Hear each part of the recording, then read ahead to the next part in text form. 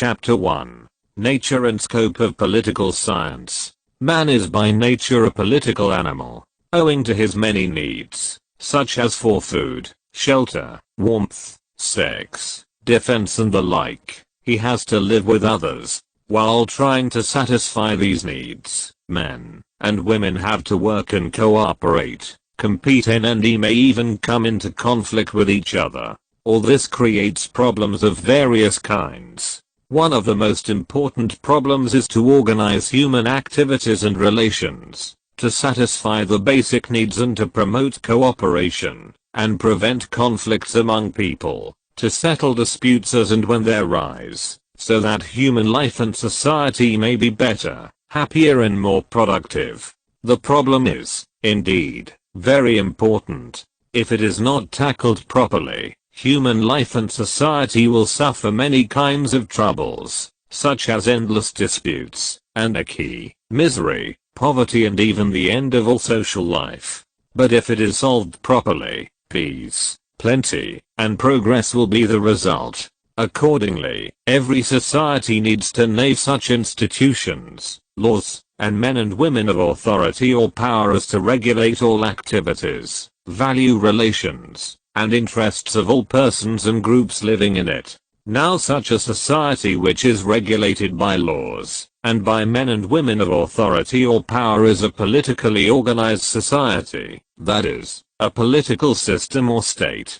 Political science is a science or study of such a politically organized society, political system or state. It is a study of political process, or of men and women and the process of governing themselves. It is the application of scientific method to the study of political affairs and events. Definition of political defense. In a learned discourse, definition of a subject of study comes after it has been first properly explained. But in a textbook it is customary to begin with the definition of the discipline, so that its students may have some idea of what they are going to study. It is especially necessary for beginners. This is the reason why we shall first define political science, before we explain its nature, scope, importance and other problems. Political science was defined in two different but interrelated ways, namely as a study of the political institutions, the state or government, and as a study of the phenomenon of power or force in human society. In the beginning, political science has been defined as a systematic $IUC/YY political institution of the state or government. Dr. Stephen Lee Cox says simply that political science deals with government. Professor G.W. Garner Carrad AYS. Political science begins and ends with the state. A French author, Paul Gsnet, writes that political science is that part of social sciences which treats of the foundations of the state and the principles of government. The Swiss writer, Bluntsky, defines political science as a science which is concerned with the art and endeavors to understand and comprehend the state in its fundamental condition, in its essential nature, its various forms of manifestations, its development. Later on, Professor G.G. Kaplan approached the study of political science from the standpoint of power. All politics, he writes, is by its nature a power politics. Accordingly, he defines political science as the science of WASPWIPS. For political science, organized power in all combinations. Again he says, politics is a study of all the plural of the objective control relations of human beings and wills. He adds further social activities, such as free play and art, not involving control, lie outside the primary ambit of politics. Since the end of the Second World War, 1939-45, political science has been defined as an empirical and functional science. It is a new approach to the study of this science. We shall study various approaches to this science later on. Harold D. Lasswell, an American political scientist, declares that political science is primarily concerned with the question, who gets what, when, how, Accordingly, he defines it as an empirical discipline, as the study of the shaping and sharing of power. He adds further that it is a science of a political act performed in power perspective. David Easton, another American political scientist, has approached political science in strictly behavioral terms. He defines political science as the study of those actions more or less directly related to the making of authoritative allocations of resources and values. The two kinds of definitions of political science describes really two interrelated aspects of politics, namely power and state and government. Power is the central organizing factor in politics, while government or state is its basic operational structure.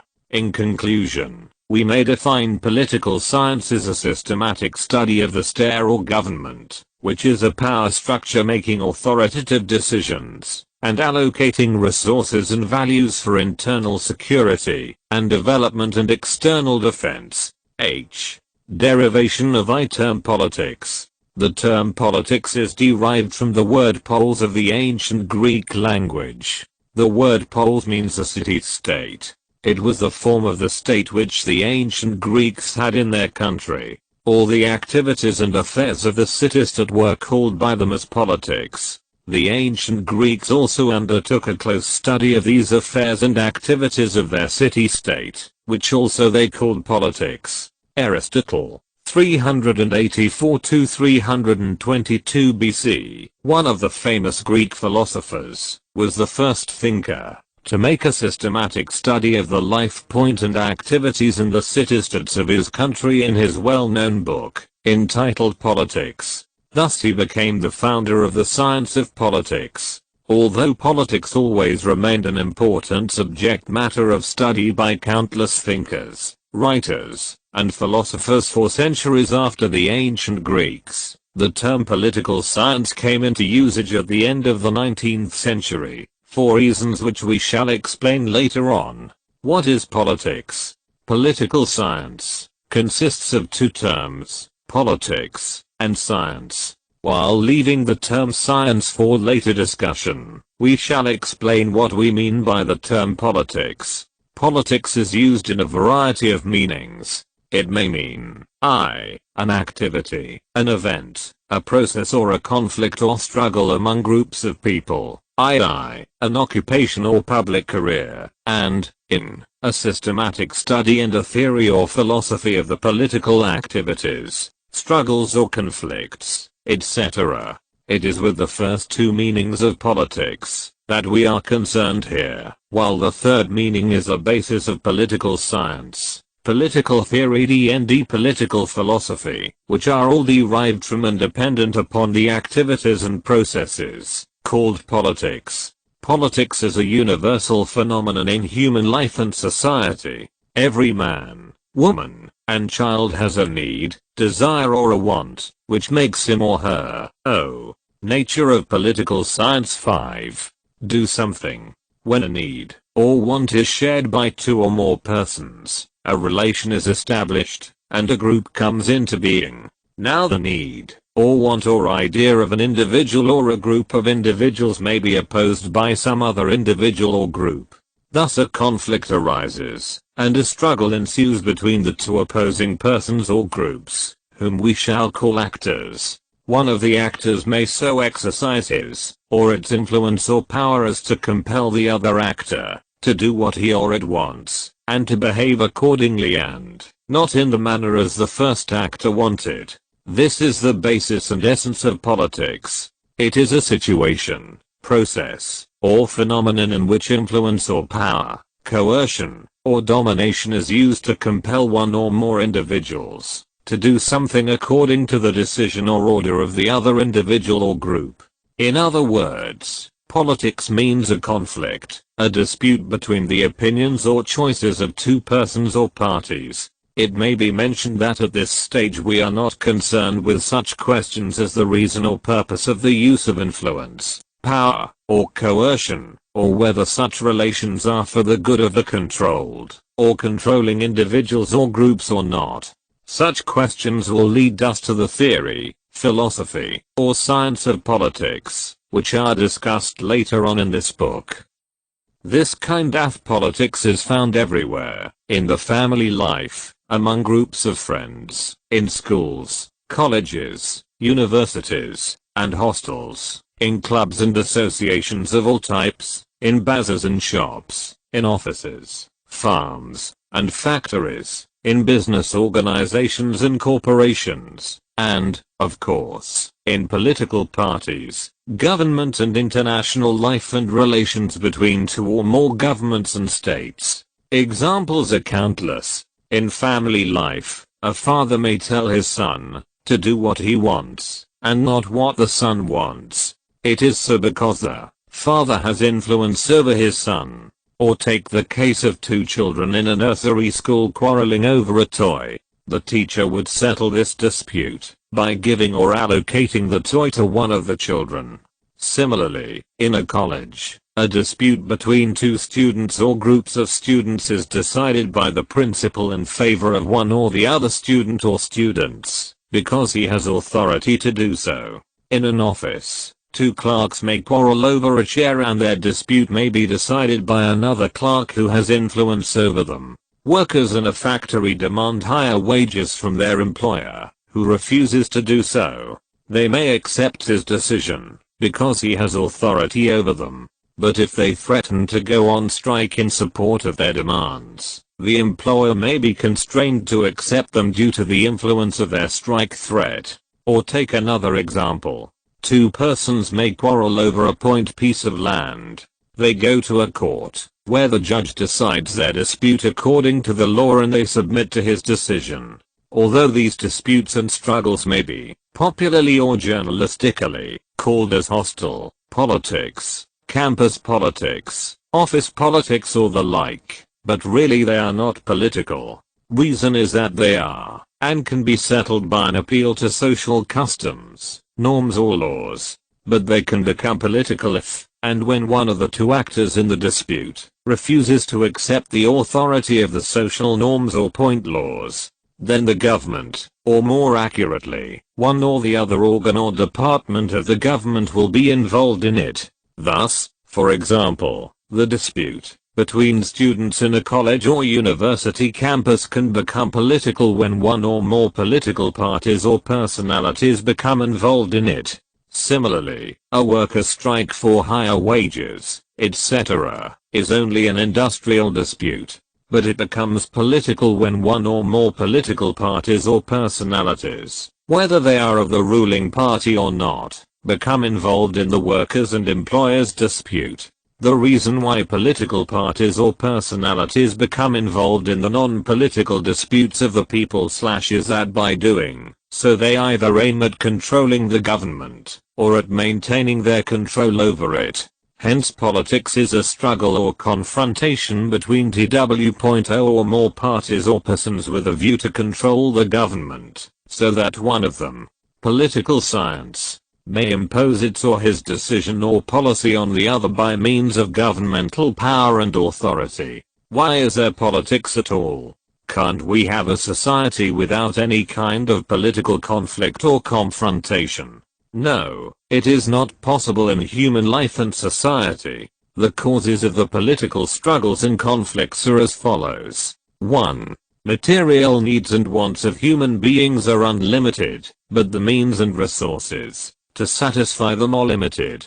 Hence there must be a power or authority to decide, or allocate them authoritatively to one or the other person or class of persons.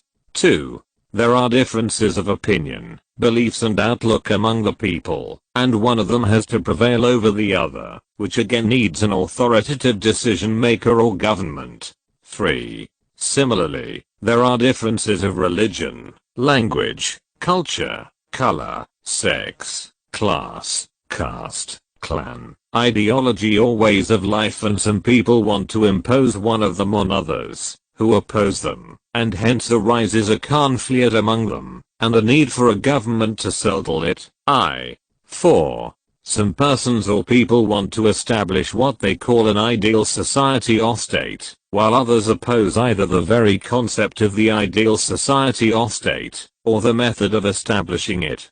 5. In international life and relations, disputes may arise between two or more governments, states or nations over territories, or for purposes of domination and exploitation, or for war, or for relations of peaceful cooperation, etc. We may define politics as the means or the art of influencing, manipulating, or controlling the people, by controlling the government so as to advance the interests or purposes of a group or party in the face of opposition by another group or party. In other words, politics is a struggle for governmental power and authority between two actors, so that one actor may authoritatively decide, or do something in spite of the opposition of the other. A political scientist says, no matter how the question is obfuscated, wherever it tends to involve a utilization of the machinery of government, then it becomes a political issue. Those concerned with it are involved in a political activity, and the phenomenon becomes one of those which it is the function of the political scientists to observe. Professor W.A. Robson writes, the focus of interest of political science is clear and unambiguous. It centers on the struggle to gain and retain power, to exercise power or influence over others, or to resist that exercise. In short, politics is a purposive organizational behavior in a conflict-filled pursuit for a better world. And if not, it will become a backward or underdeveloped one. Politics as an arena. Harold D. Lasswell, the well-known American political scientist, has described politics as an arena where struggle is being waged for who gets what, when, and how. The arena is not a place, but is the process of the struggle which begins before the arena itself, which he called pre-arena. Moreover, the arena struggle produces a result or outcome, which Lasswell called post-arena. The post-arena itself is a struggle waged between new groups or classes of people, who try again and again to get what, when, and how. In other words, politics is not any one particular struggle, particular time, or between particular people at any particular place. Instead, it is a continuous and everlasting struggle, which has gone on among the people before, and will last, so long as there are people to. Nature of Political Science 7. Struggle for the good things of life or values. Furthermore, the arena of struggle may be as small as a city or even a smaller locality, and as large as a country or the whole world. It may be a local struggle, a national struggle or an international struggle. But political struggles always vary in intensity. They may be as mild as an act to persuade or influence a political rival. They may become much stronger acts to control or dominate a group or people. But at times they may become fierce, even bloody, struggles for power to rule a country or to conquer another. Indeed, it is with such struggles that books of history are filled, and the great dramas and epics of world literature are written. Whether peaceful or violent, these struggles are the stuff of which politics is made in all countries, climes and times. Politics means a system for establishing the norms or ground rules, whereby conflicts in the society or country are resolved, and the government is chosen or held. Quincy Wright says, politics is the art of influencing, manipulating, or controlling groups so as to advance the purposes of some against the opposition of others. To levels of politics, micropolitical and macropolitical. A French political scientist, Maurice Duverger, in his book, The Idea of Politics suggests that the study of politics should be undertaken at two levels, micropolitical and macropolitical. At the micropolitical level, political study should deal with the relations of an individual with other individuals in such political activities as elections, voting, party meetings, committee work, etc. At the macropolitical level, it is a study of group relations where, as Maurice Duverger writes, direct contact does not exist or is replaced by indirect contact between intermediaries, by administrative relationships, or by artificial theatrical contacts. For instance, the minister's handshake, The television appearance of the head of state. Point 1. However, we should not draw a very hard and fast line of demarcation between micropolitics and macropolitics. They always affect each other. Indeed, what is micropolitical today may become macropolitical tomorrow and vice versa. History of revolts and revolutions tell us that they often began as micropolitical activities of a small group of rebels or revolutionaries. What is more, political psychology tells us that the personality of the future rebel or revolutionary is often formed by the micropolitics of his parental family life. Similarly, macropolitics is also deeply affected by the nature and quality of micropolitics. It is a well-known principle of political science that the strength and stability of a state very much depends upon the vitality of its local government bodies. Maurice Duverger says, research must be pursued simultaneously on both levels, but the passage from one to the other, the change in scale, raises an important problem. 2. 1. Maurice Duverger, The Idea of Politics, PZIE. 2. Ibid.X. Political Science. LEVCLS of Politics. Types of politics. Macro politics. Macro-level politics. Non-governmental politics. Subject matters of sociology, anthropology, and other social sciences. Family, school, club, tribes, student community, business concerns, industry chambers, trade unions, etc. National or countrywide, industrial or labor, organizations, corporations, multinational companies, and corporations, etc. Governmental politics, or politics as understood in political science. Local political leaders, local bodies, local administration, a tassel/taker or district authority, local political party, ICs, CAL election units, voters, etc.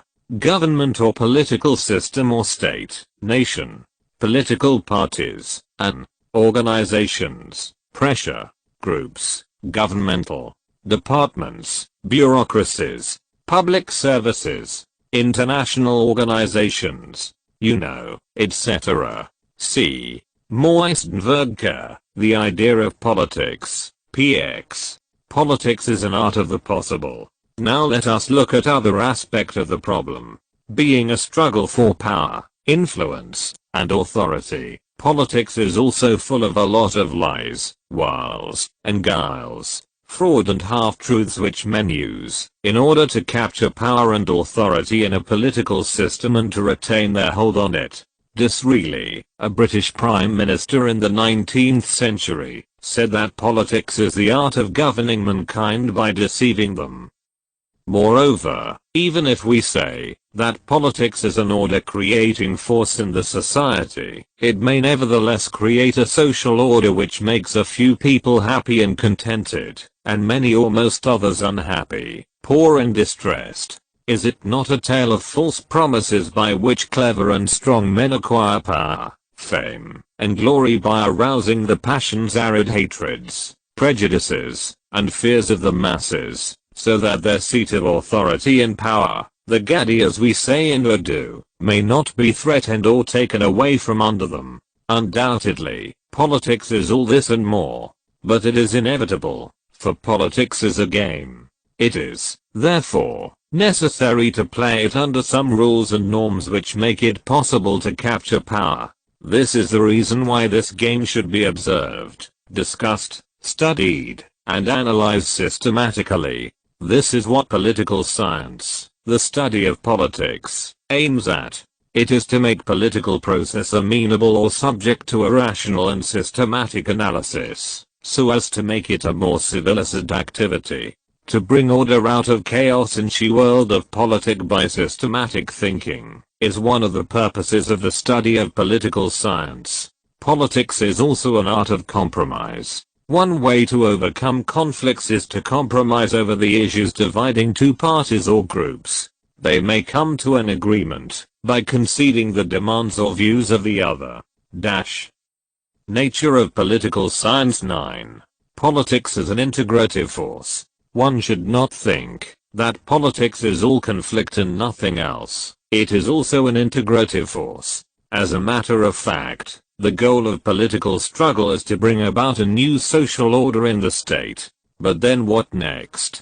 Should a new social order, once achieved, become a permanent order, in which there hold be no more political conflict? Some political thinkers, especially in the past ages, believe it to be so. They think that it is a moral order, which should not be disturbed. Even some behavioral political scientists assert that political conflict establishes an equilibrium, which should be disturbed as little as possible. But great political thinkers declare that conflict and integration are only stages in the everlasting political process, producing ever higher levels of social order, because every social order is a partial integration of the society. It gives rise to a new political conflict with a better program for greater integration of the society. Therefore politics is a continuous conflictive integrative process to integrate the society more and more. Maurice Duverger writes, every attack on the existing social order implies the image and anticipation of a superior, more authentic order.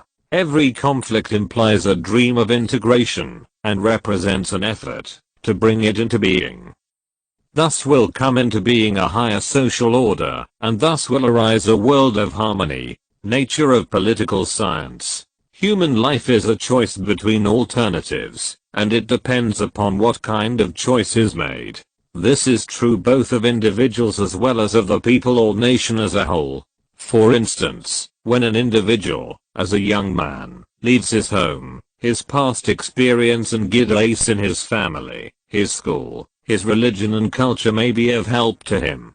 But choice is his own, which will decide whether his life will be good and happy or not. It will determine his future, his fate. The same is true of a people or nation.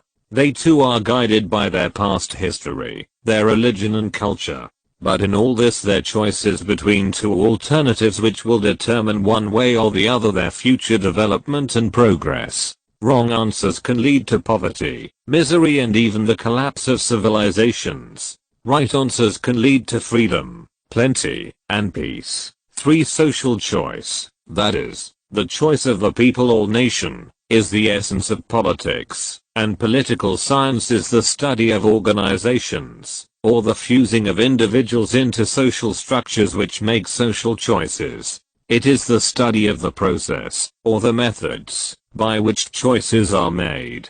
Finally, it is the study 01 the process, or choices themselves, often called theories, philosophies, or ideologies, and their consequences, whether they lead to golden ages or holocausts. In short, politics is the source material of political science. Every political scientist observes politics closely, and builds his science on the basis of his observations and conclusions. It is this intellectual leap from practical politics to theoretical politics which gives rise to political science. Various aspects of political science.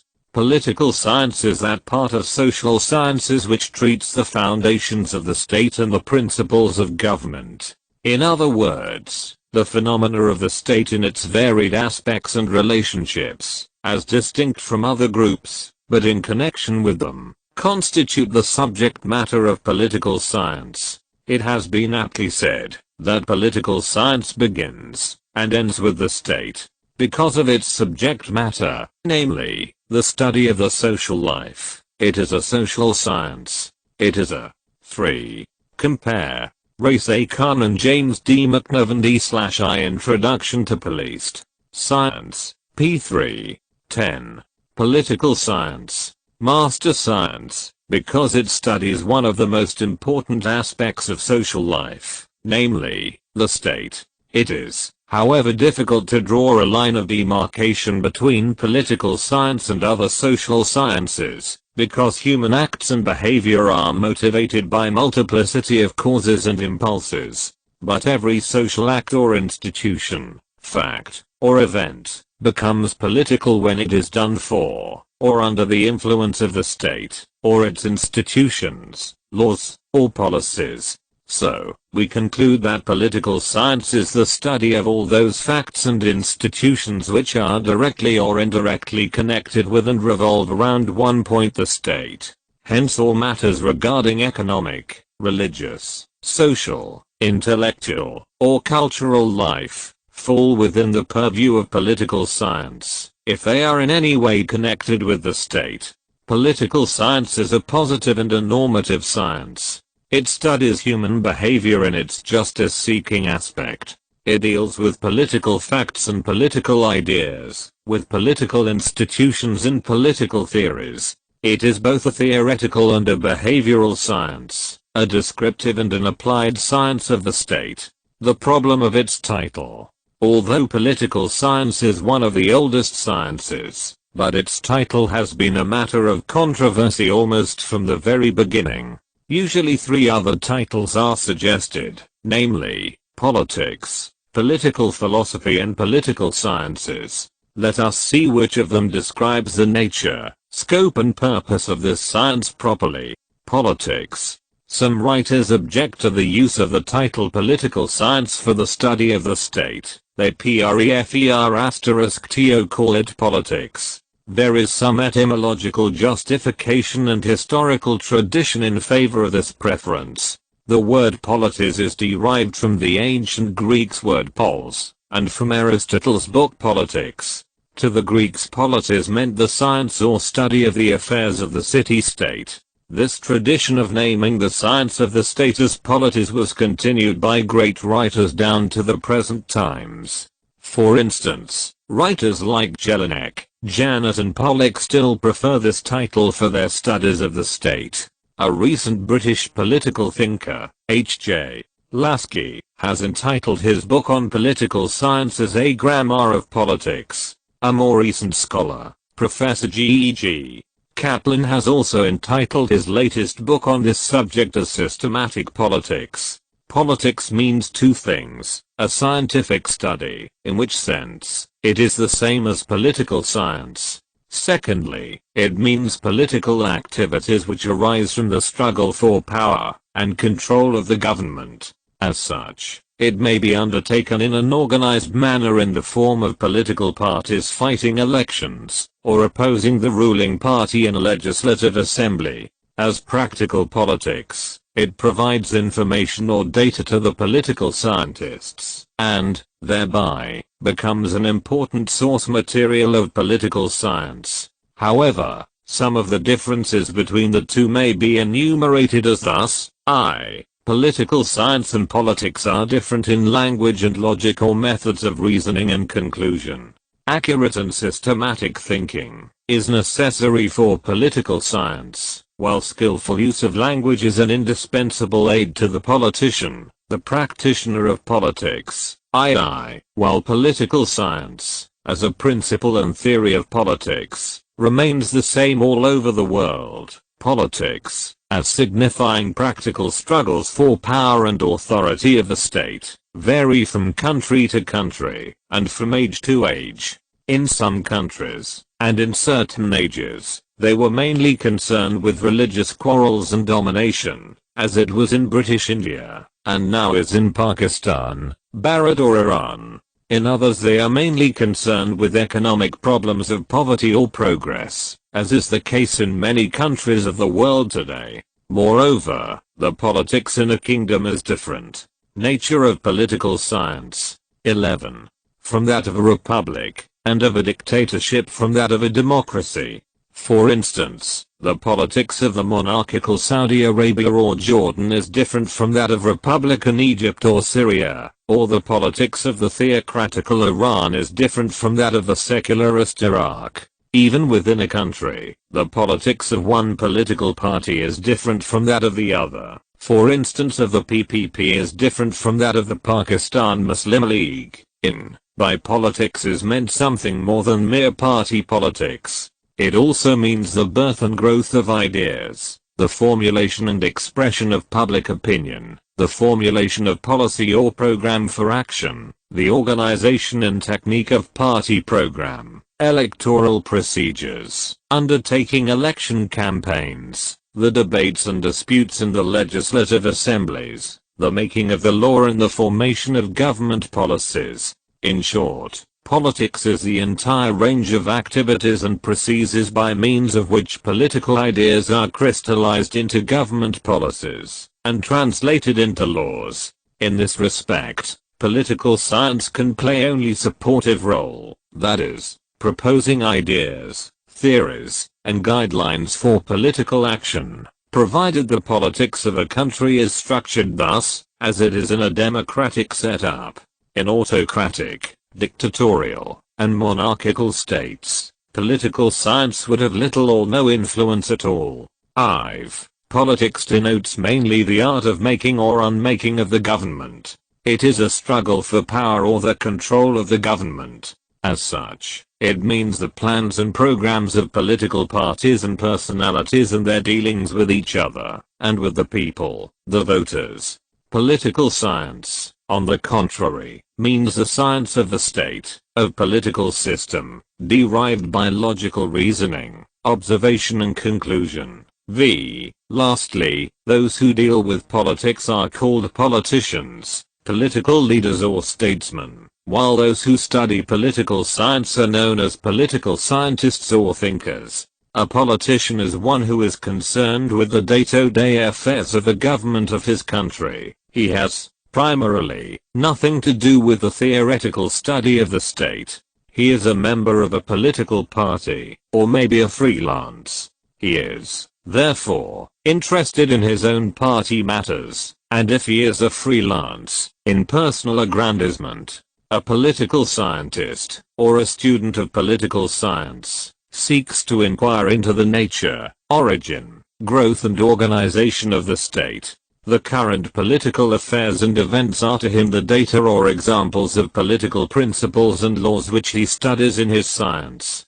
For a political scientist, politics, that is, current political events and movements, are the raw materials of his theories.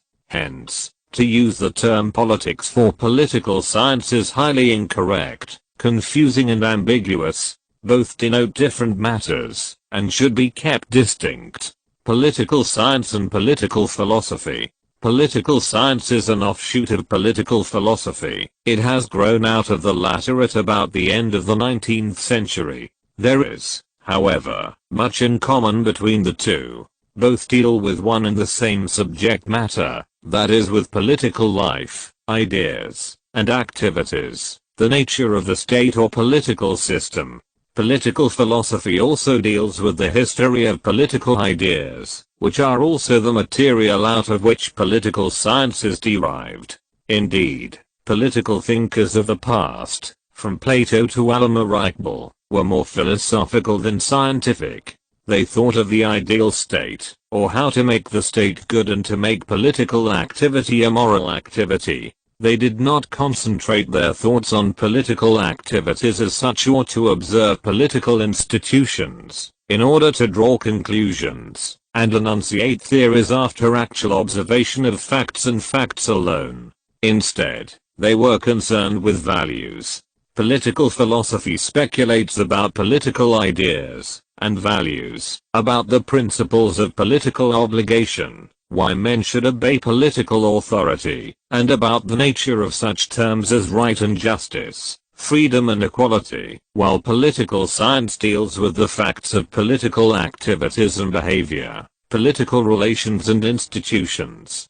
But, in spite, 12. Political science, of their interdependence, some political writers claim them to be separate and independent disciplines. Arnold Brecht, for instance, writes, from what has been said it follows regarding political questions that political philosophy, political theory, and political science are no longer interchangeable terms as they were in the past. Sometimes, as in university curricula, the term political science is still used in a very general sense, to cover all three. yet when used specifically, with the emphasis placed on science, and on distinction from philosophy, political science now refers to efforts limited by the use of scientific methods, in contrast to political philosophy, which is free tolerance and these limits. 4.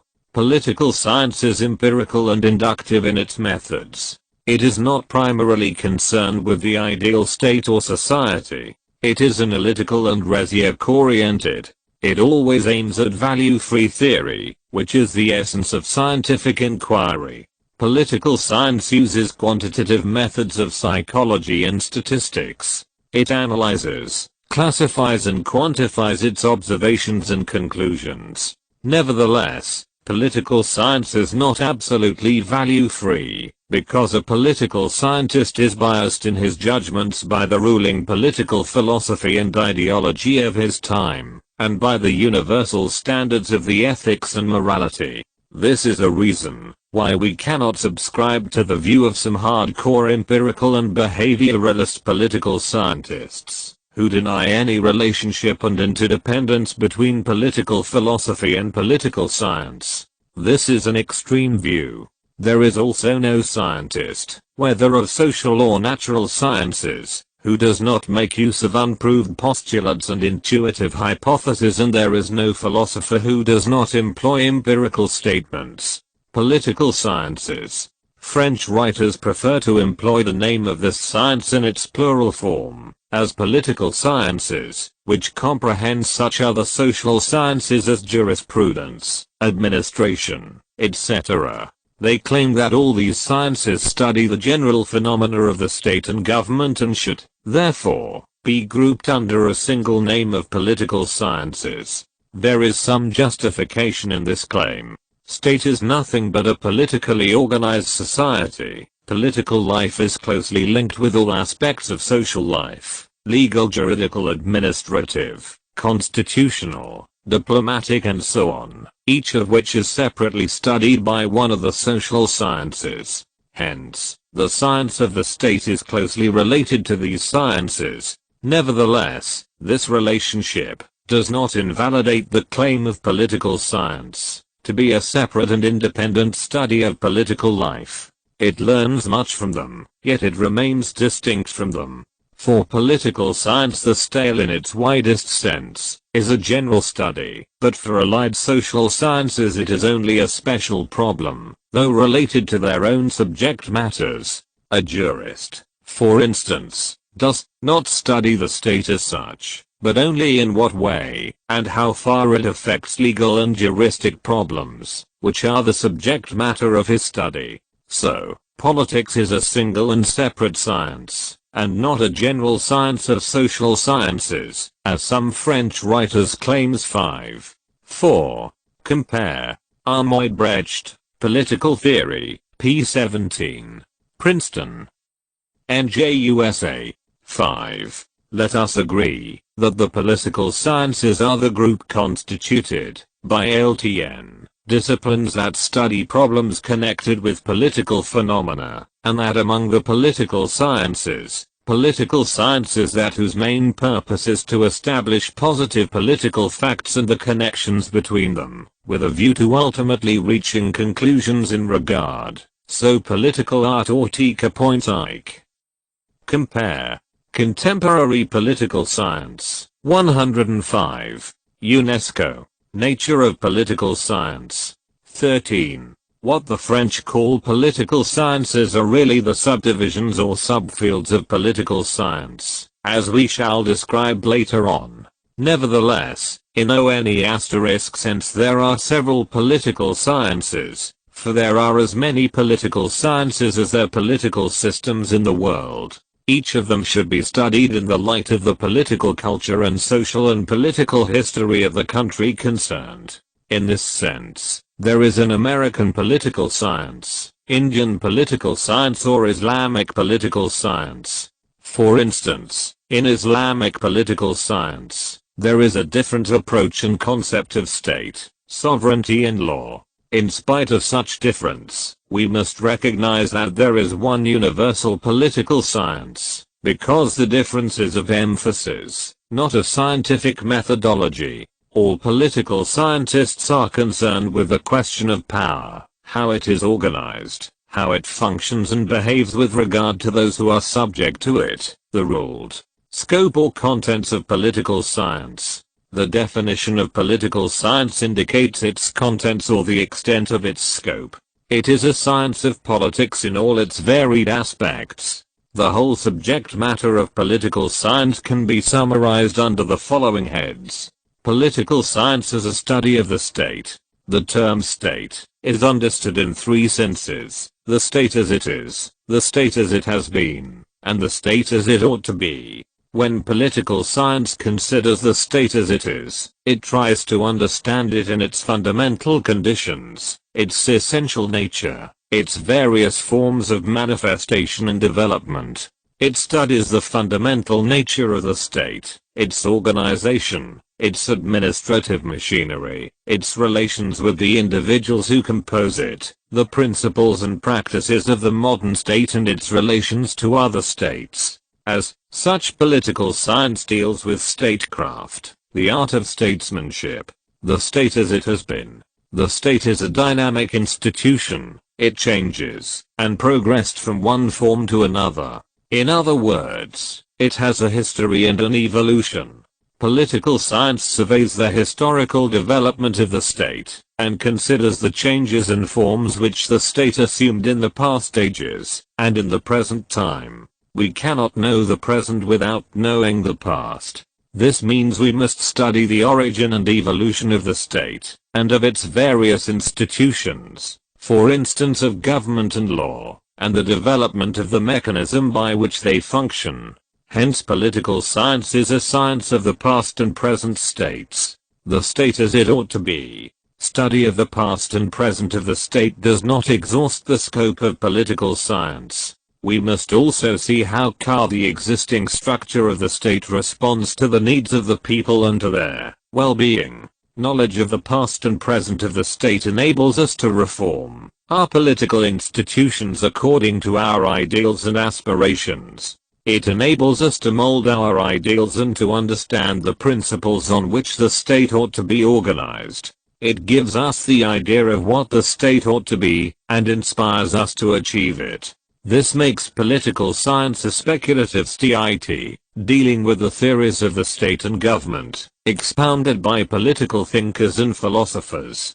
In this respect, it becomes a study of ethical and moral imperatives and fundamental principles which should determine the form of the state. Political science is a study of government. Political science is also a study of the government and all it stands for. Government is the working agency of the state, its most vital part and its most important aspect. Just as a man cannot exist without a head, a state cannot exist. 14.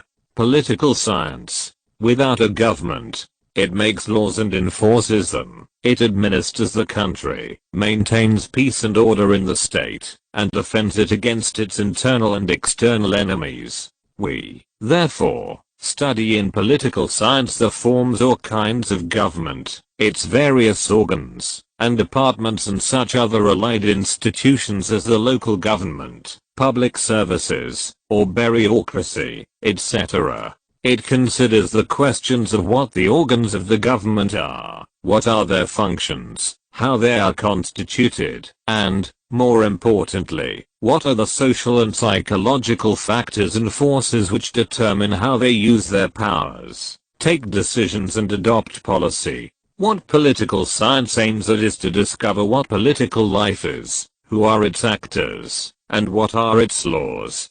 Political science is a study of power process. To consider political science as a study of state and government is an institutional approach to the study of political science. It is, however, a partial view of it. Politics is a dynamic process, a power process. It is a relation in which one actor influences the behavior of another.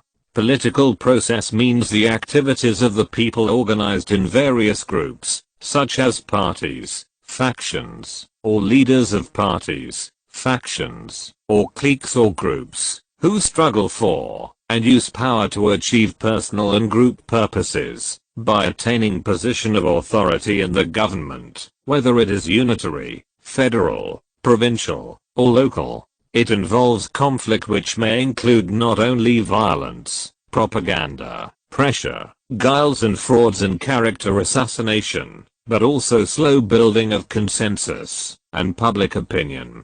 By power is meant the capacity to influence events and thereby to control the behavior of others. The greater the influence, the greater the power, and, therefore, greater the actor. Without power no leader or ruler can realize his own interests or the interests of a small minority, or of his country. But the real test of power is the purpose for which it is used, or the interests it seeks to satisfy. Political process operates in a system in which power achievement is an input and the satisfaction of interests, personal, of the group or nation, is the output. It makes political science a study of political system, which we shall study later on. Political science is a study of political theory. Political theory is not political philosophy, which is a distinct discipline.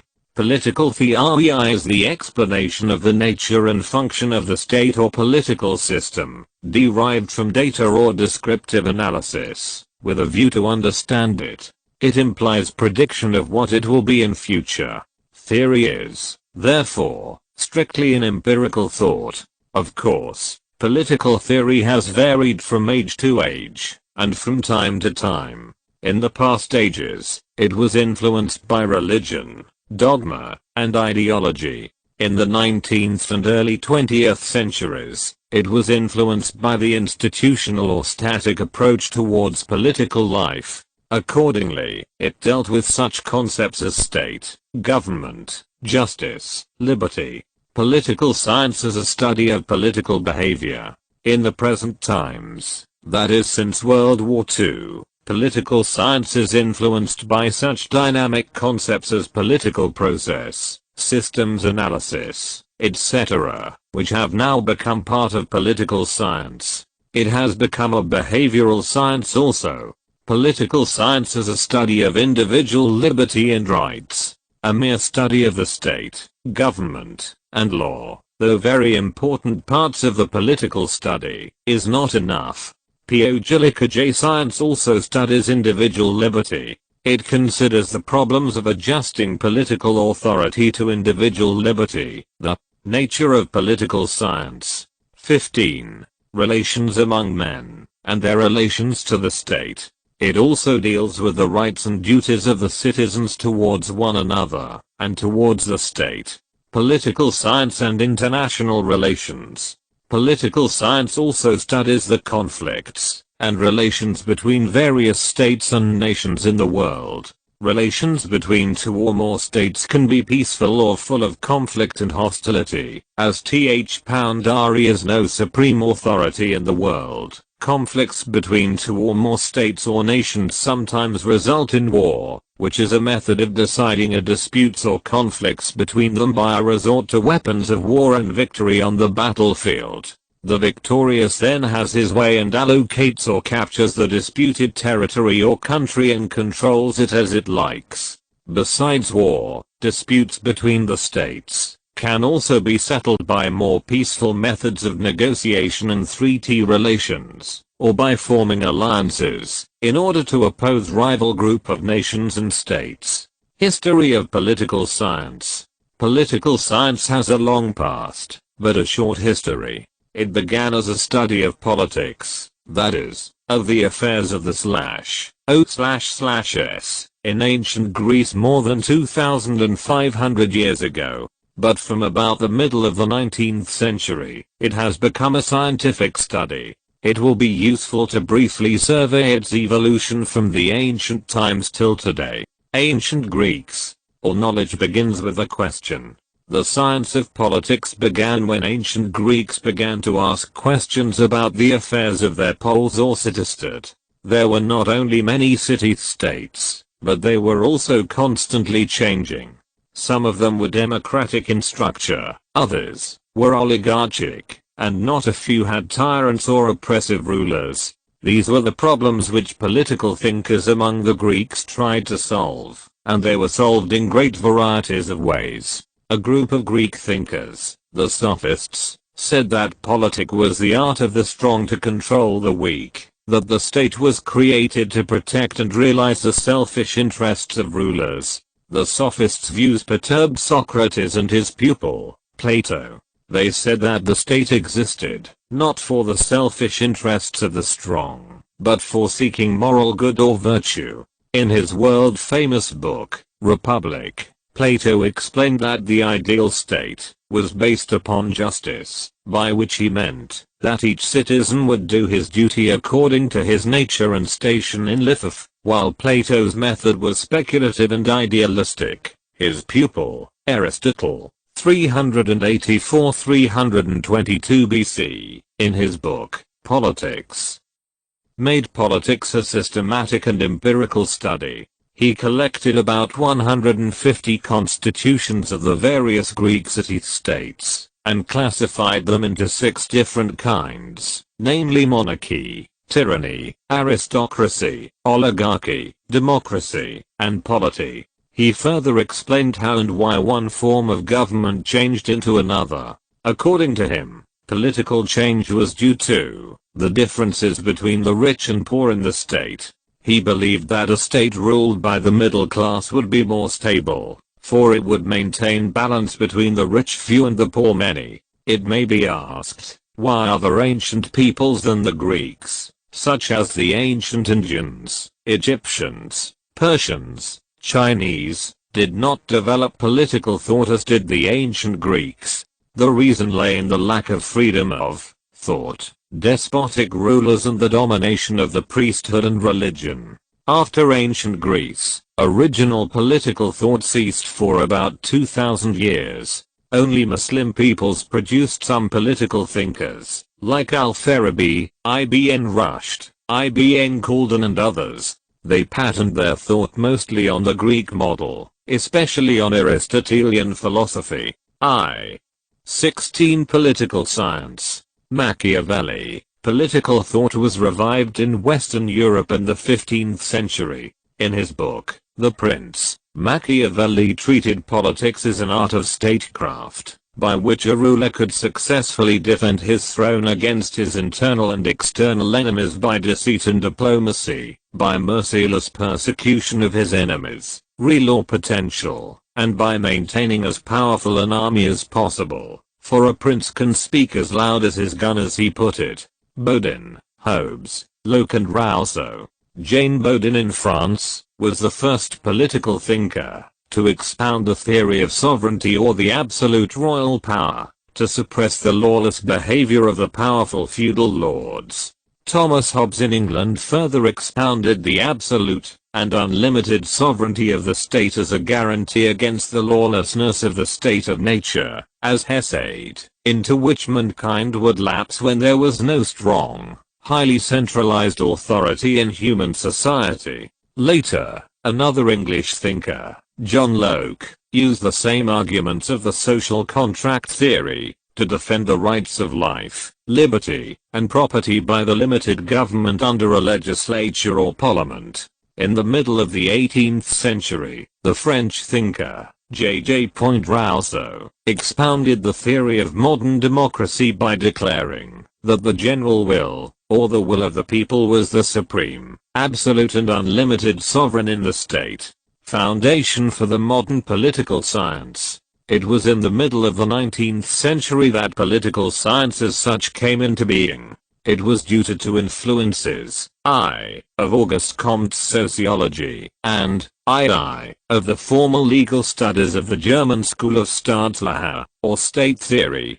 Political theorists regarded the study of the state and government as a study of formal legal institutions. In this formal political science, no attention was paid to such informal political institutions as political parties, pressure groups, or public opinion. This type of political science became, for the first time, an academic discipline, taught and studied in the universities of USA, Great Britain, Germany, etc.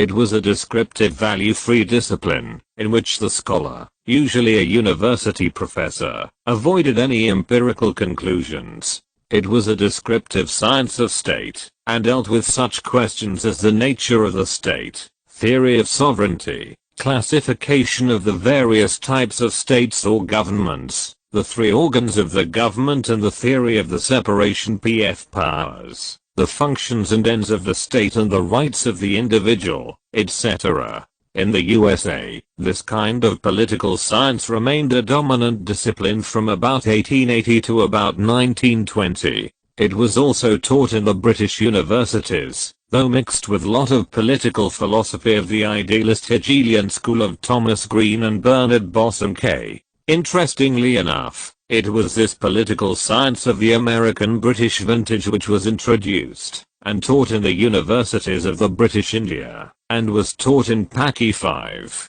Tanny universities down to about 1980. Pluralist thinkers. At the end of the 19th century, the monistic theory of state and sovereignty of Bodin, Hobbes and John Austin was challenged by the pluralist theory of state and sovereignty, propounded by such political scientists as Lasky, McIlvaine, Follett, Crabbe, Cole, Hobson and others. Nature of political science. 17. Political science and other social sciences. Although the new social sciences like sociology, economics, psychology, statistics, and anthropology had originated in about the middle of the 19th century, but they began to influence political science in the beginning of the 20th century. Graham Wallas was the first political scientist to emphasize the need to study the problems of politics in the light of psychology and sociology. The use of statistical techniques also began, which further strengthened the predictive powers of the modern political science. The influence of the new disciplines of psychology, sociology, anthropology, and economics provided new approaches, methods and techniques to political science. For the first time political scientists began to study the effect of human nature or psychology on politics, and of politics on human nature, of social life and institutions on politics and vice versa, of culture on politics, and of politics on culture, and so on, and so forth. The result was that they now paid more attention to informal political institutions and processes, such as the formation of public opinion, voting and electoral activities, political parties' pressure or interest groups, etc. In other words, it was micropolitical approach to political science, as distinguished from the earlier macro-political approach of the law and constitutional study of the government and its three organs: legislature, executive and judiciary. Since the World War II, the disciplines of anthropology, ethnography, and ethnology and the independence of the newly established countries, states and nations in the Third World, have further extended the knowledge of politics into far wider regions and areas of the globe than it was in the 19th century of Western imperialisms. Consequently, political science, which was hitherto confined mostly, even exclusively, to the conditions in Europe and USA, now began to study the conditions and developments in these new countries, quite different from the political conditions of the developed countries of the West. The rise of the Soviet Union in 1917 and other totalitarian states, for instance Fascist Italy in 1922 and Nazi Germany in 1933, have also compelled political scientists to study the political conditions of other than Western democracies. Indeed, the rise of these dictatorial regimes threatened Western democratic system during the Second World War, which it survived by the skin of its teeth. Technological revolution, information explosion and political science. From the middle of the 1930s began an explosion in information and communication, which is still going strong. It began with the technological revolution in electronics, telecommunications industry, etc., which ushered in radio broadcasts in advanced countries of the world, and later on the television telecasts, and audio and video cassette recorders, etc. This revolution has been further enhanced by the introduction of the computers. Thus began the powerful influence of the modern high technology, which has transformed the science of politics as well. One of the interesting effects of the high technology developments was the behavioral revolution in political science, especially in the United States, after the Second World War. As a matter of fact, the social sciences of sociology, social psychology, anthropology, psychology and statistics have already begun to influence the study and research work in political science. Such technological devices as electronics, telecommunications, the computer and others made it possible to collect, store, and retrieve the data or facts about political activities and behavior. These techniques and methods have enabled behavioralist political scientists, first in America, and later in many other countries, to undertake systematic empirical and predictive analysis and study of the political process and behavior. 18. Political science. Behavioral revolution in political science. During 1940 and 1970, a movement began among the American political scientists, which is sometimes called behavioral revolution. It was and is a functional approach to the problems of political life and behavior. We shall discuss it in more details in the chapter on political systems. It is enough to say here that the behavioral school lays emphasis on the behavior of political actors in a political system. It studies voting behavior, role perceptions, pressure groups, roles of leaders and elites, individual and group behavior and their interactions within the political system. Conjoined point with the data evolution and methods of statistics, the behaviorists also use such sophisticated concepts and tools of analysis as tables, graphs, scales, charts and mathematical models. They try to measure quantitatively such abstract C6 concepts as power and to study decision-making situations through the techniques of simulation exercises. But, on the whole, the behavioral school is more concerned with micropolitical than macropolitical problems.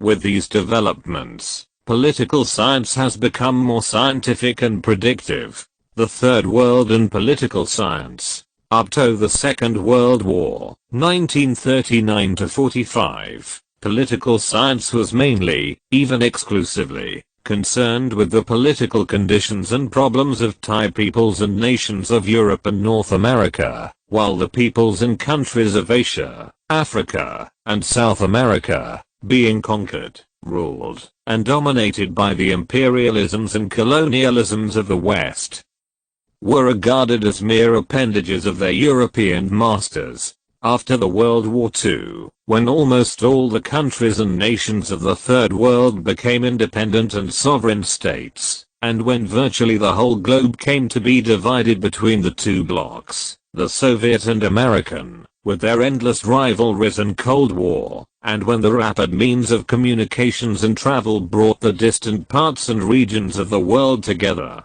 the science of politics had to take into consideration far wider areas and countries of the world than it had done ever in the earlier ages. Political science has become comparative politics, which studies also the conditions and developments in the developing countries of the Third World, which are in many ways greatly, even radically, different from those of the developed countries of the West. For instance, in the Third World countries, the family and other kinship groups, like tribes and castes, exercise far more rigid control on the individual life and behavior than in the West. All women, the half of their populations, are dominated by men, and denied many rights and opportunities by their menfolk, or, the attitude of the peoples of the Third World countries towards their political rulers, is often one of dependency and subservience, expecting their governments to do this or that for them, but never trying to do things by themselves, or their political allegiance and loyalty towards the state, is often of lesser significance than their loyalty and allegiance to parochial groups, such as tribes, clans, castes or local communities. Moreover, the ethnic, racial, and religious differences have produced the concept of nationality in some of these new nations, which is a disintegrative force in them. Anyway, in the third world countries and nations, political scientists have to keep in view their cultural and religious life along with their political conditions, relations, and developments. In view of these differences, can there be a universal political science, which would explain all these diversities of belief and attitude? Are there not two or more political sciences? Such are the problem with which political science is confronted today. Moreover, the rise of the Soviet Union, Communist China and other communist countries in Europe, Asia, Africa and Latin America has confronted political science with a nature of political science. 19. Problems of totalitarianism and democracy, which are further complicated by the movements towards liberalization and democracy under the programs of glasnost and perestroika in the Soviet Union and even in communist China, though in more liberal and democratic terms. Chapter 2I. Subdivisions of political science. Political science is a vast discipline, and is constantly expanding. It can be subdivided into several specialized areas and subdivisions. They are, to mention the important ones, national politics, comparative politics, public administration, political dynamics, local government, and international relations. Moreover, political science depends upon, and derives much of its knowledge and information from other social sciences. However, we shall discuss its relations with other social sciences in a later chapter. In this chapter we shall consider its various subdivisions. Following Alfred D.C. Grazier, we may present the whole field or conspectus of political science in the form of a diagram as thus: political policy /K/ /0035 N K Q 2 O H3 G _ T O pounds O PS 53 N I N asterisk A pi T3 T far 1 3 5 degrees O B M feet greater than sign C O O K O C R O O V asterisk SLT3 O 3 O M O O O caret T RS caret O G 2 /I 1 3 PS 3 2 caret 3 equals R O _ O R caret O sil R caret W B N 3 O co C/I V Y O asterisk G Z O 3 C/L quarto feet 1 pound R political psychology degrees V political sociology asterisk 2 asterisk dash I political anthropology and culture equals SQO pound L senior caret L4 political geography and ecology FOJ S apostrophe 30 re caret NV political history J O diagram of the conspectus or total field of political science. The conspectus of political science provides us a panoramic view of almost all the subdivisions or subfields and approach factors to it. We shall now discuss its subdivisions briefly. Political policy. Oxford Dictionary defines policy as a course of action adopted and pursued by a government, party, ruler, statesman, etc. In this sense, policy is a particular term of practical politics. But the behavioral social scientists have extended this term. Subdivisions of political sync. 21. such fields of activity in which decision-making and implementation are essential element for the realization and fulfillment of a program or plan of action. These new fields of applied social sciences are known as policy sciences.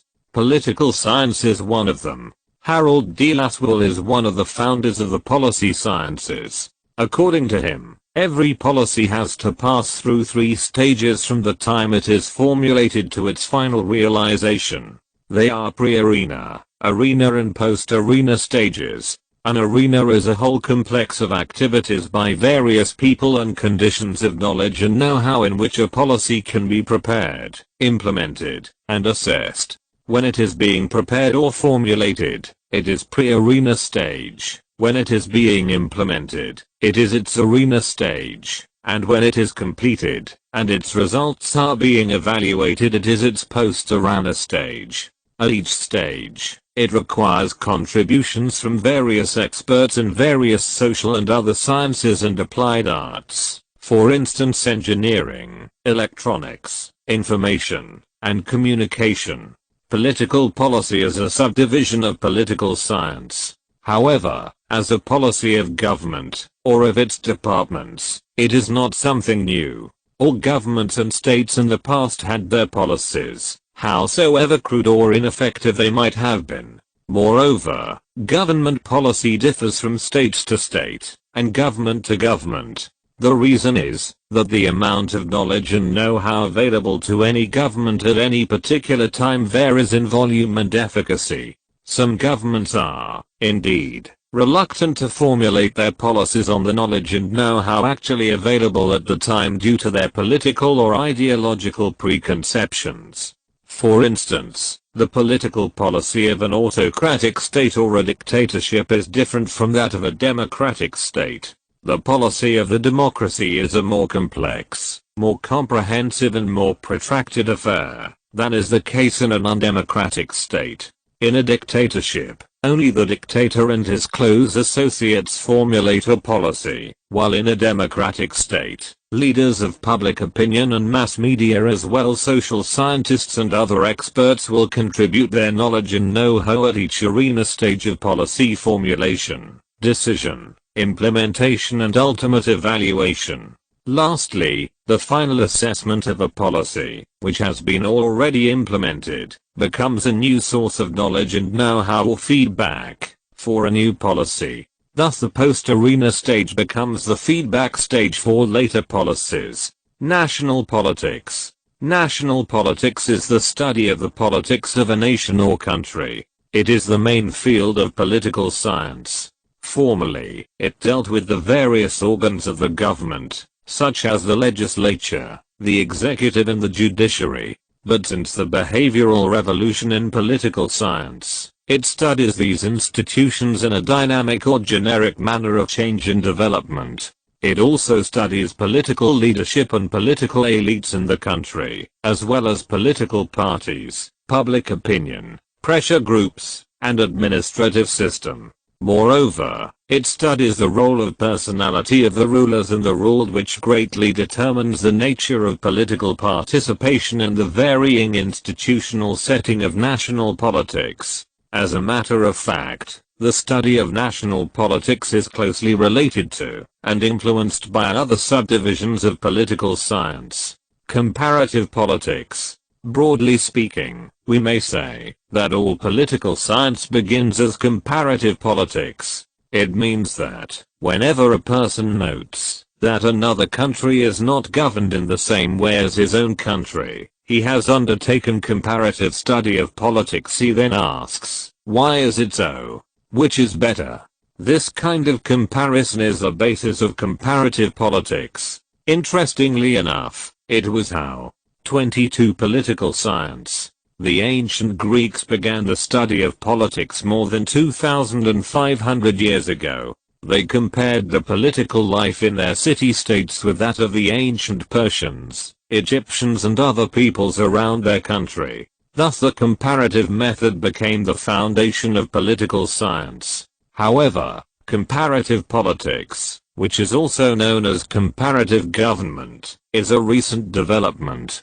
For more than 4 centuries, From the 16th to the 19th, political science was mainly, even exclusively, the study of national politics of the various European countries, USA and of the white dominions of the British Commonwealth. But, from the middle of the 20th century, two factors led to the growth of comparative politics. They are I. The behavioral movement, and II. The rise of independent national states in the Third World, especially after the Second World War, 1939 to 1945. Comparative politics may be defined as the comparative study of the variations and differences in the political institutions and activities of various countries of the world for the purpose of discovering causal factors which account for these variations. For the proper understanding of politics, it is necessary to study the political institutions and activities in all kinds of states, or governments in the whole world. The principal concept of comparative politics is the political system. It means it is a study of political culture, political socialization, inputs, like interest articulation and aggregation, decision-making or rule and policy-making as outputs, and feedback. It is a comparative study of the political systems, in order to identify uniformities and differences in them. In other words, comparative politics is the structural functional analysis of the political systems, the classification of their types, the study of the forms of their development and the observation of the many variations of actual political systems. It builds models of their essential element and functions. It provides us with the laws or uniformities in political behavior and process. However, this method has its limitations, for comparisons may be misunderstood or superficial. Later on, we shall discuss the concept of political systems and their various types in greater details. Public administration. Administration means management of the affairs, public or private, of the government, or of private company or corporation. Hence administration is divided into two kinds, public administration and private administration, also known as business administration. The term administration is derived from the Latin words ad and ministiane*,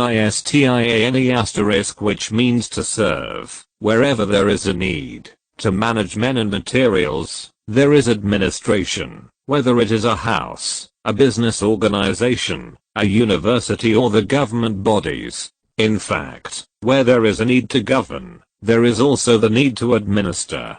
In other words, government and administration go together. The term public administration is used in two meanings, as a science of administration, and as a process of administration. A student of political science will understand it in the first sense, but the common man understands it in the second. Accordingly, Waldo defines public administration as the art and science of management as applied to the affairs of state. L.D. White says, public administration consists of all those operations having for their purpose the fulfillment or enforcement of public policy. J.M. Fifnker defines it as thus: it would seem that administration consists of getting the work of government done by coordinating the efforts of the people, so that they can work together to accomplish their set tasks. In other words, public administration is government in action. We may define it as the art and science of the non-political machinery of the government carrying on its work for the welfare of the people according to the laws adopted by the state. Subdivisions of political science. 23. The history of public administration is as old as the government. In the ancient times, when government was simple, administration too was simple. When government became more complex, administration also differentiated into a more complex organization. In the model empire, to take the case of a simple administration, though the judicial system was differentiated from the administrative system, but the army was not separated from the police and civil administration. The model administrators, known as mansabdars, were at once administrators and military officers. It is only in modern times that public administration has become a vast, complex and responsible organization, extending into every nook and corner of the state. In the past point ages, an administrator was appointed, not on the basis of merit and qualifications, but on that of class, wealth, social status, relationship with the kings or rulers, or by nepotism and favoritism. But now they are recruited after a public examination, and may also undergo training before and after recruitment or appointment. Administration and politics. In the past, administration and politics were clearly distinguished. Politics was believed to be concerned with the making of laws and policies, while administration dealt with the implementation of policies and enforcement of laws. Moreover, politicians were chosen by elections, while administrators were appointed. Politicians held their offices only so long as they were elected, while the administrators were appointed for life till they retired. In modern times, however, the distinction between the 2 points is not drawn so hard and fast. Both politicians and administrators are concerned with the business of government. In pluralist democracies, like that of Great Britain, the administrators are entrusted with many functions of the government, such as those of delegated legislation, formulation of policy, etc. Organization of public administration. Public administration should be efficient, economical, responsible, and accountable. These aims can be achieved by proper organization. Every public administration is organized into various departments, commissions and other agencies. They are organized on the principle of line and staff agencies. Staff agencies are concerned with planning and advisory functions, for instance public service commission, planning commission, finance commission. They are usually situated in the capital of the country. The line agencies, also called departments, are concerned with the primary objects for which government exists. Their task is the provision of service to the people. Their functions are the enforcement of laws, maintenance of law and order, and implementation of government policies. The administrative departments are, for instance, the Department of the Interior, which deals with civil administration, police, and internal affairs, of education, health, agriculture, commerce and industries, labor, etc. A government usually establishes a department when it is confronted with a new task. Thus came into being such departments as those of propaganda, women, environment, etc. Every department is under a ministry, which is headed by a minister, who is its political chief. Public administration is also organized on geographical basis. A country or state is usually divided into provinces, districts and local units. They are variously designated as states, republics, cantons, departments, etc. Each of these divisions and subdivisions has its administrative departments and administrative officers. To the common man, they are the administration, and not the departmental chiefs at the national or provincial capitals, who are part of the government. 24. Political science. Bureaucracy. The administrators or public servants are known point as bureaucrats, and collectively, as bureaucracy. If government is the head of the public administration, bureaucracy is its heart. Nevertheless, the term bureaucracy has come into use, in modern times, because of the increasing functions and importance of the role of the public servants in the modern state. A.L. Lowell, writing during the First World War, 1914 to 1918, said that 50 years ago the public was not aware of £JW servants. One reason was that the number the bureaucrats was very small. It is only in the modern times that they have burgeoned into millions, which is a proof of the immense increase in the functions of the modern government. Indeed, bureaucracy is a body of men who mediate between the rulers and the ruled. It is the Sarkar or the sovereign in the eyes of the common people. If public administration determines whether a government is good or bad, The bureaucracy determines whether an administration would be good or not. Maximum Weber, the German sociologist, was the first thinker to study the role and place of bureaucracy in the modern state and society. He said that, when a society becomes economically and technically advanced, it inevitably develops sooner or later a bureaucratic structure of administration. It has three characteristics, namely, professionalism, hierarchy, and rigidity. These characteristics are also the sources of its defects. For instance, it is an inevitable defect that bureaucrats will care more for routine than for results. This is a cause of bureaucratic red tapeism, bossism, and paperwork. In the developing countries of the Third World, bureaucratic systems suffer from corruption, nepotism, favoritism, and such other shortcomings. This is a reason why the term bureaucracy is sometimes used in a pejorative sense. Research on public administration. Because of its importance in the modern state, its growing influence and great complexity as well as its large size, public administration has become one of the most important fields of research. Countless number of books, articles, booklets and other writings have been published on it during the last 1 century or so. Indeed, in the 18th century Prussia, a part of modern Germany, Kammkriegswissenschaft, the training school of the king's counselors, prescribed a curriculum out of which have grown such social sciences as political economy and political science. Since then, the study of public administration has become systematic and scientific. Public administration is a multifaceted organization. Its research problems are many. They are, firstly, public administration as a scientific study. For instance, as studied by Maximum Weber, Leonard D. White, Herbert A. Simon. Secondly, research on administrative organization, on public administration as a management system, and on problems of centralization or decentralization.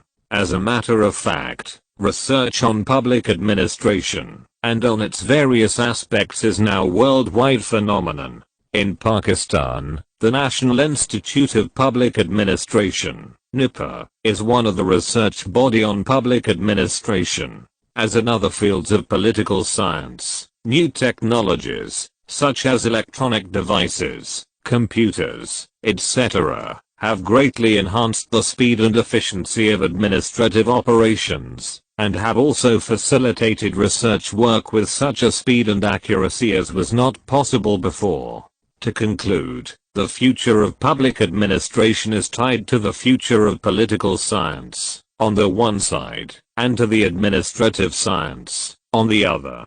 Peter Self, in his book, Administrative Theories and Politics, writes that in public administration effective management is not so much a matter of familiarity with technique as an ability to achieve goals within a specific political context. Subdivisions of political science.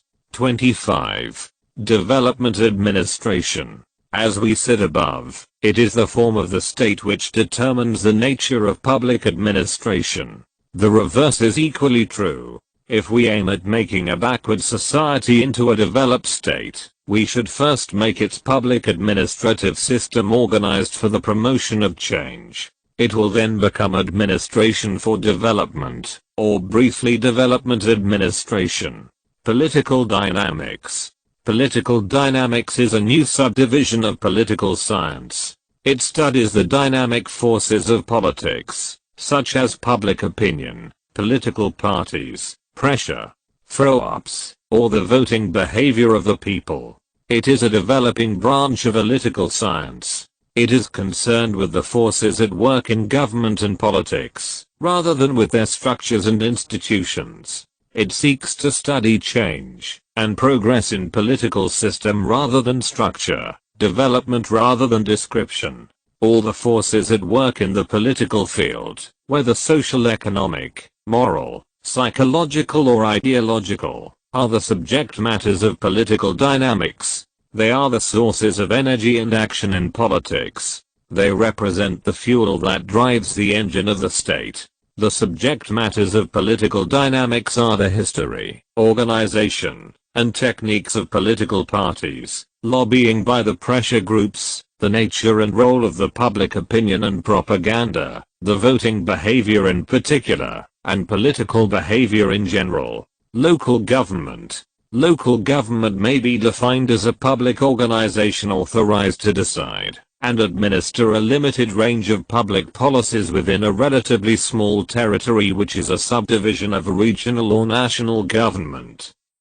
The structure of a government can be compared to a pyramid, with national government at its apex, and the local government at its bottom, and the provincial or regional governments in the middle. But the simile of the pyramid is somewhat misleading, for there may be some governments which have no local government at all. Local governments are of very great variety. The essence of a local government is its self-governing autonomy within its sphere of authority. But many local governments are only the administrative arms of the central government. In most cases, local government has general jurisdiction, and is not confined to the performance of one specific function or service. Local government performs a great variety of functions, such as administrative functions, judicial functions, fiscal functions, and developmental functions. They are also organized in a variety of ways. Usually, they have village-level councils, city or municipal councils, district councils, as well as various kinds of loci authorities, such as school boards, or river boards, etc. Municipalities have a chief, who is called a mayor. 3 questions can explain whether a local government is really a self-governing institution or not. First, do the people of a locality have the right to participate in the local government by means of meaningful elections? Secondly, to what extent does the municipality or a local body have relative autonomy and discretionary authority to act? In other words, is there centralization or decentralization of authority in the pyramidal structure of the government, guaranteed by the Constitution? Thirdly, is the local government a vital and significant force in the lives of the people of the local area? In other words, can the local governmental institutions act with authority and energy to do things which will deeply affect the lives of the people of their areas, or do they so act that the people do not benefit from their activities? 26. Political science. Purposes. Purposes of local government are many and varied. Moreover, they differ from government to government, and country to country. In general, a local government has the following purposes. 1. Preservation of the peace of the localities. Historically, it was the primary purpose of the local institutions. 2. Safeguarding the health of the people, which also includes sanitation. 3. Maintenance of the roads, lanes and streets within its area. 4. Town and country planning, so that the local areas, such as villages, towns, and cities are well planned, and are provided with all the modern amenities. 5. Welfare services. 6. Provision of educational and training facilities, especially at school levels. 7. Fire protection. In recent times, with the increase in population, growth of new towns and cities, and industrialization, and the development of science and technology, the local government is entrusted with ever newer functions and purposes. For instance, cultural activities, eradication of poverty, or of social misery, housing programs, anti-pollution campaigns, provision for sports and games facilities, music, and dance halls, etc., are some of the new functions and responsibilities of the local government.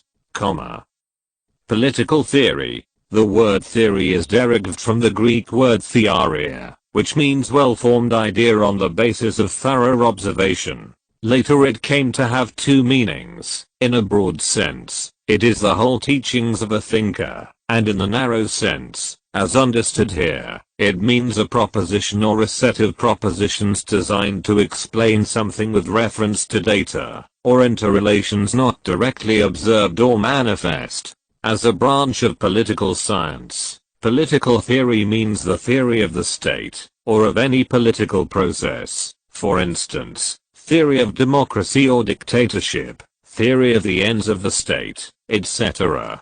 Political theory is one of the oldest branches of political science, as old as the writings of Plato and Aristotle, even of earlier Greek thinkers and writer. A theory can be challenged by a new theory, by discovering new facts about something which cannot be explained on the basis of the old one.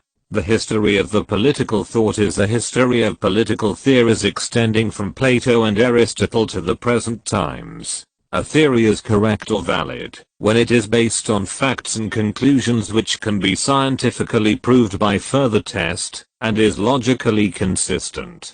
It has predictive value, that is, it can be applied in future. Thus a correct political theory deepens our knowledge, and broadens the scope of political science. But a political theory can also be incorrect, which hinders our understanding of the political phenomena. Arnold Brecht writes,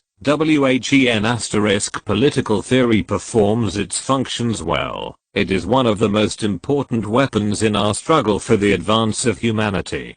To imbue people with correct theories may make them choose their goals and means wisely so as to avoid the roads that end in a terrific disappointment. However, a political theory can be turned into an ideology when it is supported with emotional faith and fanaticism, but without facts. Then it is not possible to avoid its disastrous subdivisions of political science. 27.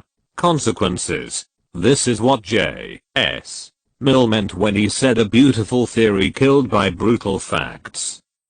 Therefore, as on Old British English .cht adds, it is the function of the political theorist to see, sooner than others, and to analyze, more profoundly than others, the immediate and the potential problems of political vitae of society, to supply the practical politicon, well in advance, with alternative courses of action, the foreseeable consequences of which have been fully thought, and to supply him not only with brilliant asides, but with a solid block of knowledge on which to build.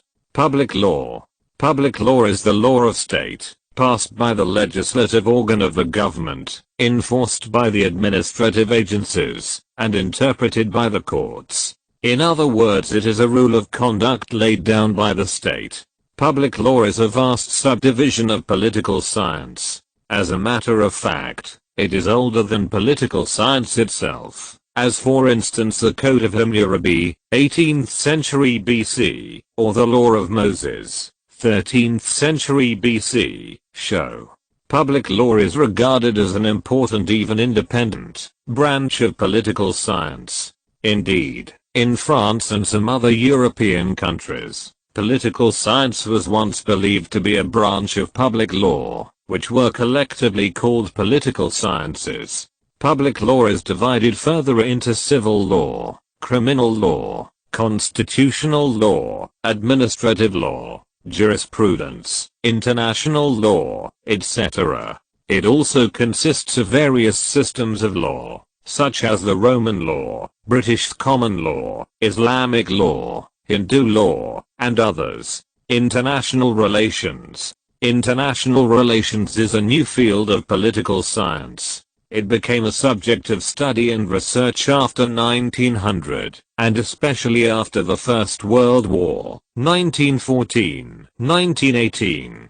Before 1900, it was only a part of diplomacy, that is, the art of negotiations between sovereign states. International relations studies not only relations between states or governments, but also studies power politics, and also questions of war and peace, relations between individuals and foreign governments, commercial, cultural, intellectual, economic and other relations between nations and governments, as well as between international organizations and agencies, the regional point and international alliances and treaties.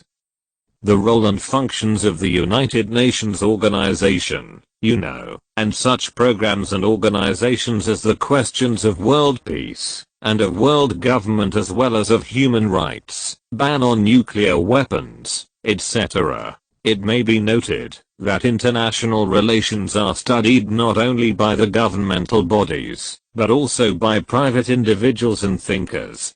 To approaches. There are two approaches to the study of international relations, idealist and realist. The idealist approach is as old as war. Man has always dreamed of a world in which there would be no war between nations and peoples, states and countries. Great thinkers, teachers, and preachers have always laid emphasis on relations of peace, human love and amity.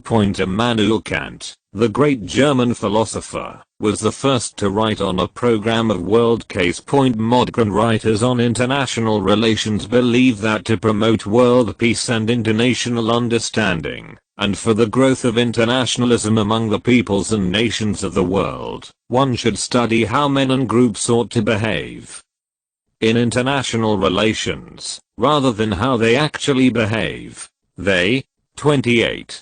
Political science, believe that the moral rules and virtues, like human love, and fellow feelings, justice and freedom and the natural desire of the mankind for peace, are powerful forces, if only the governments would create conditions and atmosphere for world peace and disarmament. It may be remarked that idealist approach is more emphasized in international relations than in the internal politics of the various states and countries. It would be more useful if the nations and states of the world first established love and goodwill at home as a preliminary to world peace and understanding. Ethnic disputes, religious persecutions or communal riots are neither good for a country nor for world peace. The realist thinkers like the American Hans Morgenthau believe that power and self-interest are the motive forces in international relations and dealings. The realist approach is a more modern view, but it has not discredited the earlier idealist approach. This approach is the result of three important events: the failure of the League of Nations, 1919 to 1939. The outbreak of the Second World War, 1939 to 1945, and the so-called Cold War between the two superpowers, USA and the USSR, which have raged between them on and off since 1948. The realist thinkers declare violence and conflict as inevitable, which can be controlled by skillful diplomacy, and by maintaining positions of strength in international relations and dealings. In other words, the realists emphasize that governments and nations should play the game of power politics in the international world. Chapter 3. Approaches, Methods and Techniques of Political Science.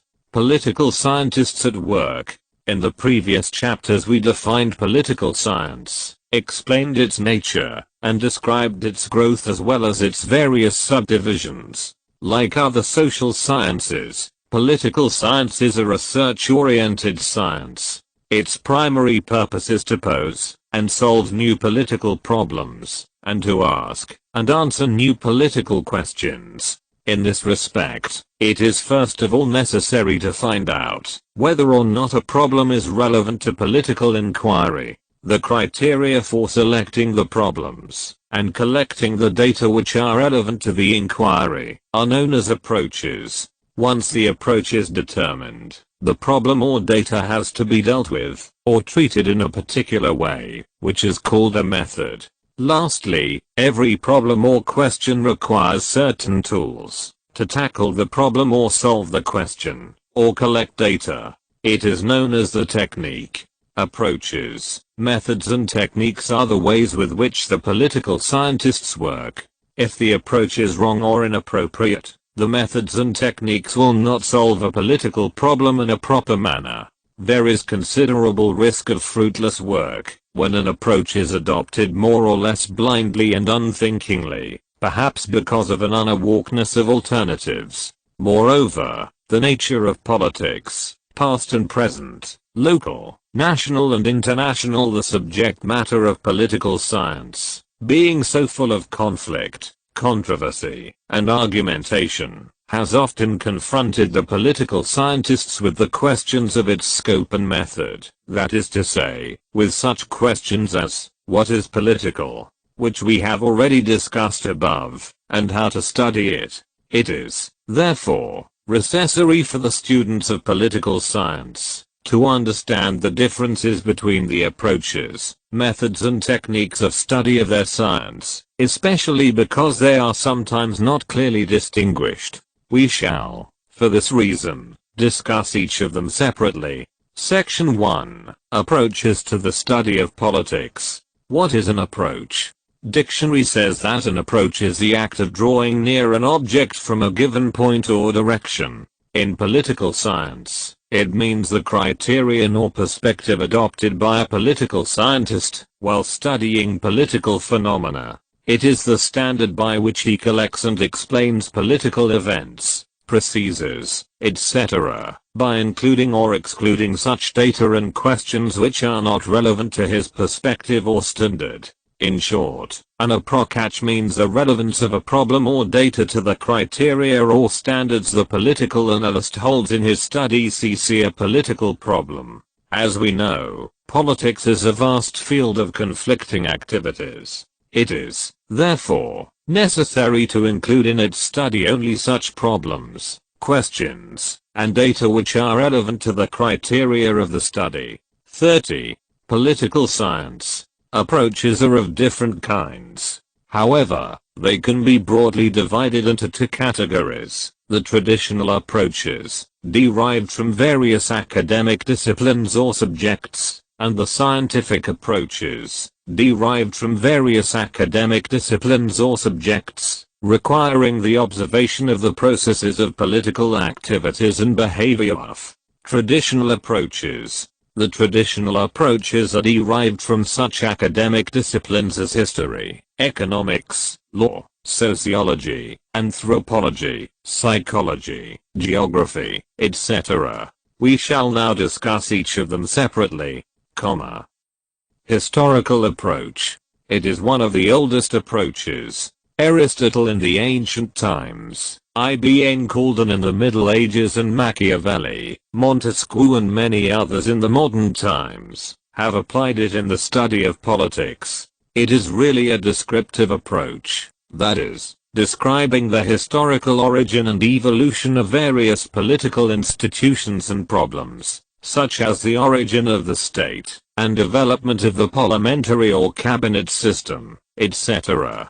In fact, every political institution can be approached as a product of history. For this purpose, historical documents and other source materials can provide the knowledge of the way they came into being, and can predict their future evolution.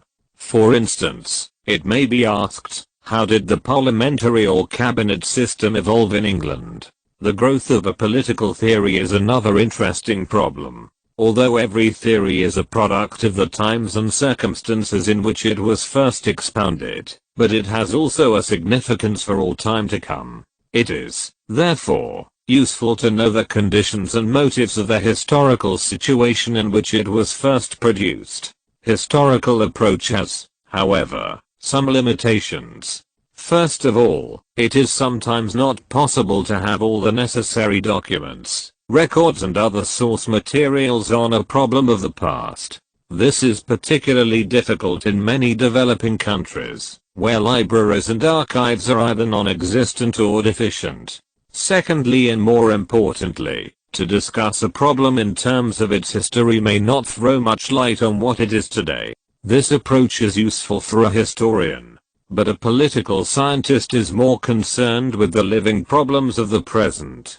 In spite of this criticism, historical approach is immensely important in political science. The more we study political events, institutions, and theories as they existed in the past, or as they were expounded by earlier writers, the more we understand their present structure and the application of the theory, and we can also know how they will change in the future. Geographical approach. Geography deeply affects all aspects and conditions of human life, whether they are social, cultural, economic, religious, or political, human beliefs, customs, clothing, shelter or architecture, agriculture, industry and all other aspects of life are influenced by climate, soil, and natural resources. This is also true of political life and institutions. The location of mountains, rivers, and seas has clearly a bearing on political developments all over the world. The same is true of such geographical conditions as distribution of rainfall, differences in temperature, and of the availability of rails and roads, and other means of transport and communication. Nevertheless, some thinkers have gone to the extreme in the geographical approach to politics. In ancient Greece, for instance, they believed that the political systems also depended on the climate. For instance, democracy existed in temperate zones, while despotism was the fate of the people of the hot climate. Approaches, methods and techniques. 31. Another extreme example of geographical determinism was the heartland theory of Sir Alfred Mackinder. Kess said, "What geo rules East Europe commands the heartland, while Jomles the heartland commands the world island. WL_OMLCS the world island commands the world." He thus predicted that the ruler of East Europe will rule the whole world. Various racial theories can also be used for such extreme purposes. For example, the theory of Herrenvolk or master race of the Nazi dictator, Hitler, is a case of extreme geographical approach to politics. He declared that the German race was a master race which would rule the world. But all such theories are false. No doubt geography does influence political life, but man is not a slave of geography. A scientific application of the geographical approach, for example, is the influence of geographical conditions on the foreign policy decisions of a country or state. It is known as geopolitics. According to it, not only the foreign policy or international relations of a state are determined by its geographical location, but even its frontiers are determined by its geography. To conclude, the facts of geography are clearly among those that influence many kinds of political decisions. Accordingly, knowledge of geography may help provide a basis for predicting decisions that will be made, and the probable results of the decisions. Philosophical approach. Philosophical approach is another traditional approach in political science. It was applied by Plato and Aristotle in the ancient times, by Al-Farabi, Ibn Sina and Ibn Rushd in the Middle Ages, and by Kant, Hegel, Green, Bosanquet and Allama Iqbal in the modern times. Political philosophers concentrate on the ideas, values, and doctrines about politics and discuss a good life and a best or ideal state to achieve. As such, philosophical approach is a normative approach in political science. The theories and doctrines of the great philosophers are of immense importance for all times. In present times, however, the philosophical or normative approach has been seriously questioned. It is considered to be insufficient by the political scientists of the behavioral and post-behavioral schools, for it makes political science unscientific and unsound. Legal approach. Another traditional approach is the study of legal and constitutional institutions of the state. It began with the study of Roman law at the end of the Middle Ages in Europe. Its most important contributions are the concept of state, and the theory of sovereignty during the early modern times. Later on, it contributed to the rise of constitutionalism as an essential basis of the state. At the same time, the legal approach also contributed to the concept of international law. In Germany during the 19th century, it became the basis of the theory of state, known as Staatslehre in German. It was the beginning of political science as such. It dominated political thought for a long time, and made political science nothing more than the study of the state and government, law, and administration and international law. In other words, it made political science a mere legal and institutional study. It neglected such bases of political life and activities as culture, social conditions and traditions and needs. motives, and impulses of human nature. 32. Political science. Economic approach. It is a matter of common observation that economic conditions in a country have great influence on political activities and relations. Aristotle was the first political thinker to show how wealth and poverty affected political events and caused revolutions in the state. Many other thinkers have also said that political troubles and disputes are due to economic interests and conflicts. But it was Karl Marx, 1818 to 1883, who first explained these causes in a systematic and scientific manner. He said that political conflicts are not due to differences in beliefs or ideology, but due to the clash of economic interests of the haves and have-nots, that is of the rich and poor classes. He writes, men, developing their material production and their material intercourse, alter along this their existence, their thinking and the products of their thinking. Life is not determined by consciousness, but consciousness by life. Friedrich Engels, friend and collaborator of Karl Marx, puts it more expressly as thus: the ultimate cause of all social change in political revolutions are to be sought, not in the minds of men, but in changes in the modes of production and exchange. They are to be sought not in the philosophy, but in the economics of the period concerned. This was the Marxist economic approach to politics, which became the basis of the socialist and communist movements. It has led to the socialist revolutions in Soviet Russia, communist China and other countries of the world in the 20th century. Psychological approach. In the beginning of the 20th century, the science of human nature, called psychology, has provided a new approach to the study of political science. It was further influenced by Sigmund Freud's theories and techniques of psychoanalysis. However, an English political scientist named Graham Wallas first emphasized the importance of psychology for political science as early as 1908. He wrote, "The efficacy of political science, its power of forecasting the results of political causes, is likely to increase, because modern psychology offers us a conception of human nature much truer though more complex than that which is associated with the traditional English political philosophy, and, under the influence and example of the natural sciences, political thinkers are already beginning to use quantitative rather than merely qualitative words and methods, and are able therefore both to state their problems more fully, and to answer them with a greater approximation to accuracy." In short, psychological approach emphasizes the use of quantitative methods in the study of political science. But this was only the beginning. The quantitative methods and techniques of political science were, however, fully developed by the behavioral political scientists nearly half a century after Graham Wallas, as we shall describe later on. Sociological approach. Auguste Comte, in the middle of the 19th century in France, laid the foundation of the new science of sociology. It began to influence the study of politics also. It provided the sociological or cultural approach to political problems and relations.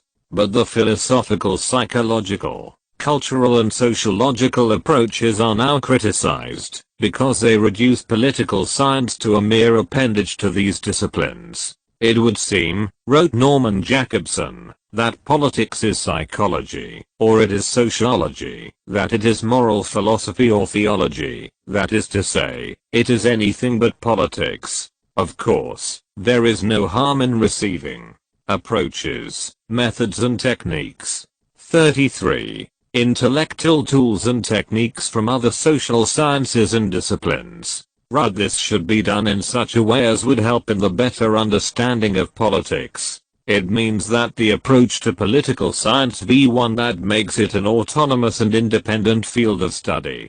Institutional approach. The institutional approach is another traditional approach in political science. It seeks to make political institutions, such as the state, government, parliament, etc., as the subject matter of study. Indeed, this approach is common in the study of politics. But the meaning of an institutional approach varies with the definition of institution. It can be taken in a general or a narrow sense. In the general sense, political science is the study of the state or government. In the narrow sense, it is the study of organ or office of the government, or of a governmental activity. As an organ, we may study a legislature or parliament, or the cabinet system. As an office, we may study the office of a president or prime minister. Similarly, administration, bureaucracy, etc., are the objects of political studies. As a matter of fact, greater portion of political science is the result of the institutional approach. This is what we shall be doing in many chapters of this. Okay. Institutional approach has certain drawbacks. First of all, it neglects the individual, for it concentrates on the group and its activities. Secondly, it does not take into view an important aspect of politics, namely the role which violence and opposition play in politics. It fails to study such matters as disputes, controversies, quarrels, revolts, aggressions, and war, which are very common features of political life in all countries, and in all ages. Instead, institutional approach assumes that there is no violence, no conflict and no confrontation in the political and constitutional institutions. But by neglecting the fact of conflict and violence in politics, the institutional approach has failed to understand a very important aspect and problem of political science. Scientific approaches. Unlike the traditional approaches, in scientific approaches the criteria of study are scientific objectivity, freedom from personal bias, and verifiability of conclusions on the basis of experience or experiment. The scientific approaches are the following: vertical bar, behavioral approach. Modern technologies, like electronics and computers, as well as the techniques and methods of statistics, have provided a new approach to the study of politics, first applied in the USA just after the Second World War, and later in other countries. It is the behavioral approach. It lays emphasis on quantitative measurement of the behavior or activities of the individual in political life and relations. It studies mostly the micropolitical behavior of the individuals in the political system, and neglects macropolitical aspects, such as the state. Integrative approach. Integrative approach seeks to overcome the limitations of behavioralism. Harold D. LaSalle, in his book, The Future of Political Science, declares that the study of politics should be approached in both traditional and new methods and techniques. According to him, political science is a policy science. As such, it should benefit from both the traditional approaches of history, philosophy, law, sociology, psychology, and anthropology, as well as from the tools and techniques. 34. Political science. Of behavioralism, especially from those of modern science. This is the integrative approach. It will provide better techniques for the interpretation of data, and for the development of verifiable propositions, which will help political scientists in solving the problems of politics appropriately. Power approach. In the traditional approach to political science, the concept of sovereignty was central to political study. In modern times the concept of power has become central to its study. William A. Robson says, "It is with power in society that political science is primarily concerned, its nature, basis, processes, scope and results. The focus of interest of the political scientist is clear and unambiguous. It centers on the struggle to gain or attain power, to exercise power or influence over others, or to resist this exercise.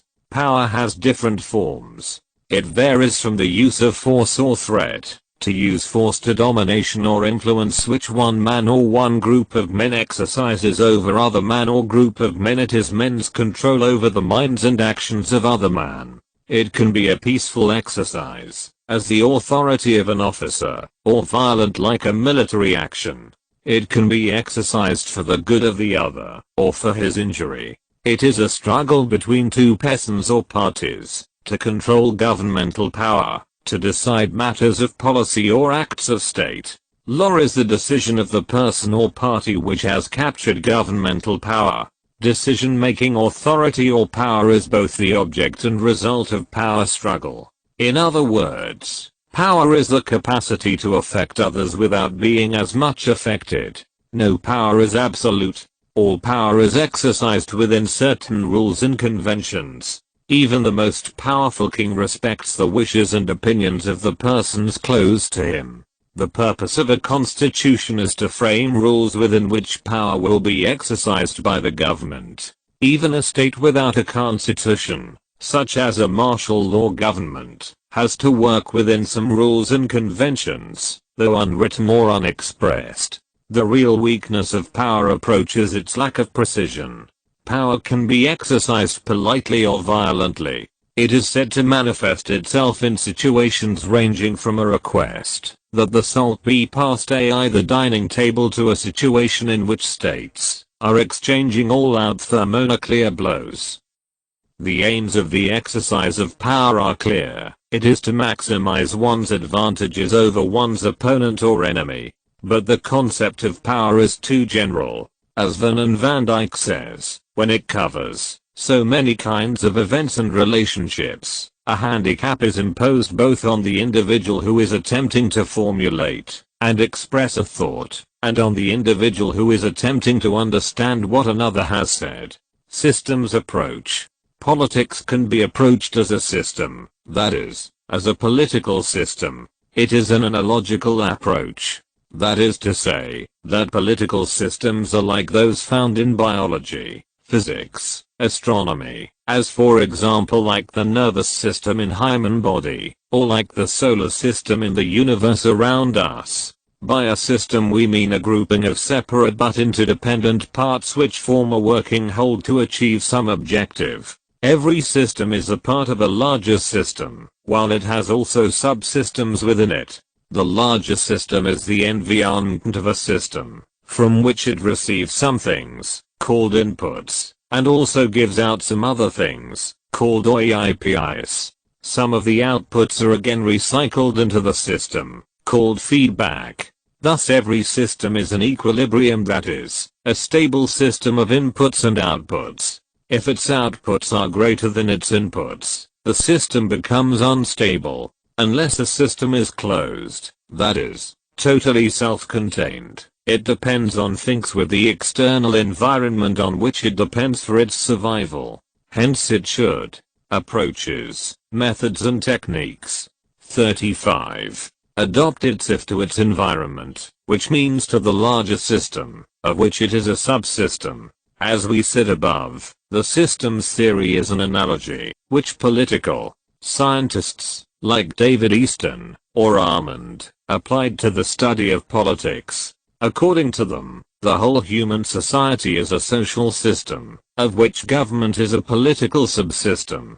But the government, as a political system, consists of several subsystems, such as legislature, executive departments, judicial system, etc. Every system is a system of roles which are supported by norms and values of appropriate behavior and relationships, and of snared values, symbols and beliefs, which provide the basis for the people to act together to achieve some objectives or goals. We shall say more about the political system and its input-output mechanisms in the next chapter. The advantage of the systems approach is the heuristic help it provides to the political analysis. I also enable them to study where a political system is under strain, that is, where the inputs are not sufficient to balance the outputs. For example, a government may not receive enough taxes to meet its expenditure.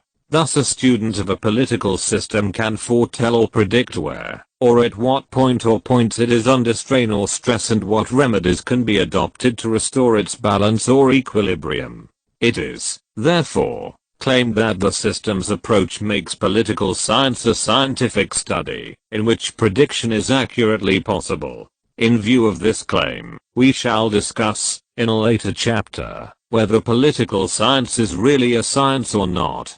Section 2. Methods of political science. The study of politics begins with the search for facts or the collection of data and the analysis of the information thus collected. Method means the way facts or data are collected and analyzed, and conclusion or inference drawn point. Because there are ambiguities and confusions about the terms or concepts used in political theory and practice, it becomes necessary to approach the data critically, so that irrelevant or false information may not become the basis for the formulation of a conclusion or theory. Moreover, as the sources of information and knowledge are many, the political scientist has to rely on other disciplines for his study, which provide him their own methods. Keeping in view the complexity of the problems and approaches to the study of political science, we may define method as the way of acquiring the knowledge of reality or truth of politics. As there are many methods of doing so, we may divide them as follows. 1. Speculative or philosophical methods, deductive method. 2. Logical methods, analytical or inductive deductive methods. 3. Practical methods, observational, experimental or empirical methods. 4. Disciplinary method, historical, psychological, sociological, juridical, economic, etc. 5. Statistical methods, quantitative, qualitative methods. 6. Scientific methods. We shall now describe each of these methods in some detail. Philosophical, speculative, or deductive method. It is the oldest method of the study of politics. It was used by Plato, Al-Farabi, Rousseau, Kant, Hegel, Green, Bossuet and others. It is, indeed, followed by point 16. Political science. All political thinkers who are more interested in what the state or politics ought to be, rather than what it actually is. To conceive of an ideal state, is the task of philosophical or speculative thinking. This method has its obvious limitations. When a thinker is only concerned with the ideal conditions of what a state ought to be, he would lose sight of the facts of the political situation, as well as of the facts of human nature and history. He will be carried away by his imagination into such thoughts and conclusions which have no relation to reality. In fact, philosophical method is more useful for political philosophy than for political science. Analytical method. Analytical method is the beginning of all philosophy and science. It is the method of dividing something into its component parts and to find out relations between them, in order to understand the whole. For instance, to understand government, it is divided into its three organs: legislature, executive and judiciary, and their relations to one another are studied. The aim of analysis is really synthesis, that is, the parts are examined, in order to know how they fit together, to make the whole. Inductive deductive methods. They are the methods of logic. Deductive method is used in philosophical thought, while the inductive method is the basis of all scientific inquiry. In spite of their difference, the two methods are interdependent. Induction means to collect facts or data and to generalize them, or draw inferences from them, which becomes a principle or law. Deduction is the opposite method. It is to draw conclusions from a principle or law. Inductive method is empirical and logical, while the deductive method is purely logical.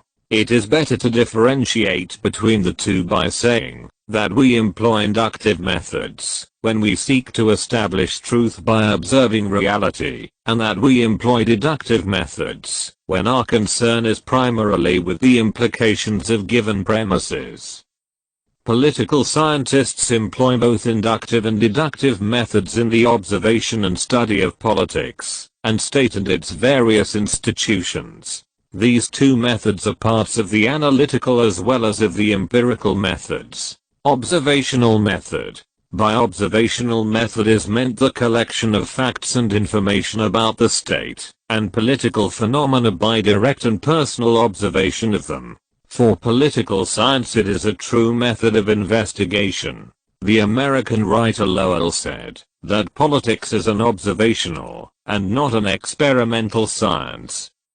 However, it is sometimes assigned a secondary, even subordinate, role by some political writers. Nevertheless, Lord Bryce adopted it as a basic method for his political studies, as for example, in his books, The American Commonwealth and the Modern Democracies. He also laid down certain principles of this method. According to him, a political investigator must rely upon first-hand information. He must observe critically his sources of information. He must avoid generalizations not based on facts. He must also avoid superficial resemblances or analogies. The field of observation should be as wide as possible. The inquirer must also distinguish personal or accidental causes from general causes, and examine the relation of one fact to other facts. Lastly, he gives a sound advice. The first desideratum for a political scientist is to get the fact, and then make sure of it.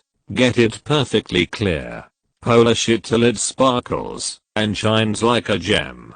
Then connect it with other facts. Examine it and its relation to them. 4. In Approaches, Methods and Techniques. 37. That lies its worth and its significance. It is of little use alone. So make it a diamond in the necklace, a stone, perhaps a cornerstone, in your building. Experimental method. Experiment means controlled observation, that is, observation of the phenomena under artificially created conditions. An experiment requires 3 conditions. The things or phenomena should be of such a nature and dimensions as could be arranged and controlled by the experimenter. Secondly, he must be able to exclude extraneous factors and influences from the artificially created conditions. And thirdly, the conditions must be such that they can be repeated at different times, and in different places, so that the conclusions arrived at may be verified by all subsequent experiments. Now, these conditions are fulfilled, par excellence, in physical sciences, but not so in social sciences in general and political science in particular. The reason is, that political science deals with such materials as political parties, governments, and states, which cannot be confined in a laboratory, to be experimented upon. Nevertheless, if by experimental method we mean the trial and error method, or if we mean by it to be guided by past experience and observation, then the experimental method is applicable in political science also. The nature of the society and state is such that they cannot be made an object of artificial experiments. We cannot do in politics / writes Lewis, what the experimenter does in chemistry. We cannot take a portion of the community in our hands as the king of Brobdingnag took Gulliver, view it in different aspects and place it in different positions, in order to solve social problems, and satisfy our speculative curiosity. If a political scientist, for instance, wishes to experiment with democracy, he cannot select a state at will, introduce his democracy in it, and wait for determinate results. He will not have them, because, firstly, the people will nor permit him to experiment upon them. But even if they do, he will be unable to exclude such influences from his experiment, as famines, commercial crisis, revolts and the like, which will affect his conclusions differently on different occasions. All this means that man, society, state and other social and political phenomena are such materials that cannot be experimented upon as we can experiment upon acids, alkalis, electricity, or atom. Another difficulty of applying experimental method to politics is that of measurement. Natural phenomena can be quantitatively measured. You can measure the temperature of a hot substance with a thermometer, but you cannot measure the heat of a heated debate on a bill in a legislative assembly. Opinions and other factors which influence politics are not capable of measurement. Still another difficulty, in that social phenomena do not repeat themselves uniformly as do the natural phenomena. Everything in human society and politics is constantly changing.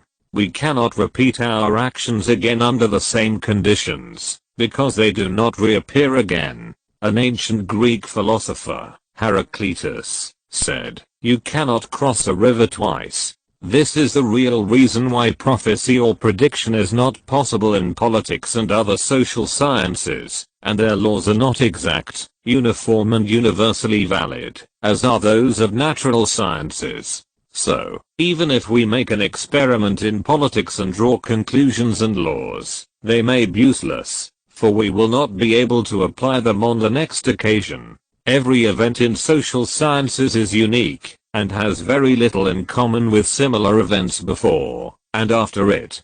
Probability and not absolute prediction is possible in political reasoning and laws. So we conclude with Lowell, that politics is an observational, and not an experimental science, and that, the method of observation is its true method of investigation.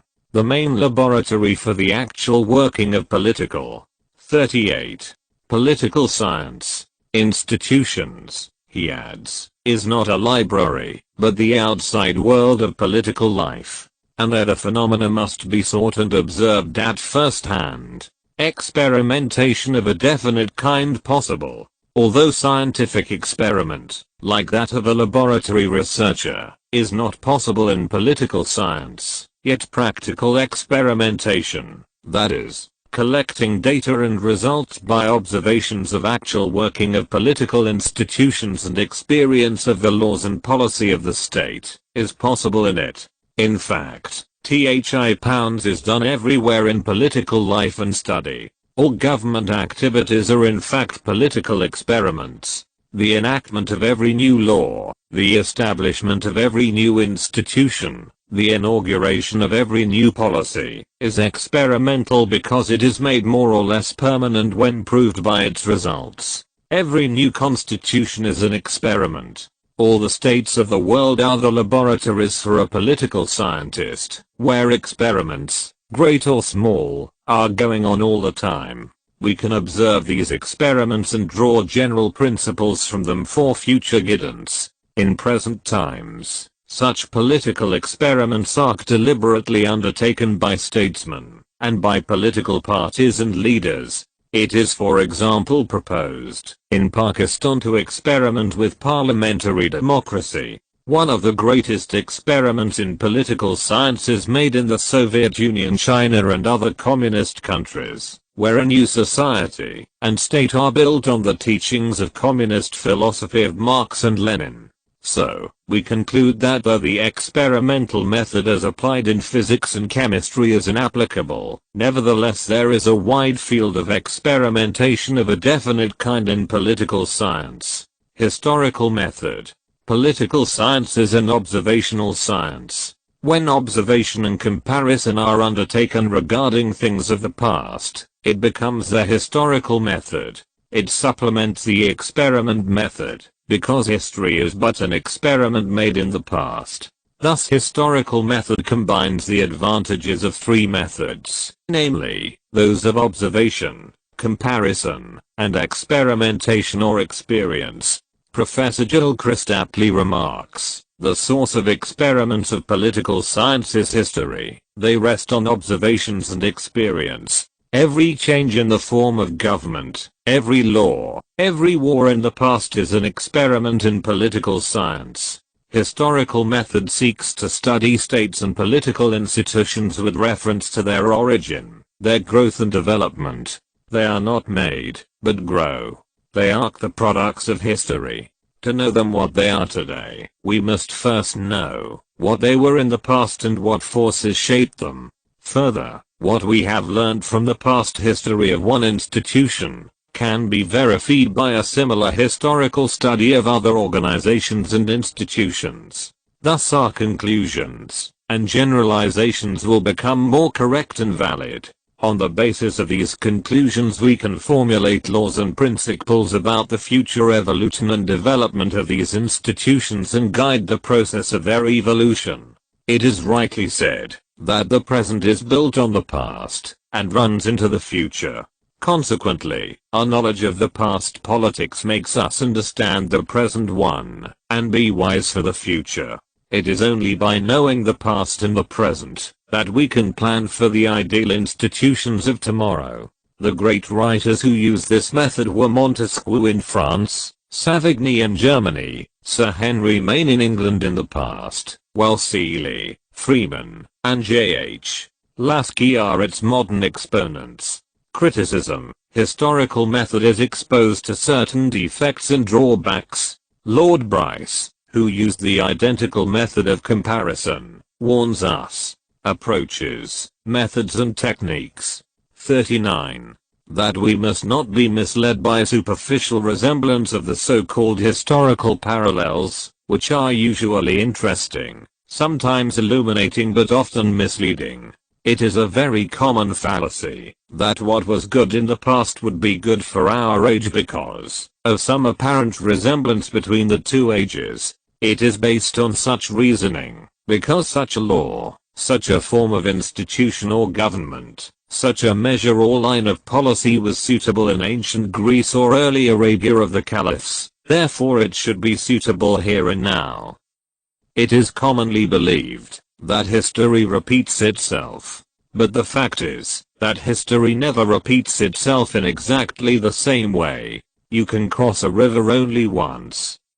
Everything, political or social, occurs under more or less changed circumstances. There may be some resemblance with the past occurrence, but not total identity. That is why the historical method serves no useful purpose in solving our present and future needs, for it refers only to the experience of what the political institutions have been in the past.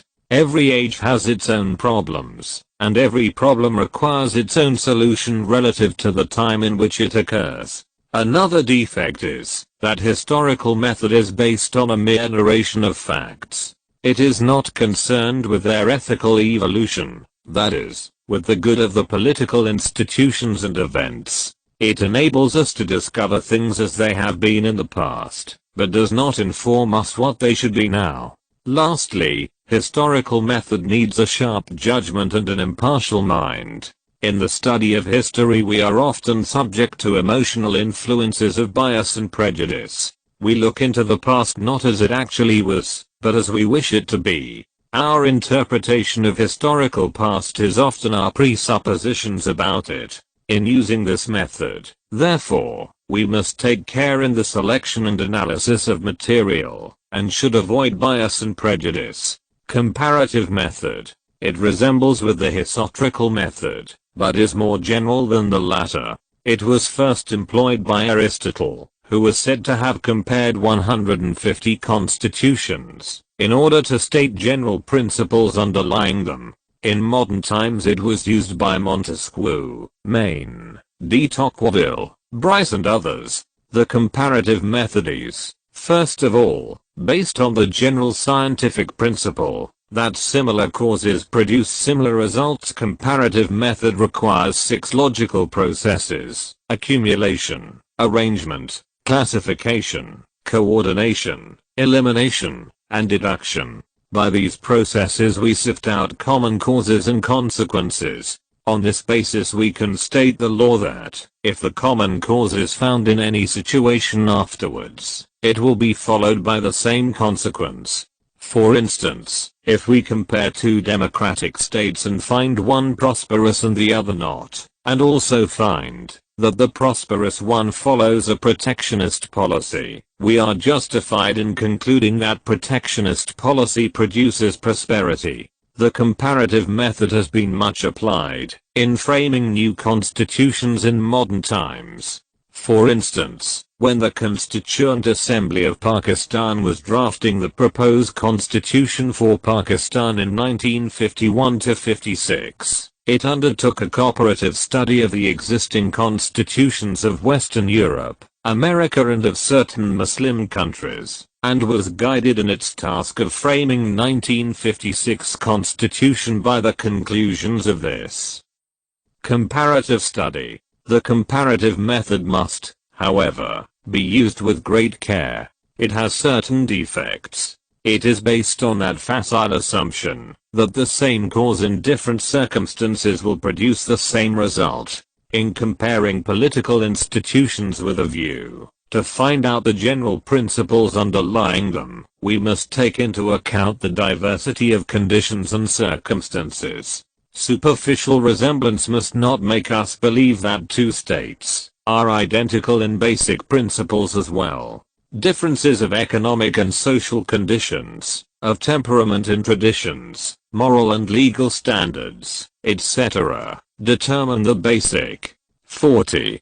Political science. Features of a polity. For instance, no comparative study can conclusively prove that the parliamentary system of government will produce the same results in Pakistan as it did in England. In fact, the makers of the Pakistan Constitution of 1956 set up the parliamentary system in our country on English model, but it soon failed to work. It was due to the differences between Pakistani and British political cultures. Hence, 3 precautions are necessary in a comparative study: to avoid superficial resemblance, to assemble all the relevant facts of tree problem under consideration, and to make proper allowance for diversity of conditions and customs. Method of analogy. This method is reasoning by resemblance. It is based on the assumption that, if two things resemble each other in certain points, they can be assumed to resemble in all other points and are, therefore, identical in nature. This method was used by Herbert Spencer when he declared that the state is a living organism like animals, because it has certain resemblance with animal organism. It is a useful method, but must be applied with great caution. It must be remembered that analogy is not proof, and that resemblance is not identity. Analogy becomes misleading if carried to an extreme. It gives probability, not certainty. Superficial resemblance is not similarity of essentials. Statistical method. Statistical method means measuring and counting something. Measurement is an essential method for surveying a political event, like voting. We shall deal with statistical techniques of measuring political opinion later on. Scientific method. Scientific method is both an attitude and a procedure. As an attitude, scientific method consists in the persistent search for truth, constantly asking, is it so? To what extent is it so? Why is it so? What general conditions or considerations determine it to be so? And this can be seen on reflection to be the demand for the best available evidence, the determination of which we call logic. In essence, scientific method is simply the pursuit of truth so determined by logical considerations. Methods are to be judged scientific or not depending upon the reliability of their results, and if successful replication is possible, that is, the experiment can be repeated. A political scientist pursues scientific study, if he has, as his object of inquiry, a matter that can be illuminated by empirical evidence, if he accords to empirical evidence highest probative force, if in search for analysis and evaluation of evidence, he approaches the highest standards which other social scientists have proved to be attainable. And, if he reports his procedures and his findings in a way that affords other students ample opportunity to judge whether his evidence supports his findings. A general method of political science, as the review of the methods described above would indicate, political science does not, and cannot confine its study to a single method. It is partly due to the difficulties of methodology, and partly due to the attitude and approach of the political scientists, whether scholars, students, or research workers. They do not view political problems from one and the same angle, but from different and even divergent ones. Some of them, especially those who are of philosophic bent of mind, adopt the deductive, rationalistic, and a prioristic methods, and think in terms of theories and hypotheses. Others, especially those who have historical approaches, methods and techniques.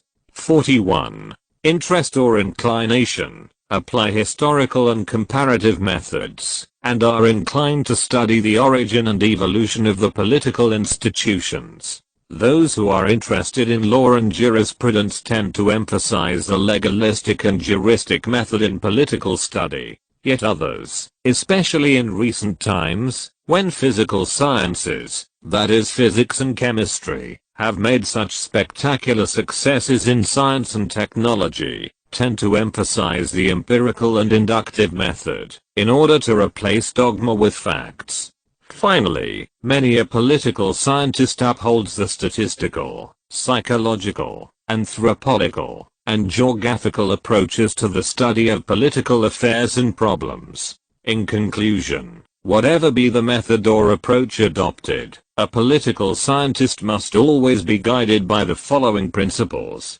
1. He must not allow his values or desires to obscure the facts.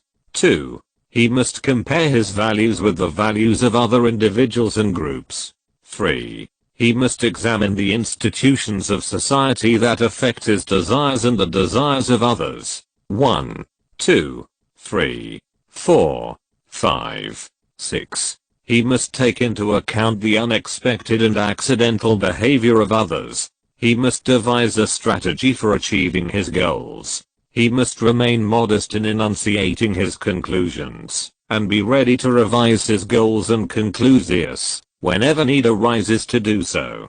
Political phenomena are always variable and unpredictable. No single method or approach can provide final and lasting solution to all the problems which constantly arise in politics and state. Hence political science should always be ready to learn all it can from all other sciences, especially from all other sister sciences of society and man. 5 such as economics, sociology, ethics, psychology, etc. Indeed they constitute a quarrelsome family, with some of them, e.g., economics or psychology, claiming to be exact sciences. This should not be the attitude of political science. Its greatest virtue lies in humility. Few political scientists believe that any single method or approach can ever solve all the problems as they will arise in the life and relations of men and the states. That is why political science is always ready to learn all it can from other branches of human knowledge, without claiming to offer final solution or to have arrived at definite principles or unchallengeable theories or conclusions.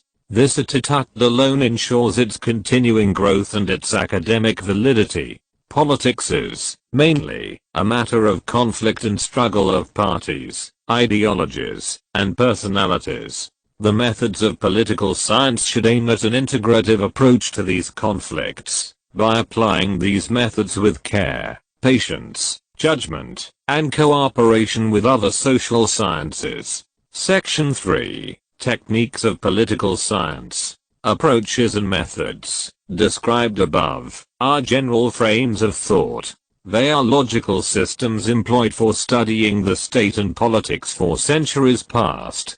Political science is a nomothetic discipline, that is it seeks to discover laws or regularities in political behavior.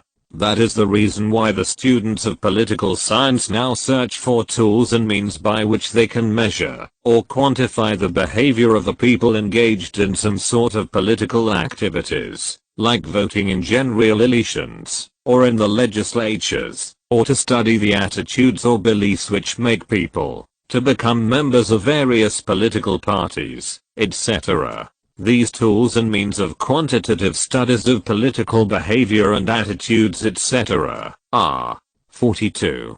Political science, known as the techniques of political science. Most of them are derived from such other social sciences as sociology, psychology, etc. Techniques are the neat and precise ways of investigating facts under the general frame of a methodology, in order to discover regularities or laws in political behavior, attitudes, etc. These techniques have been devised during the last 1 century or so, and many more would be devised in the future. Statistical techniques have become important aids to political studies.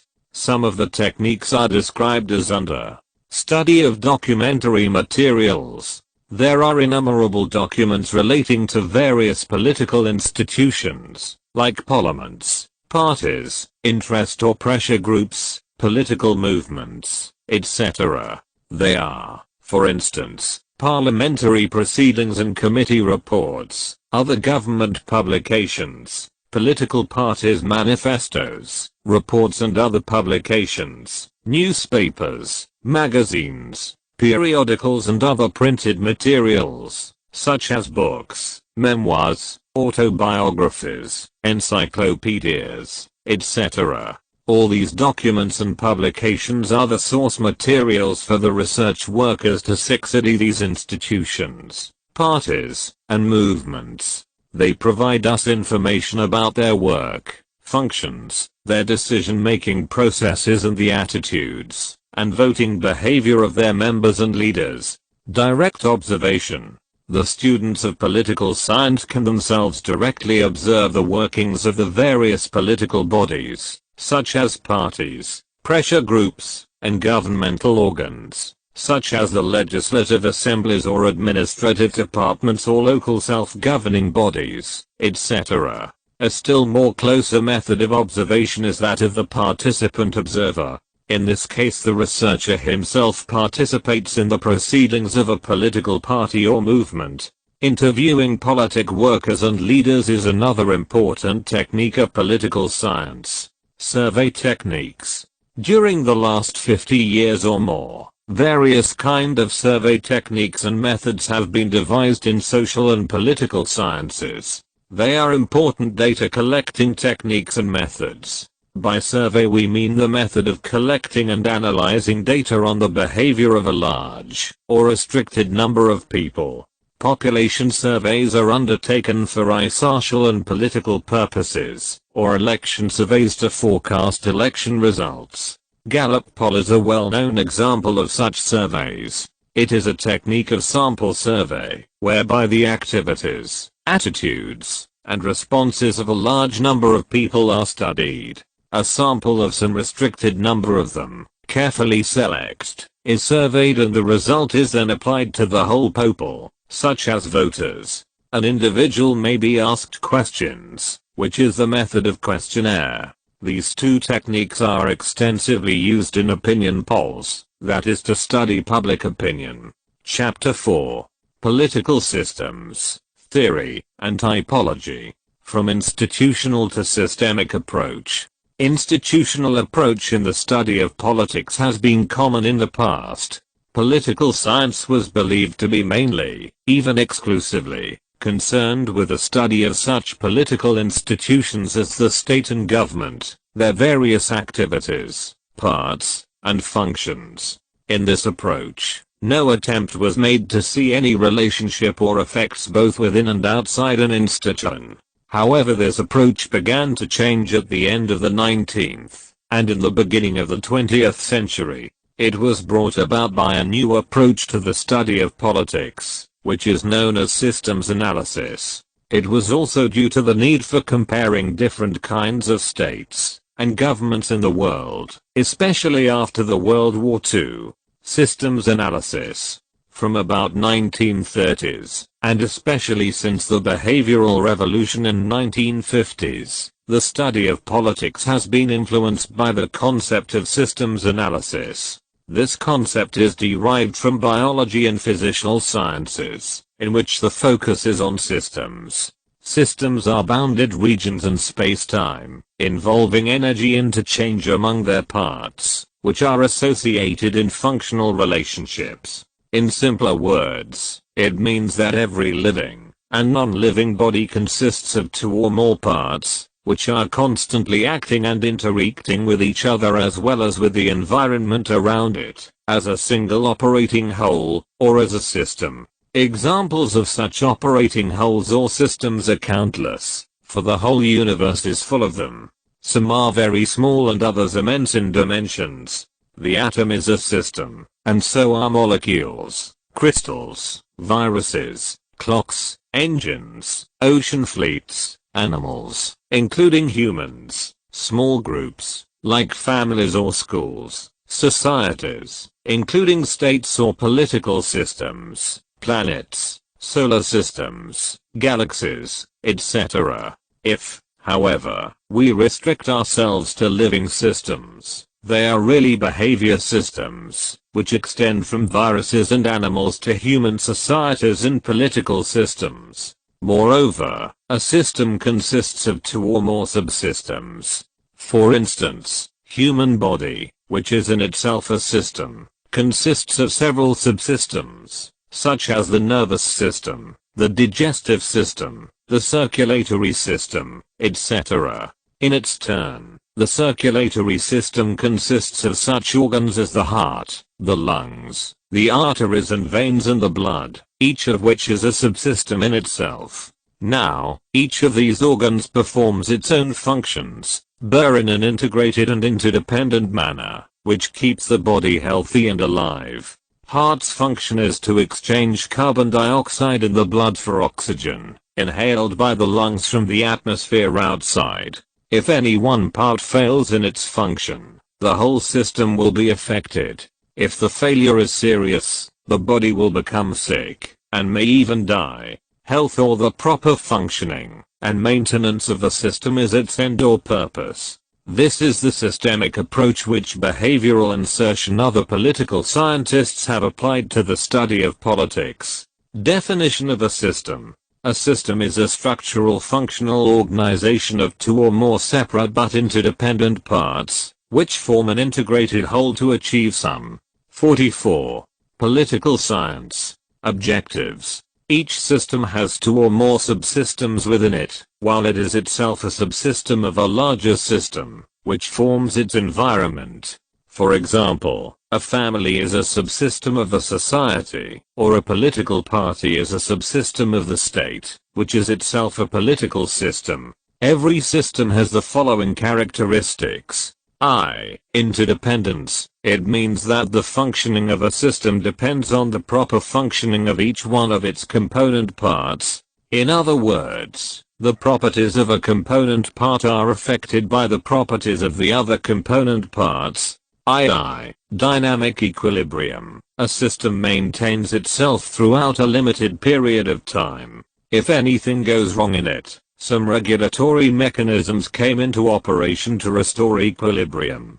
This disturbance may be due to internal or external causes. This regulatory mechanism is known as homeostasis. For example, human body maintains its temperature at about 37 degrees centigrade both in hot and cold weather. In a refrigerator, a thermostat maintains temperature at a desired level. In activity, a system is a flow process. It exists to convert inputs into output. What a system takes in from outside is known as its input and what it gives out is known as its output. In our ref example above, oxygen in air, which we inhale, is an input of our circulatory system, and the carbon dioxide which we exhale, is its output. IV. Dependence on external environment. A system can maintain itself by constantly interacting with the environment around it. Such a system is known as an open system. If a system does not depend on the environment around it or is self-sufficient, it is known as a closed system, which is rarely so. All living systems are open systems, interacting with their environments.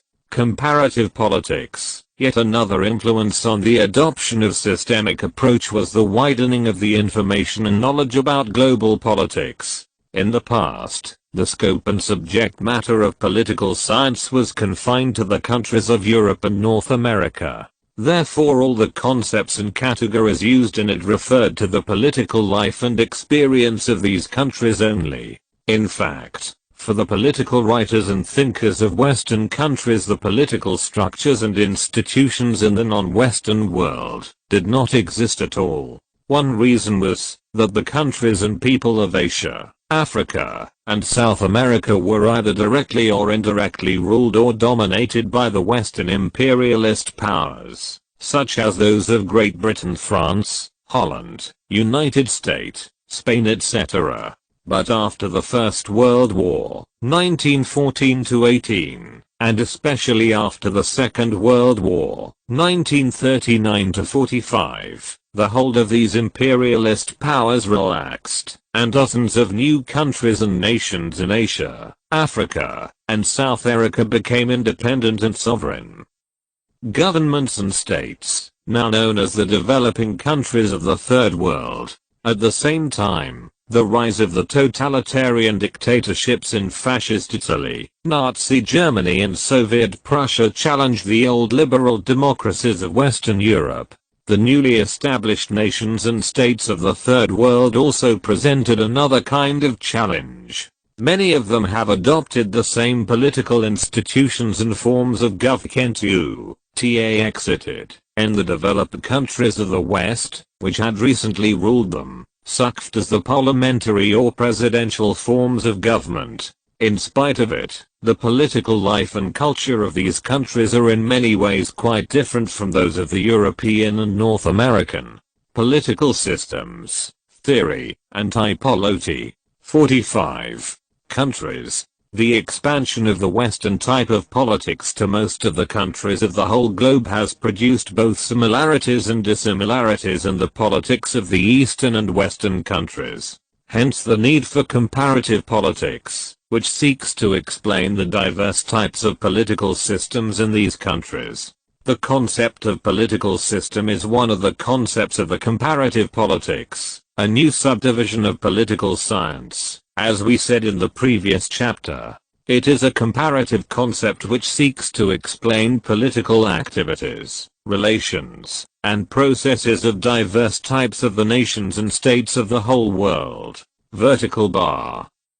Definitions of a political system. A political system means a network of individuals, groups, and organizations whose interactions and relationships help to determine, enforce and interpret the rules and policies governing the behavior of the society. It includes not only the governmental institutions, such as legislature, courts, or administrative agencies, but also all sectors in their political aspects. As Almond says, the political system in a society may be depicted in the form of a diagram as below. Environment, society, domestic and international. Every political system exists within a social system or society, of which it is, really, a subsystem along with other subsystems, such as economic, cultural, or educational subsystems. The society around the political system is its environment,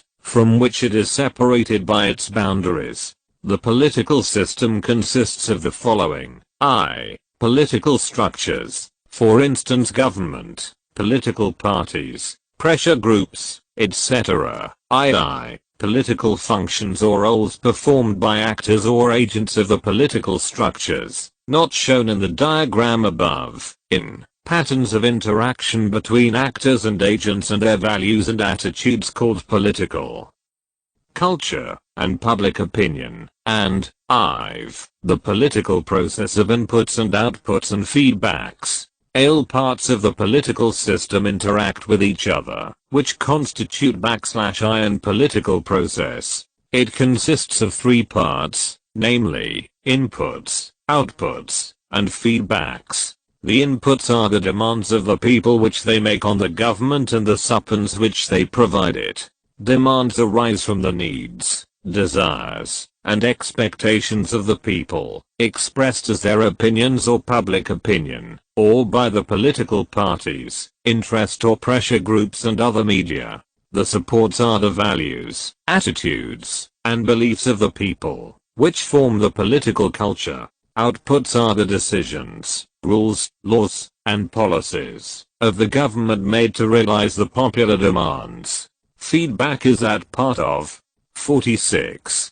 Political science. An output which affects the input, and thereby improves the quality or causes self-correction of the decision-making process of the political system. The political system is a goal-attaining subsystem of the society.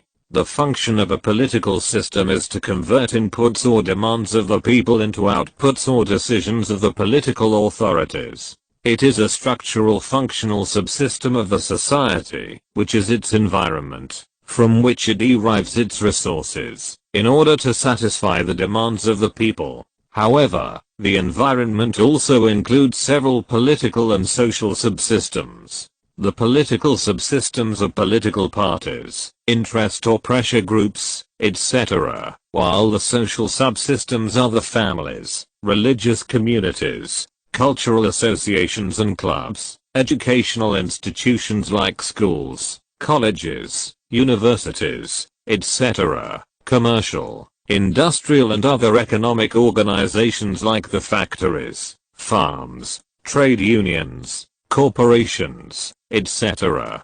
All these political and social subsystems are the sources of the demands which their members, or people, make on the government, and also provide supports to it. Political systems and its subsystems. As we have said above, a political system is a subsystem of a larger political system, while, in its turn, it has a number of subsystems and subsystems of subsystems. It has been calculated that there are at least 4 levels of political systems and their subsystems. They can be hierarchically arranged as below. First level, second level, third level, fourth level. International political system. National political systems. For instance, Pakistan, China, Iran, Egypt, Algeria, France, Great Britain, Holland, Canada, USA, Mexico, Brazil, etc., etc. Decision-making subsystem. For instance, governments, political party, subsystem, interest or pressure group, subsystem. The individual, as a voter, etc., with his/her interests, demands, and supports. First level, the international political system. It can be divided, at second level, into several national political systems, such as those of Pakistan, India, China, USA, USSR, Great Britain, France, Saudi Arabia, UAE, etc. There are nearly 160 national political systems or national states in the world today. Thirdly, each of the national political system can be divided into such subsystems as decision-making system or government, party system, etc. Finally, each of the political subsystems consists of several individual men and women, as voters or participants in political activities. Each individual has his or her interests, attitudes, beliefs, values, etc.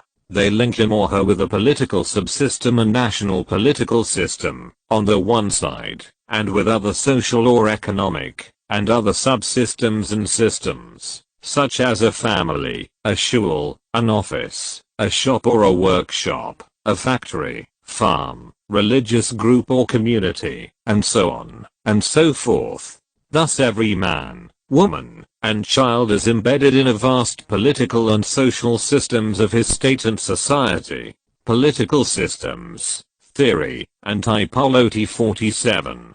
Types of political systems. In the world today, there are several types of political systems. They are differentiated from each other on the basis of the principles of I, democracy, and II, modernity. A political system is said to be democratic if its political subsystems, like political parties or interest groups, enjoy autonomy with regard to the decision-making governmental system. If not, it is a non-democratic political system. The second criterion means that a political system has modernized its social and economic systems. If not, it is a traditional political system. Hence there are 4 types of political systems, as under 1. Traditional non-democratic political system. It is a political system in which the traditional forms of social life, such as castes and clans, still exist and dominate the decision-making governmental system. Such political systems existed in the ancient times in Asia, Africa, and Europe. They were either tribal chieftainships, or monarchies, in which the kings or emperors were autocrats or despots, but they ruled with the support of powerful tribes, clans or castes, while the rest of the population did not participate in the governmental decision-making activities. as for examples the ancient Persian Empire, or the Mughal Empire in medieval India. In modern times, such political systems have virtually vanished.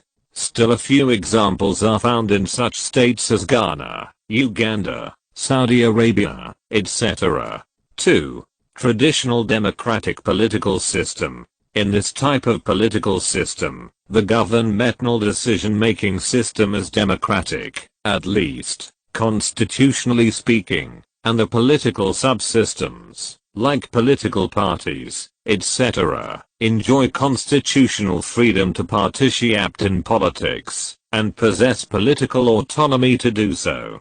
But they are really dominated by such traditional kinship groups as castes, tribes, local baraderies, etc. The result is that though the governmental structure is democratic, but it operates in the interests of powerful traditional groups. Examples are mostly found in the third world countries, such as Pakistan, India, Iran, Iraq, Syria, Egypt, etc. India's case is very interesting. It claims to be the biggest democracy in the world, but it is a democracy of dominant Hindu high castes, such as the Brahmin, Banya, etc. A Hindu businessman has aptly remarked, India's constitution may be secular, but India will always be a theocracy.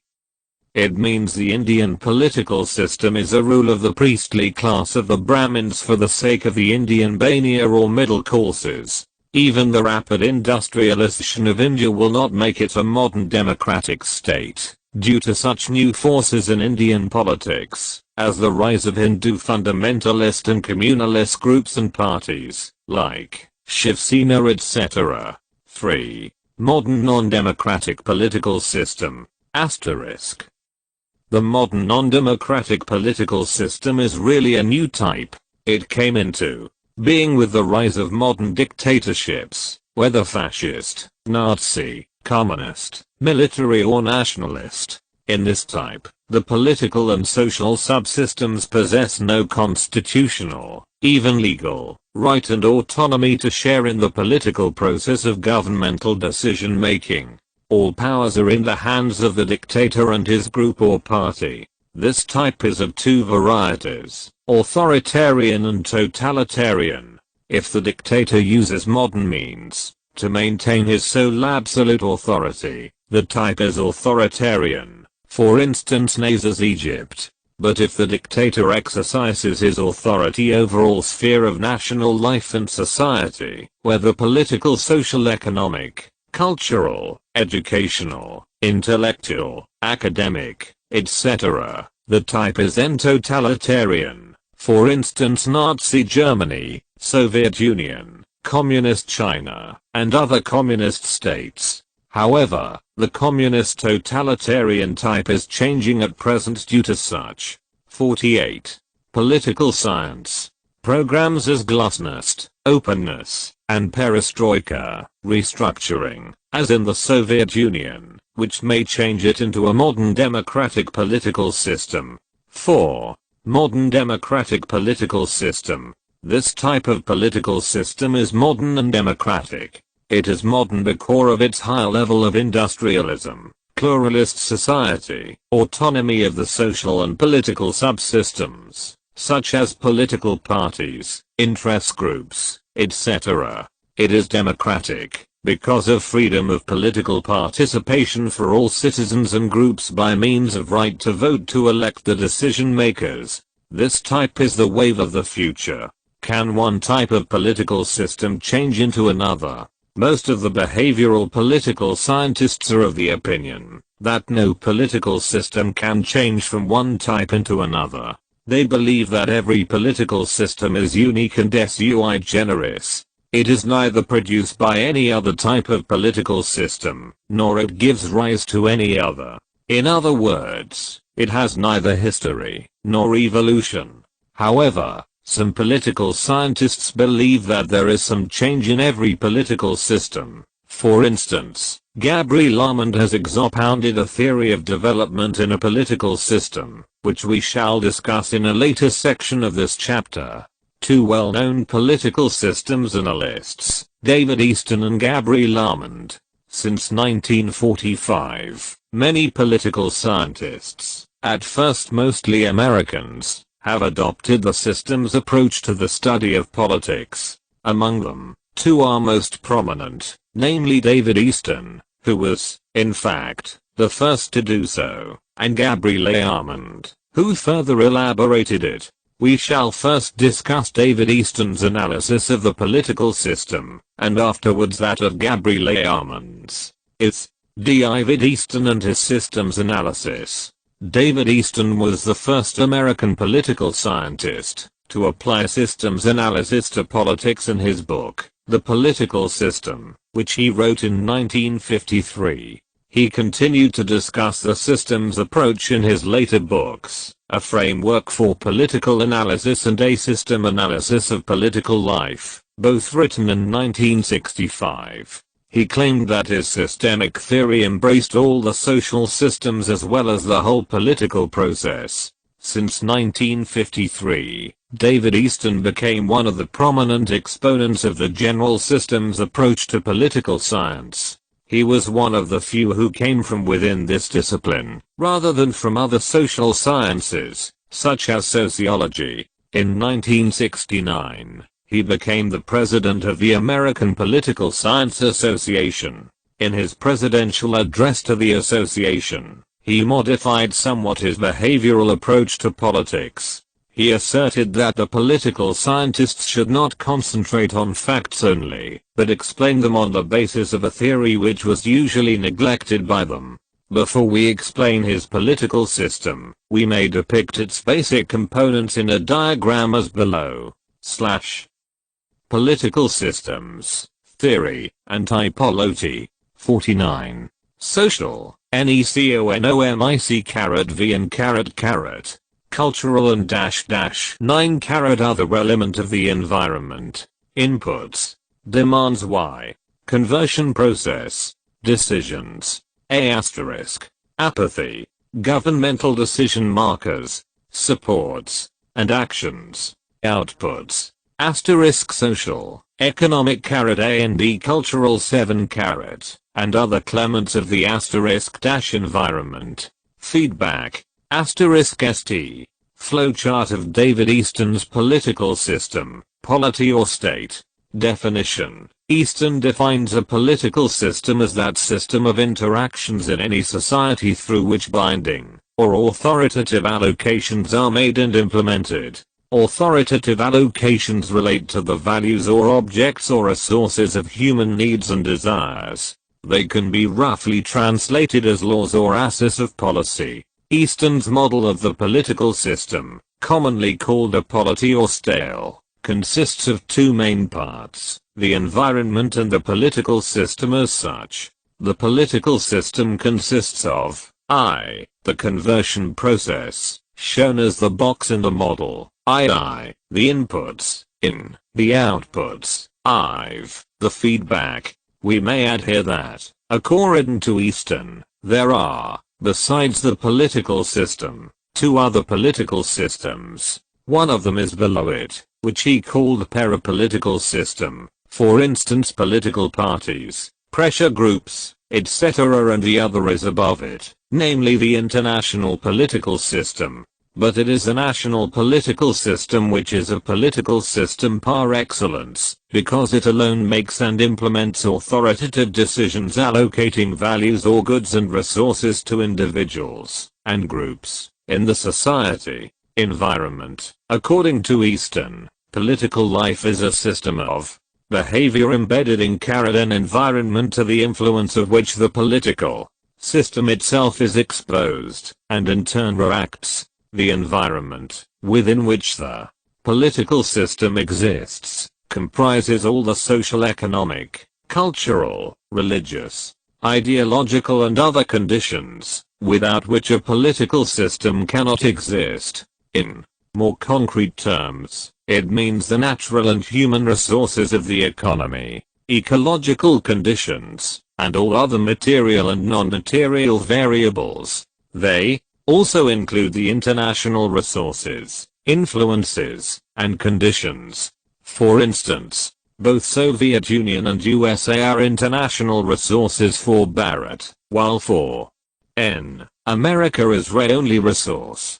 Both the internal and external variables, art of the political system, according to Easton, in the environment. Such systems as the ecology, economy, culture, personality, social, and demography, the limits or lines, which separate the environment, K political system, constitute its boundary. Within the boundary lies a 50. Political science. Political system, which is defined by the possibility of the exercise of legitimate force of its binding decisions. But the boundary is constantly changing, because the conditions in the environment are also constantly changing, and the political system has to cope with these changes or variables. They constitute the external variables of the political system. They are the forces which shape and change the inputs. Some of them come from within the system itself. It may be further noted that Easton's model is based on behavioral approach to politics. As he himself said in a later article, we have been interpreting political life as a system of behavior set in an environment and open to the influences stemming from that environment, as well as from internal sources. The inputs. Political process begins with the inputs. They are, broadly speaking, of three kinds: demands, supports, and apathy or opposition. The government receives the demands and the supports from the domestic and foreign interests, that is, from the environment around the political system. Demands provide the raw material or information, which the system must process, and the energy which the system needs.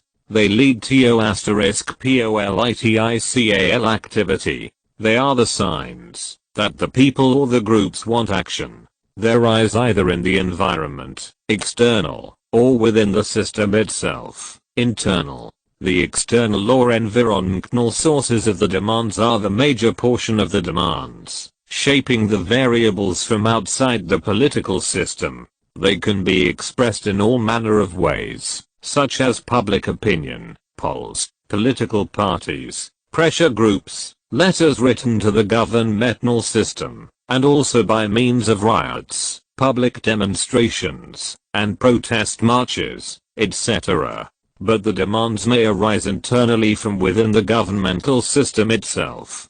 They arise from such aspects and influences as the representation system, the nature of the constitution itself, and the norms and procedures of the governmental system. They also arise from the values of the political culture of a political system.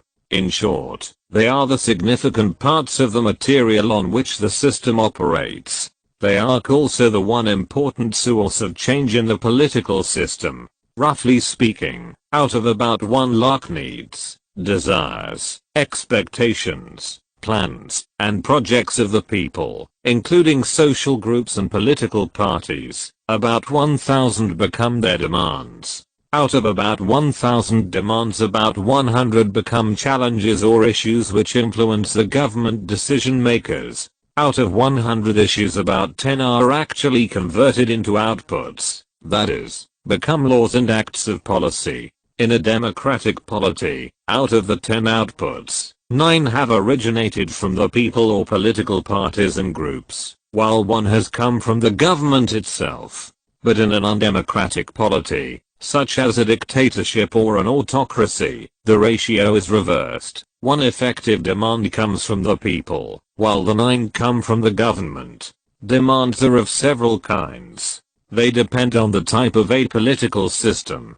Some of them are as follows. Economic demands include the desire for higher living standards, better employment opportunities or welfare or social security benefits. Regulatory demands means the demands for specific legislation, laws for maintaining peace and order, improving community relations, protecting human rights, e.c. in Islamic countries like Iran, Pakistan, or Saudi Arabia. Religious demands may be more important than economic or cultural demands. The intent to keep yes in the examples given above, we have said to, that demands can be in thousands. If all of them become effective or realizable demands or issues, requiring to be converted into outputs, they will overload the political system, the conversion box, that is the government. Every desire or hope cannot become a demand.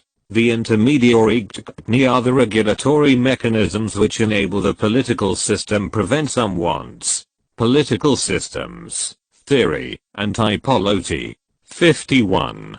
For instance, expectations, opinions, preferences or interests, from becoming issues or realizable and effective demands, and thus prevent overloading of the political system. They are as follows. 1. Structural mechanisms. They are the activities of opinion, leaders, political parties, mass media, pressure groups and the elite classes.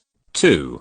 Cultural mechanisms. The cultural mechanisms are the norms which regulate behavior, impose taboos, and also include the socialization process. The gatekeepers operate at various levels of the political system. They sit astride the flow from demand to output, and, via the feedback loop back to the input side. They are known as gatekeepers, because they operate at those strategic points, where demands can be stopped, selected, winnowed down, combined with others, or are otherwise altered. It may be mentioned, there are more gatekeepers in a democratic state than in the undemocratic dictatorships or autocratic governments, which restrict them from arising. In the examples given above, in a theocratic state, the gatekeepers winnow out economic or cultural demands, while they select and strengthen religious ones. The supports constitute another kind of inputs. In simple terms, it means that the political system exists so long as the government has the support of the people. Supports can be in both active and passive ways. An active support is in the form of actions or attitudes which promote or resist a political system or the demands and decisions which are needed to keep the system going. This refers to three levels which exist to ensure the maintenance of the system. They are as under. Firstly, the political community. It supports the system through payment of taxes, participation in elections, obeying laws and accepting certain values. Thus people are part of a total political community, and provide allegiance to the system.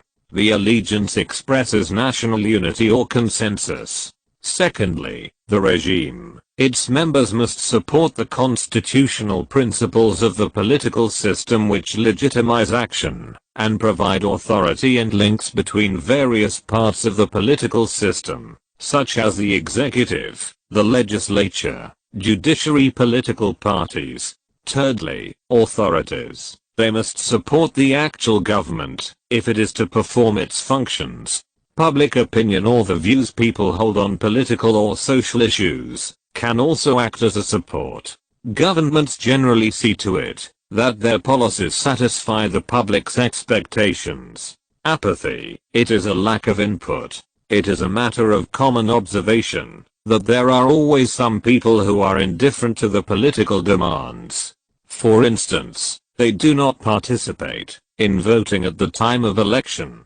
It is a passive indifference, but it affects the inputs. The fewer there are those who participate in politics, the lesser the inputs in the conversion process. Thus the political process is both quantitatively and qualitatively affected.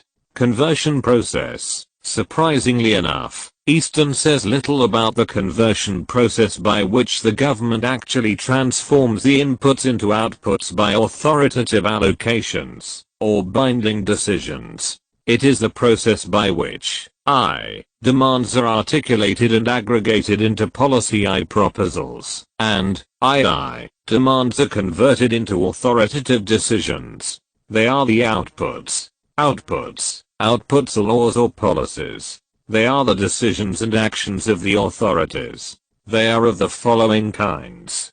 Extractive, for instance tax collection. B. Regulative, for instance laws. 52. Political science. C. Allocative, that is elevatics which allocate public funds to alternative users, and D. Judicial decisions, treaties, executive orders and administrative decisions. The list of the outputs can be much longer than mentioned above. Briefly, all the activities of the government can be grouped under the broad heading of the outputs of the government. What government does to allocate values or objects of human needs to the society in response to the demands and supports of the people, and of special interests are the outputs. G. Feedback. The feedback may be defined as the reactions of the people to the decisions and acts of the government called the output. Every government action is bound to cause some reaction from at least some of the people. It may be a response of the people who made the original demand, or of those who are affected by the output. The feedback is, thus, a dynamic process through which information about the output is communicated back to the system in such a way as to affect the subsequent behavior of the system.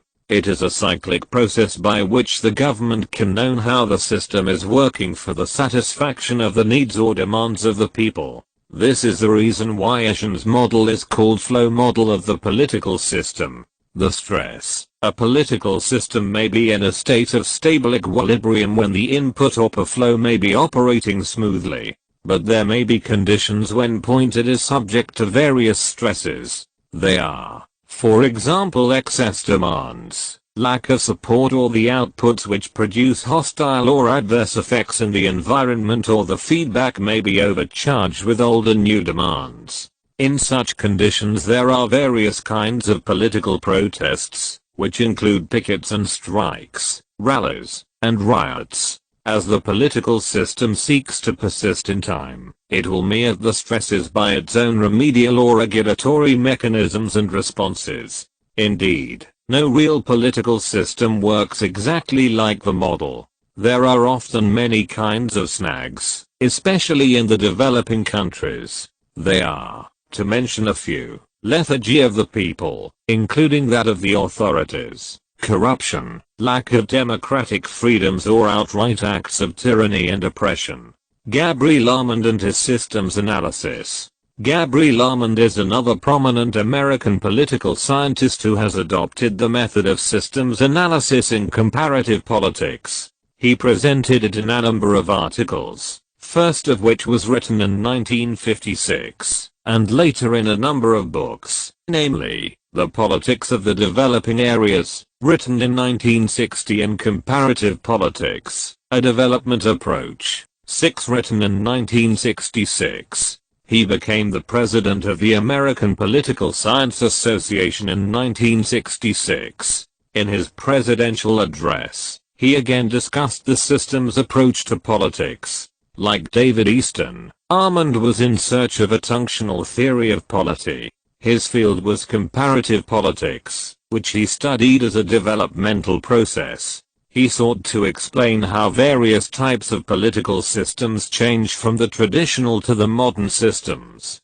His aim was, as he says, to explain and even predict cycles of short-range or long-range change of the political system in response to various kinds of environmental pressures. This is developmental approach, which is the main difference between his and Easton's theories. 6. Secretary Comparative Politics, System, Process and Policy by Gabriel Armand and O. 1. Bingman Powell Jr. 2nd edition. Ferrosons, Private, Limited. Lahore 1987.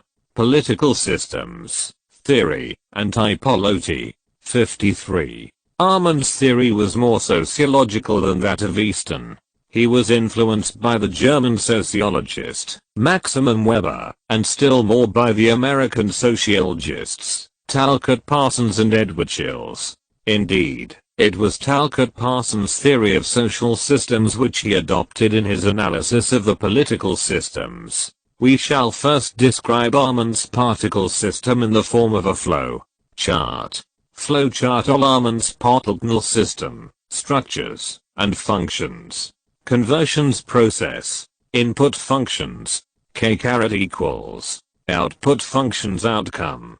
I*1 processes. Conversion Ri. -1 and interested G. Articulation. T. Interest 3. Policy making. On. Aggregation I. Rule making. Second. Root lump 10. Policy performance. Mintation. An. In. Rule adjudication. Law enforcement I. 1. J. CI. /LFS. IB. 1 1. Flowchart of Armand's political system, structures, and functions. Political system. Why do we use this term? First of all, Armand discusses a reason why the term political system is used in comparative politics. Formerly, political scientists used such terms as state, government, nation, etc. But these terms are limited by their legal and institutional meanings. Their use does not inform us about the roles played by these institutions in different states or countries. The reason is that the role of such an institution as a legislature or a court is determined not only by the formal provisions of the Constitution and law, but is also influenced by the informal groups, political attitudes, and a great many interpersonal relationships. Therefore, Armand says, if political science is to be effective in dealing with political phenomena of all kinds of societies, regardless of culture, degree of modernization, and size, we need a more comprehensive framework of analysis. Now the concept of political system directs our attention to the entire scope of political activities within a society, regardless of where in the society such activities may be located. In other words, the use of the term political system is structurally and functionally more accurate and meaningful than the use of such terms as state, government or the like. They are particular terms, and not universal terms like political system. Regarding the usefulness of the concept of political system, Armand says further the principal advantage of the system concept is that it analytically differentiates the objects of study from the government, directs attention to the interaction of the system with other systems in its environment, to its own conversion characteristics, and to its maintenance and additive properties. WJWT is a political system. This term consists of two parts, political and system. The term system we have already explained as the interdependence of the parts of an organism or machine on each other. If one part is changed in any way, it affects all the others. For instance, in a motor car the ring is a very small part of its engine. But if it is worn out, it will affect the working of the engine. It will then consume more petrol and produce less power, which will affect the speed of the car. Thus the wearing out of the ring will change the whole performance of the car. Now, interdependence or interaction between the parts and the whole is common to all systems, whether social, economic, or political. The question is, what makes a system political? It is the use of legitimate force or physical. 54. Political science. Compulsion which distinguishes the political system from all other kinds of systems. Therefore all relations, whether social, economic, cultural, religious, etc., which depend upon the use of legitimate force or threat of use of such a force become political relations, and thereby become a part of the political system. He says, when we speak of the political system, we include all the interactions which affect the use or threat of use of legitimate physical coercion. The political system includes not only governmental institutions such as legislatures, courts, and administrative agencies, but all structures and their political aspects. Among these are traditional structures such as kinship and caste groupings, and economic phenomena such as assassinations, riots, and demonstrations, as well as formal organizations like parties, interest groups, and media of communication. For instance, the political system of a country is of one kind, when there is no television station in it. But it will be changed into another kind when a TV station or stations are installed in it. What is more, even if a country has no TV station in it, but a neighboring country installs one, the political system of the TV-less country will be accordingly changed, for it will be affected, adversely or not, by foreign telecasts. Thus the installation of a TV system is not merely a recreational matter, but has political effects not only on the political system of the country in question, but also on all those countries which come within its telecast range. This leads us to the question, where is the boundary of a political system? Boundary of a political system. David Easton has given a rough and ready description of the boundary between the society and the polity, but Armand has described it in more operational terms. No hard and fast line of demarcation can be drawn between a political and the economic or religious systems, because the boundary oppounds the political system is constantly changing. It is sometimes expanding, and at other times contracting. Take the case of inflation. When prices are stable, the political system of a country has nothing to do with religion, the question of wages or salaries. It is a matter between employers and employees. In other words, it is only an economic relation. However, when prices rise, the wages of the workers may not be sufficient for their daily needs, but their employers may refuse to increase their wages. Accordingly, the workers may threaten strike to compel the employers to do so. The strike may turn into a riot, which becomes a political question. Thus inflation brings economic relations within the boundary of a political system, which may in its turn affect even the political philosophy of the country. In short, the question of inflation expands the political system. Or take another example. In an Islamic country, religious questions expand the political system, while in a secular country, in which politics has nothing to do with the religious questions, do not become political, the political boundary is accordingly contracted. Or take the case of the students' unions. Once they were peaceful bodies, interested in training students for debates and such other educational matters. But when they were turned by some political parties into instruments of student strikes and riots, they have become political, and come within the boundary of the political system. Or take the case of women. For centuries women lived under the domination of men, and were confined within their houses and domestic chores. Political system had then nothing to do with women. Instead, politics was meant for men only, something run by men, and consisted of men, even though a woman, like Raja Sultana of Delhi, Elizabeth I of England or Catherine the Great of Russia, might rule over men. But when women have started coming out of their homes, and asking for the same rights and freedoms as enjoyed by men, women's demands have also come within the bounds of the political system. In other words, it has now expanded the political system to include women's problems. In short, the boundary of the political systems, theory, and typology. 55. System may sometimes expand, and at other times contract. What is more, its boundary may at one and the same time expand in one direction and contract in another.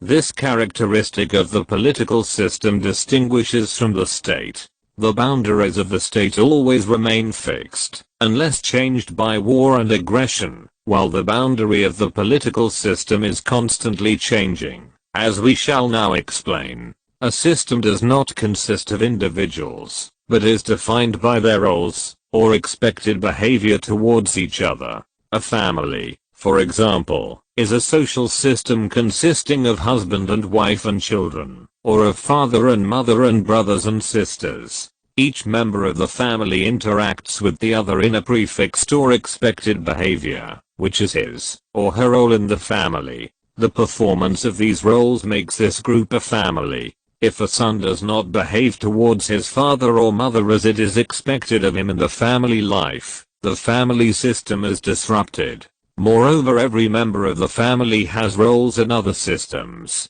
In short, social or economic system is a network of roles, or expected behaviors. The political system is also a complex of interactions of voters, legislators, ministers, administrators, judges, nationals, etc. The same individual who performs a political role also perform economic, social, religious and other roles.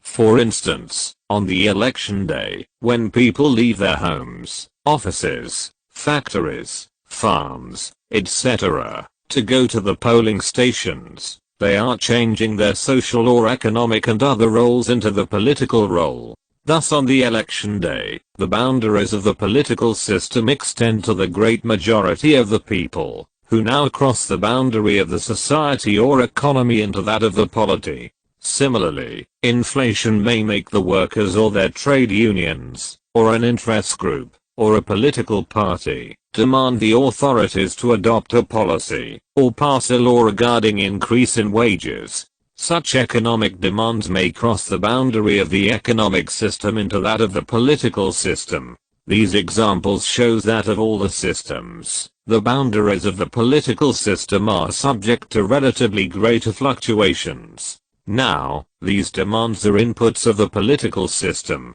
The policy or law made in response to them are its outputs, that is, they are converted by the authorities into outputs. A political system, therefore, as a flow of the interactions, consists of three parts: the inputs or sources of the demands which come from the people, the conversion process, and the outputs, which are governmental acts and laws. They are the authoritative, or binding decisions of the authorities or the conversion process. The political system is the set of interactions of these three parts, and its boundaries are determined by these factors in its environment. Armand says, when we talk about the sources of inputs, their numbers, content, and intensity, and how they enter the political system, and of the number and content of outputs, and how they leave the political system and affect other social systems, we shall in effect be talking about the boundaries of the political system. Armand defines the boundary as points where other systems end and the political system begins. Form of the political system. Up to now we have been describing the nature of the political system. Every political system has a definite form. Like every social system, it is a definite mode of behavior, which can be actually observed. It consists of various units, called structures. A structure is a unit of behavior or interaction which is regularly performed, and is actually observable. For example, a court, which is a unit of interaction, or behavior, between a judge, an advocate, witnesses, and clients. Ordinarily a court is called an institution, but in systems analysis, it is called a structure. Because here we are not interested in the legal rules which govern its working, but in the actual behavior and interaction between its units which are regularly performed. It is an operational concept, and can be tested, and verified by empirical or experimental methods. 56. Political science. Every structure consists of units, which are called roles. For instance, the role of a judge, or of an advocate. A role is the particular part of the activity of the individual who are involved in a political process. Every individual performs several roles, but only that role is political which is performed in political processes. The political role is a basic unit of the political system. A role is neither a rule nor a norm, because it is only the observable behavior of an individual. A rule or a norm may influence the behavior of the individual, but it rarely describes it fully. For instance, the behavior of a judge in the court is governed by the rules, but it is his role as his actual and observable behavior. Stat is much more than what is covered by the rules. Recruitment function. Every political system is subject to a particular change, namely, the change of personnel. That is to say, the individuals who perform political roles may die or leave them, hence new individuals have to be recruited or enrolled to perform these roles. This is the recruitment function of the political system, which alone makes it possible for it to continue to exist over time. The new individuals may, however, not perform their roles in the same way as did their predecessors. Thus, with the change of the personnel, the political system is subject to change. It means that the new individuals have to be trained to perform the roles in the manner as expected of them. Vertical bar. Roles and structural differentiation. A political system is subject to another kind of change, that is, the differentiation of roles and structures. It is its developmental phase. By differentiation of roles and structures we mean the development of new roles and structures, the transformation of the older ones into new ones, and the growth of new relationship between the roles, and between structures or subsystems. In speaking of the developmental aspect of role and structure then, we are interested not only in the emergence of new types of rules or the atrophy of old ones, but also in the changing patterns of interaction among roles, structures, and subsystems. Political culture. A political system is not merely a matter of roles and structures. There is always something more to it. It is its culture. Just as we can know about a man, not merely by looking at his outward bodily behavior, but also by looking inside him, into his habits, attitudes, and beliefs, so we can study a political system by observing not only the outward behavior of its component units, structures and roles, but also the habits, attitudes, and beliefs of the individuals performing these roles, which is the culture of the political system. Therefore, to know about the political system it is necessary to know about its actual performance as well as the underlying propensities, which constitute its political culture. Political culture means the attitudes, beliefs, values and skills of the population as well as the special propensities and patterns which are found within separate parts of the population. While the political culture is common to the whole population, the special propensities and tendencies are found in particular classes, ethnic groups or tribes, castes, etc., and also among the groups performing definite roles in the political system. They constitute its subcultures. The more we know about the structure and culture of a political system, the more we know about its performance and present and future developments. As we learn about the structure and culture of a political system, our capacity to characterize its properties, and to predict and explain its performance, is improved. Political systems, theory, and typology. 57. Political socialization. By political socialization is meant the way an individual acquires the attitudes, values, skills, etc., of his political culture. A child is socialized into his political culture in his family and school, and the adult individual is further socialized by his experience of the performance and behavior of the various roles of his political system. Thus, political socialization is the process by which political attitudes, values, etc., are inculcated into children, who become adults, and as adults are recruited into roles. Development of the political culture. Just as the structures of a political system develop, so does its culture. The development of a political culture is commonly known as secularization. Secularization is the process whereby men become increasingly rational, analytical, and empirical in their political action. It distinguishes a traditional political system from a modern political system. In a traditional political system, as for example that of a tribal or caste-based government, an individual, for instance a tribal chief, in his political activities does not depend on a rational analysis of his experience, but on the traditions and customs of his culture.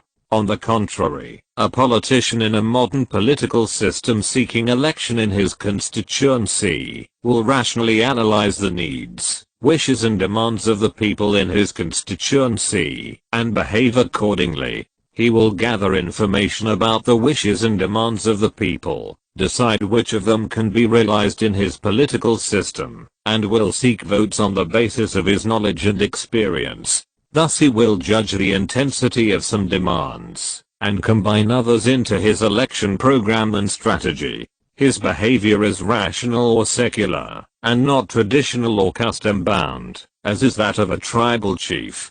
But even in a modern political system, all behavior is not necessarily rational and secular. It may be influenced by old traditions and customs. Anyhow, the political culture and subcultures of a political system develops in two ways, by differentiation of roles, and by secularization or rationalization of behavior. Inputs and outputs. A political system is essentially an input-output conversion process. Inputs are the demands which arise in the environment, but some inputs come from the rulers and elites of a political system. When they are fed into the conversion process, they turn out as outputs or authoritative decisions, and go into the environment. Some of them may again return to the political system as feedback, and may thus affect, or change the system.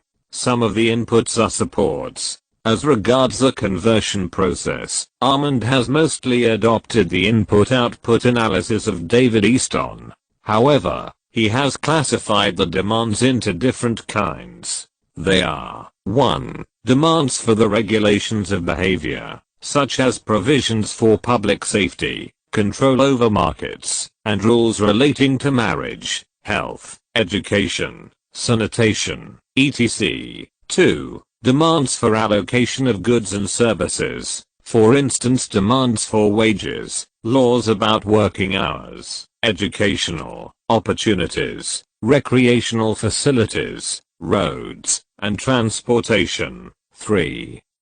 Demands for participation in the political system, for instance, for the right to vote, to hold office, to organize political associations, etc. 4. Demands for communication and information, such as demands for the communication of policy aims from the policy-making elites, or the display of majesty and power of the political system in times of war threats, or on ceremonial occasions and displays. It may be noted that demands need not come singly. They may unite with each other's in various combinations. Moreover, some demands are more 58. Political science, intense and urgent than others and will, therefore, be attended to more promptly by the conversion process of the political system.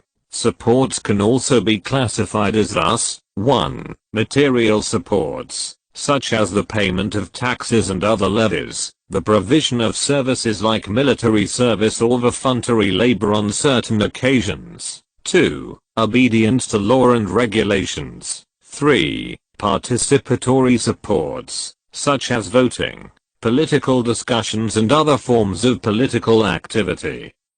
4. Attention paid to governmental communications, and the manifestation of deference and respect to public authority, symbols, and ceremonials, for instance saluting the national flag, when it is displayed in the public ceremonies.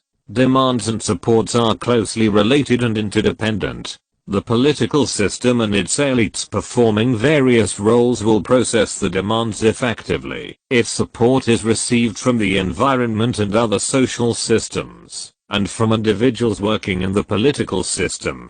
Capabilities of a political system. Like every organism, a political system needs capabilities which it performs as a unit in its environment. Capability means the behavior of the political system as a unit in its environment.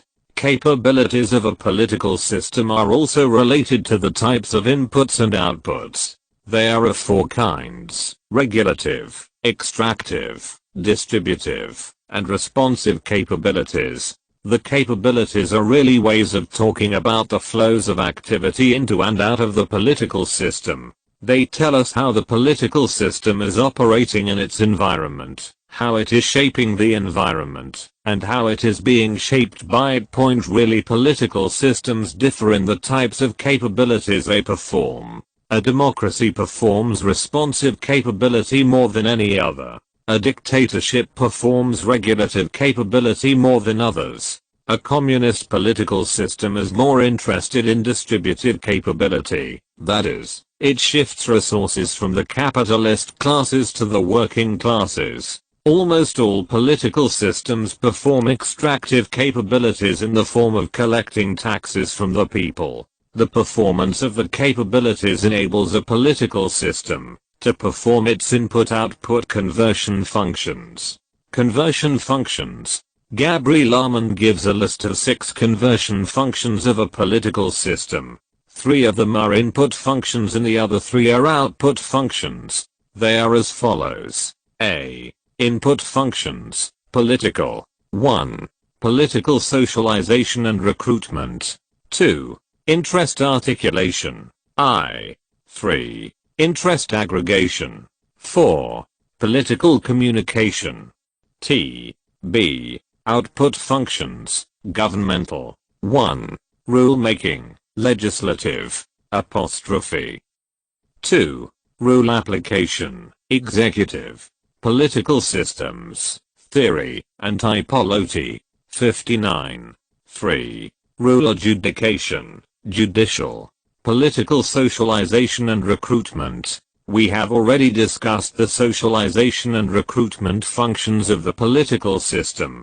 They are really the functions of citizenship training and recruitment into political roles. They are functions of its structure and culture, mainly by the socializing influences of the primary and secondary structures through which the children and the young pass, and which continue throughout adult life. These structures are the family, the school, the religious bodies, the work groups, voluntary associations and the media of communication such as press, radio, TV, etc., the political parties and interest groups as well as the governmental institutions. It means that socialization is the process of induction into the political culture, which is either latent, as in family life, or manifest, as in a political party. The process of socialization differs in different kinds of political systems. In traditional political system, it is particularistic, diffuse and descriptive. That is to say, it is influenced by kinship relations of castes and tribes, and other traditional groups. In a modern political system, socialization is more universalistic, manifest, rational, secular, and achievement-oriented. Armand writes, if political socialization produces a basic attitudes in a society towards the political system, its various roles, and public policy, then by studying political culture and political socialization we can gain understanding of one of the essential conditions which affect the way in which these roles are performed, and the kinds of political inputs and output which these roles produce. Political recruitment takes up where political socialization leaves off. The induction of the individuals into various political roles is also influenced by the kind or type of political system is. In traditional political groups, recruitment is on the basis of family, caste, biradari, tribes and on kinship and social status, while in the modern societies it is made on the basis of political party membership, achievement, performance, etc. Interest articulation.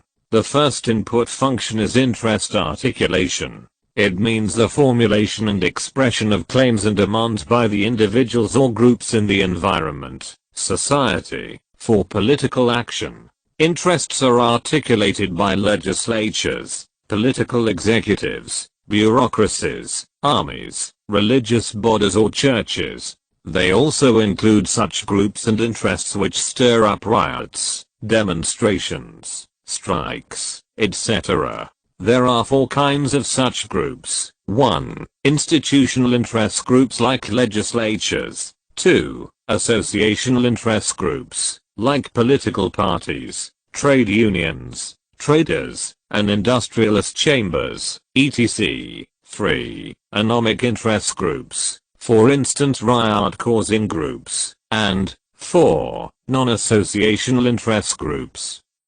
For instance kinship and lineage groups such as tribes, castes, etc., ethnic, regional, religious and class groups. The style of expressing interests may be manifest or latent, overt or covert, specific or diffuse, general or particular, instrumental or effective. For instance, too much expression or articulation of the economic interest groups, causing riots, etc., would become a problem for the political system to maintain. 60.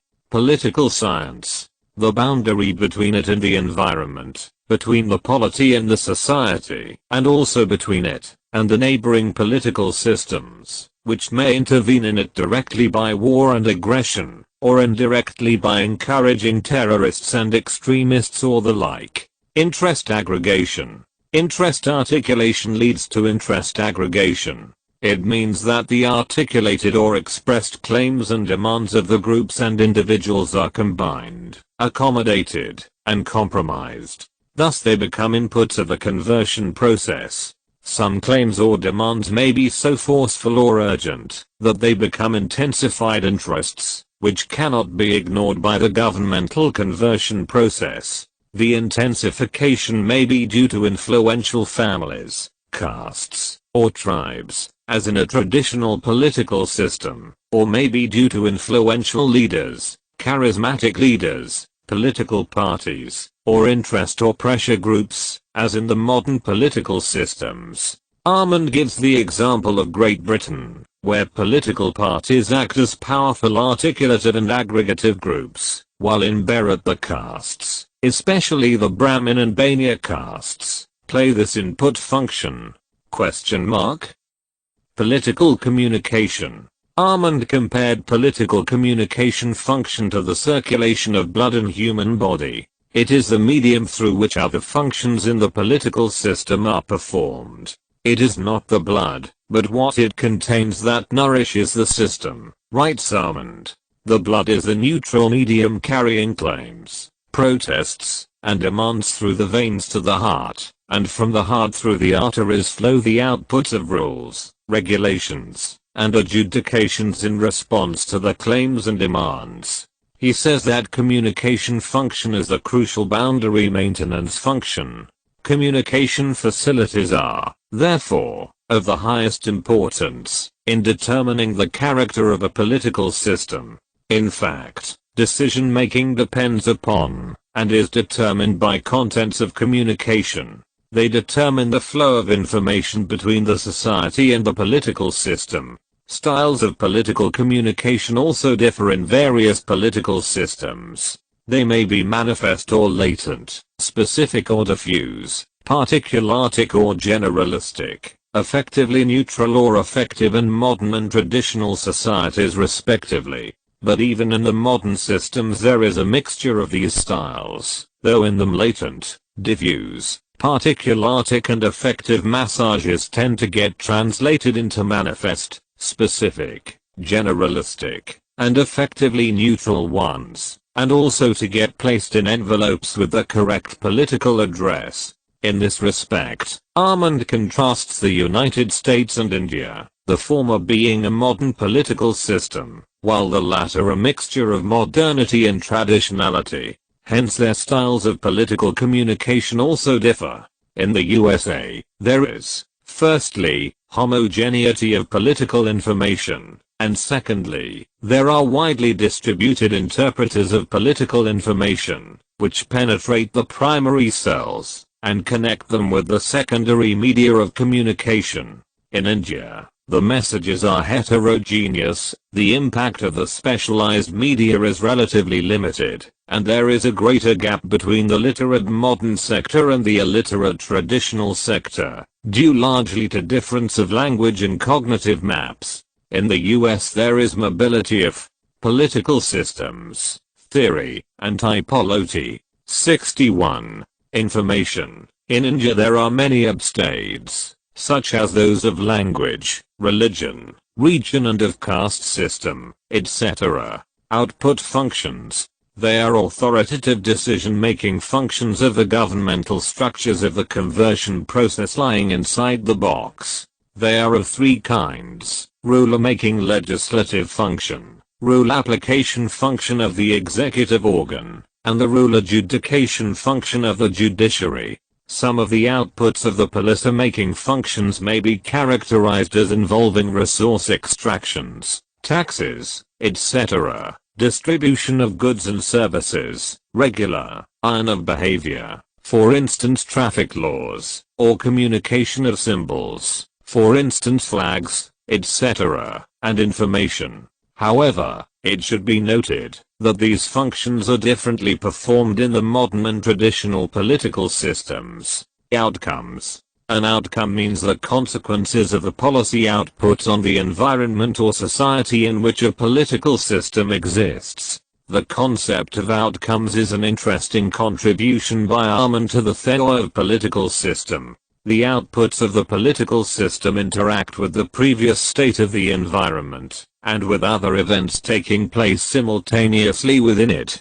They become the outcomes. For example, an increase in educational expenditure under a policy may be diminished by bureaucratic inefficiency and corruption, with the result that the benefits of the expenditures may not come about, or may be much lesser than expected. Or take another example, benefits of the economic development planning may be nullified by population increase. Feedback. Feedback means the effects by which successful or unsuccessful efforts to change the environment have consequences for a new round of political inputs. In other words, feedbacks are the effects of the outcomes of a policy or law on the environment leading to new demands for inputs. For example, as net expenditures for each pupil decline, parent group may articulate new demands for further increases in the education budget.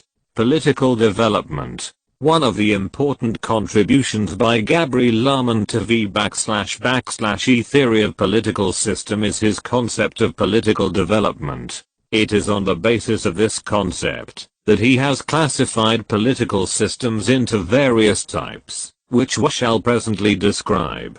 Political change is one of the most pervasive and fundamental factor in the life of the political systems. Hence, as Arman says, it is necessary that the study of politics must be a dynamic system and process analysis, AVD, not a static and structural one. By political development Arman means any situation senior challenge which compels a political system to change, or readjust its culture or structure. Cultural changes due to secularization and structural change due to 62. Political science. Differentiation of roles. Development can be produced due to problems and challenges for change, which are of 5 kinds, as under 1, 2, 3, 1. State building. It is an integrative response to the challenges confronting a political system. 2. Nation building. It is the system development, by promoting the loyalty and commitment of its nation or people. 3. Participatory development. This type of change is in the form of the pressure from the groups in the society for having a part or share in the decision-making process. It is the participatory development of the political system which tends to make it a democracy. 4. Economy building, by using political system to greater production. 5. Distributory development, the pressure from the domestic society to employ the decision-making authority of the political system to redistribute income, wealth, opportunity and honor leads to distributory development. It will make it a welfare state. If we know the demands, challenges or pressures from within the environment, both domestic and international, around a political system and the kind of its responses to them, we can predict how it will develop. These challenges may not come singly but jointly, which Arman calls the challenge of cumulative demands or evolutions. He writes further, it is generally recognized that a major problem in the new nations of the Third World today is the cumulative revolutions they have to face. People demand participation, national unity, economic betterment, law, and order, simultaneously and immediately. Moreover, development in one part of a political system may give rise to demands or pressure in the other parts. For instance, when the educational system of a country develops, the demand for participation in the decision-making process will also arise. On the other hand, illiteracy lowers the demand of the people for participation, but it will generate pressures in other directions. Illiteracy lowers the productive capabilities of the people and thereby lessen the resources of the political system, and thus renders it incapable of meeting the demands and pressures from other directions. The consequent overload of the demands, etc., may cause law and order problem, and thus result in the instability of the political system. Armand writes, the extent to which the political system is loaded or overloaded will vary with the capabilities of other social systems in the domestic society and the international system. That is the reason why the functioning pattern of a political system is itself another factor in its stability. Armand writes, some kinds of political systems can withstand demand and support fluctuations better than others. For instance, a political system with a good administrative services or a strong army can maintain law and order better and resist economic demands, that is, riot-causing demands of certain groups, or of the people in it. Similarly, a system geared to a high level of responsiveness to inputs from many sources can cope with demands from new groups, and with loss of support from some old ones. Some systems are geared for change and adaptation, others are not. These are the problems of political development. Political systems, theory and Topology. 63. Two kinds of developments. Political development can be, in general, of two kinds: secularization of political culture and differentiation of political structure. Secularization. Armand defines it as thus: secularization is a process of attitude change, whereby people become more oriented to cause and effect relationships they can see in the world around them. It results from the spread of education and communication media, and from the development of science and technology. In the secular culture, individuals tend to believe in their ability to shape their environment. They also adopt such courses of action as help them in shaping their environment. Take the example of modern political leader, and of a tribal chief in a tribal society. A modern political leader carefully studies the demands of the people of his constituency in order to win majority of their votes at the time of election. He gathers information about the constituency, such as the needs of its people, which will help him in winning election.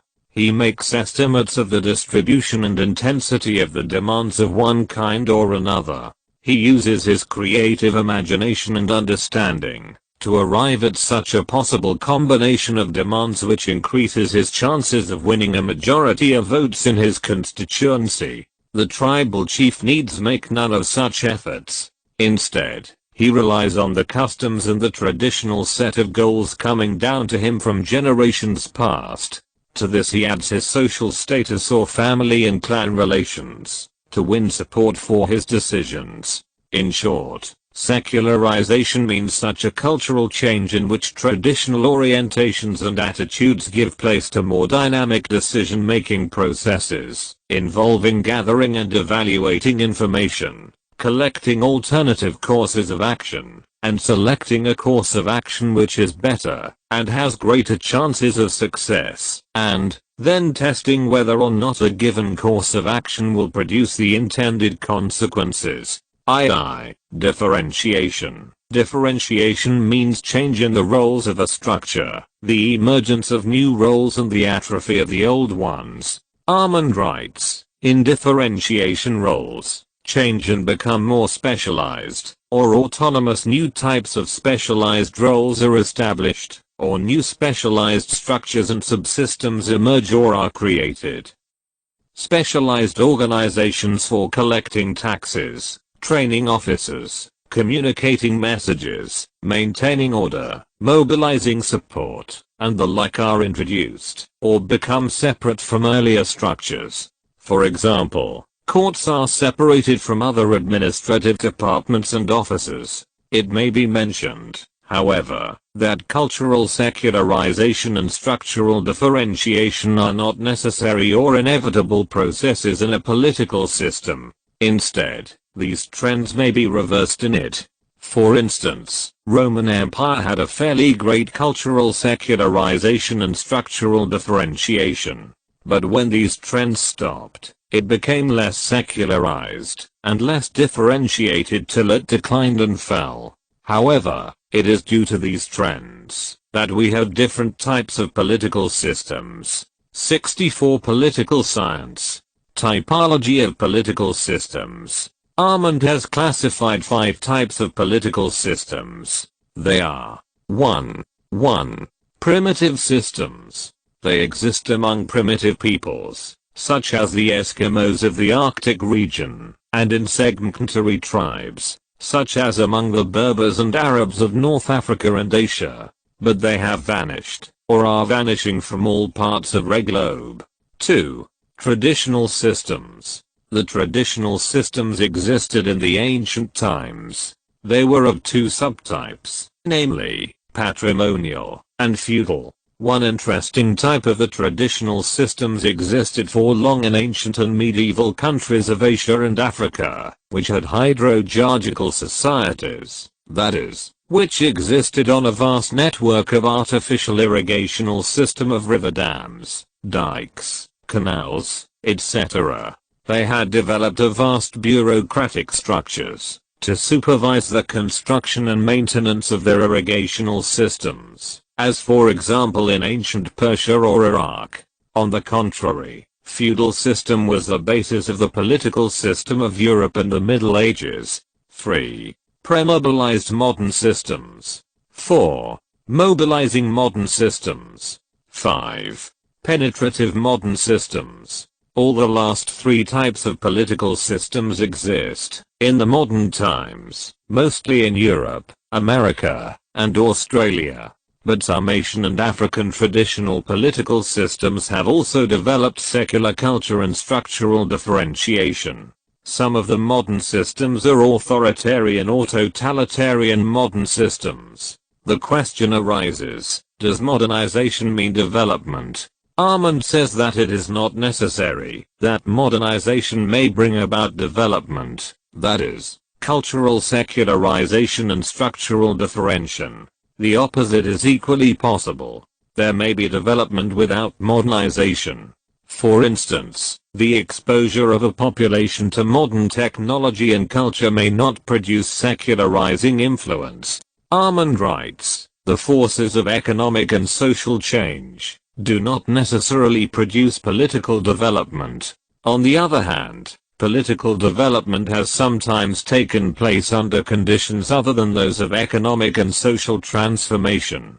We may repeat here that development takes place due to the 5 types of problems for, or challenges to, a political system, namely those of state building, of nation building, of economy building, of participation and of distribution, as we have mentioned above. Chapter 5. A science / From the very day political science came into being, it has been a subject of controversy. It is frequently asked as to whether it is really a science at all.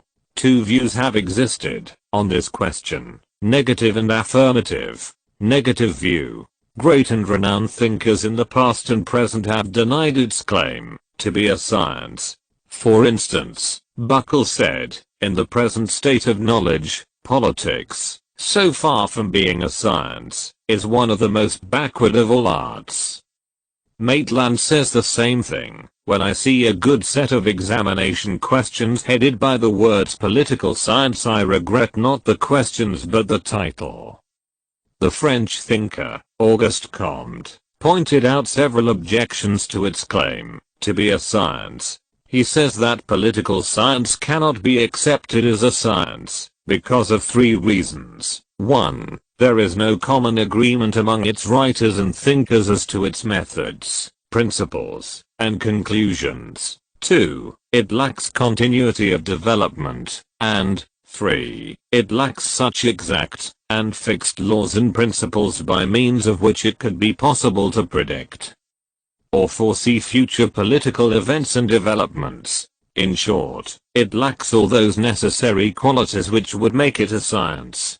Similarly, Bismarck remarked, Politik ist kein Exaktwissenschaft. Politics is not an exact science. More recently, Walter Lippmann, American educationist and philosopher, said, "Nobody takes political science very seriously. Nobody is convinced that it is a science, or that it has any important bearing on politics." Affirmative view.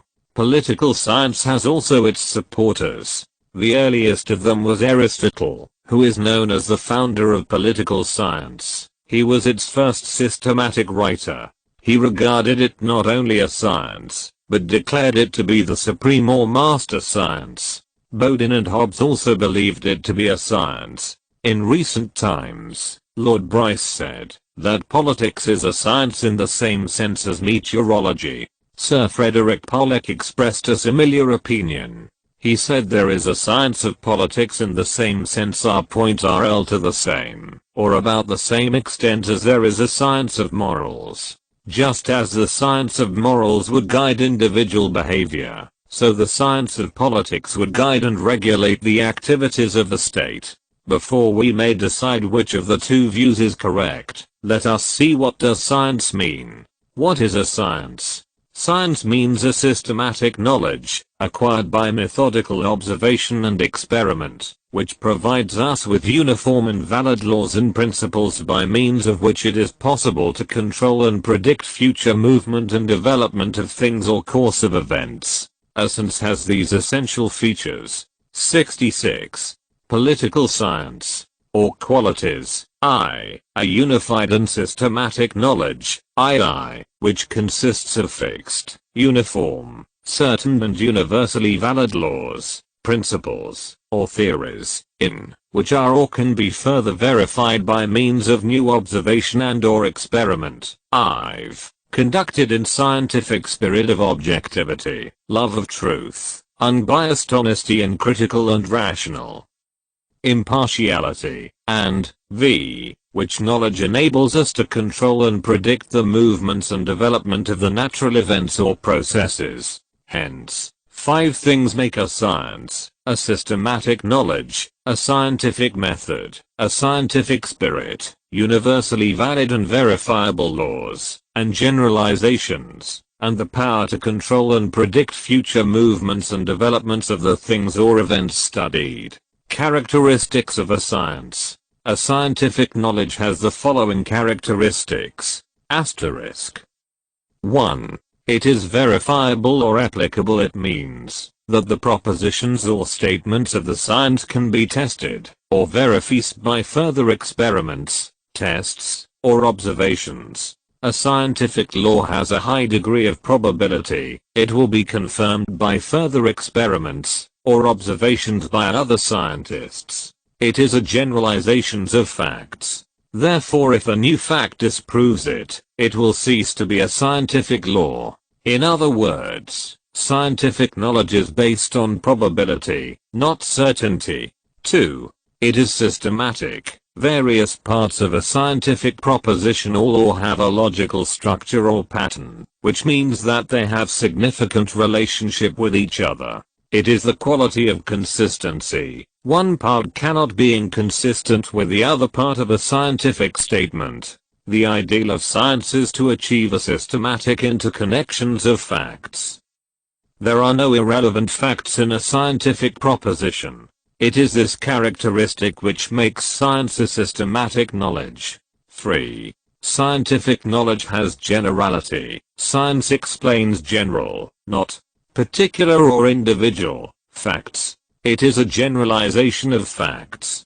Hence it enables us to explain new facts. It enables us to predict what a thing or phenomenon will be the next time it occurs. The aim of science is to form such generalization or laws which make explanation and prediction possible to the maximum extent. 4. Scientific knowledge has objectivity. Scientific knowledge is a statement of facts, which can be objectively verified by further experiment or observation by anyone at any place, and at any time, present or future. From this comes its 5th quality. 5. Science is a dynamic, not static, knowledge. It means that scientific knowledge is constantly developing. It is a kind of knowledge that makes further knowledge possible. If new facts are discovered, they may I. disprove an old scientific law, which is then discarded, and a new law is searched for, or I. extend an established generalization to new facts, and thus make it more comprehensive and explanatory. Science, writes Collingwood, does not consist in collecting what we already know, and arranging it in this or that kind of pattern. It consists in fastening upon something we do not know, and trying to discover it. Is political science really a science? 67. Science is finding things out. Hence science needs observation and experiment constantly. That is to say, it always needs research or search for new facts. It means new discoveries, new facts and new laws. Kinds of sciences. Sciences can be divided into different kinds as thus. 1. Natural, physical, biological and social sciences. Physics and chemistry are natural or physical sciences or sciences of nature. Biology, zoology, botany, and medicine are biological sciences or sciences of living beings. Political science, economics, sociology, etc., are social sciences. 2. Exact and non-exact sciences. Exact sciences are mathematics, physics or chemistry, while non-exact sciences are the social sciences, including political science. A science is exact when its conclusions are verifiable, point results are precise and quantitative, and laws are universally valid.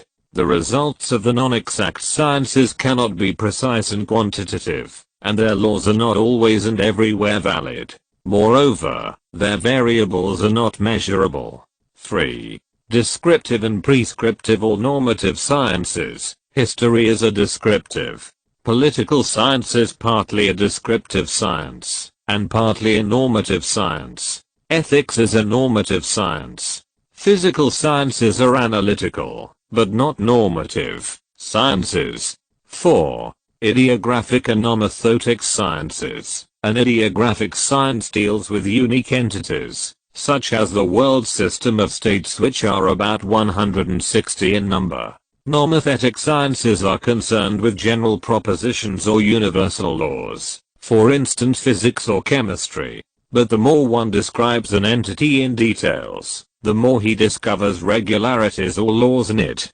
Hence the difference between the ideographic and nomethetic sciences is not of kind, but of degree. Natural and social sciences distinguished. Broadly speaking, natural sciences are sciences of nature, and social sciences are sciences of man or human society. They deal with two different kinds of phenomena. They are different in their nature, behavior, and qualities. Phenomena of nature can be observed and experimented upon with scientific objectivity, which gives us uniform and universally valid and ascertainable laws, arid results. On the basis of these exact laws, it is possible to predict and control these events and phenomena. Hence natural sciences are also called exact sciences. They are, for example, the sciences of physics, chemistry, etc. The laws of physics remain true and valid, whether they are studied and applied in Pakistan or France. The laws of chemical processes remain the same, whether they are taking place in Africa or Europe. They remain the same, whether they occur on Earth, or on the moon and stars. For instance, two atoms of hydrogen when combined with one atom of oxygen will produce water, whether this combination takes place in Pakistan or in Peru, on Earth or on Mars. It means that the laws of physics and chemistry are fixed, certain, uniform, universally true or valid and predictable. But the same cannot be asserted about the laws, principles, and theories of the social sciences, which deal with human life and society. The difference between the two, however, is not of kind, but of degree. Natural. 68. Political science. Sciences are exact sciences, while social sciences are less so. With the advance in human knowledge, Social sciences are also becoming more and more exact, precise, and predictable. In what sense political science is not an exact science? Politics is not an exact science, like physics or chemistry. Firstly, there are no absolutely exact, certain and universally valid laws and principles in it. Secondly, no experiment, in the laboratory sense of the term, is possible about man and his political acts and ideas, which are the subject matter of political science. Hence, its laws, conclusions, and theories cannot be verified. Thirdly, human nature is so complex, and so changeable, that it is nearly impossible to predict its behavior and movements. Finally, there is no consensus of opinion among the scholars and thinkers of political science about its methods, principles and conclusions. 7. Its laws are mostly uncertain, its logic is sometimes inexact, and its conclusions are at times dubious. Method makes science. But political science, like all other social sciences, has no scientifically reliable method. Experiment is impossible in it, because it deals with state, and state cannot be experimented upon. A student of political science cannot acquire such a power and control over his subject, that is, man in politics, as to create an artificial uniformity in him. He cannot, after 20 generations of education or breeding, render even two human beings sufficiently like each other for him to prophesy with any approach to certainty that they will behave alike under like circumstances. Similarly, like the political scientists, the practitioners of politics, namely, the statesmen and politicians, find it difficult to apply political principles and theories in practice. They often compromise with them when translating or putting them into practice. Such were the difficulties which made Bismarck to remark that politics is not an exact science. Professor W. M. Mackenzie, taking a more sympathetic view of political science, says, the word science here indicates simply that there exists an academic tradition of the study of politics, a discipline communicated from teacher to pupil, by speech and writing, from some 2,500 years now. It does not mean that this discipline claims to be a natural science, or that it could be improved by copying the methods of physics and chemistry more exactly. Nevertheless, though not an exact science, several methods and techniques of modern science and technology have come into being in recent times, which, when applied to researches in political science, can make it a more exact science than it was before. Why political science cannot be an exact science? An exact science is one in which explanation covers all factors and prediction is correct. But such a high level of accuracy is not possible in political science due to the following reasons. I. 7. Sir Ernest Baker writes, each professor of political science is apt to eel about the professors, if not about himself, that they argue from questionable axioms by a still more questionable process of logic to conclusions that are almost unquestionably wrong. Compare Education for Citizenship, p. 2. 3. Is political science really a science? 69. 1. The multiplicity of variables and the necessity of selection. The first limitation is that in political science explanation has necessarily to be selective. A political scientist cannot explain an event in terms of all the factors causing it. Instead, he has to select those which he considers to be the most significant, while he says little or nothing about other factors. But it is quite likely that the event was caused by the factors which he had ignored. At the same time, another political scientist may explain it in terms of another set of factors, which may be more correct. 2. Unpredictability of political events. The necessity of selection in political explanation also makes prediction difficult, if not impossible. Explanation and prediction have much in common. When we explain an event by identifying its causes, we are also asserting that how it will happen next time. But as our explanation is selective, we may not predict how it will happen next time, because we have neglected or ignore the cause or causes which have really brought it about. Thus the neglect of significant causes will make our prediction inaccurate. In other words, the soundness of the prediction necessarily depends upon the prescience with which relevant factors are selected.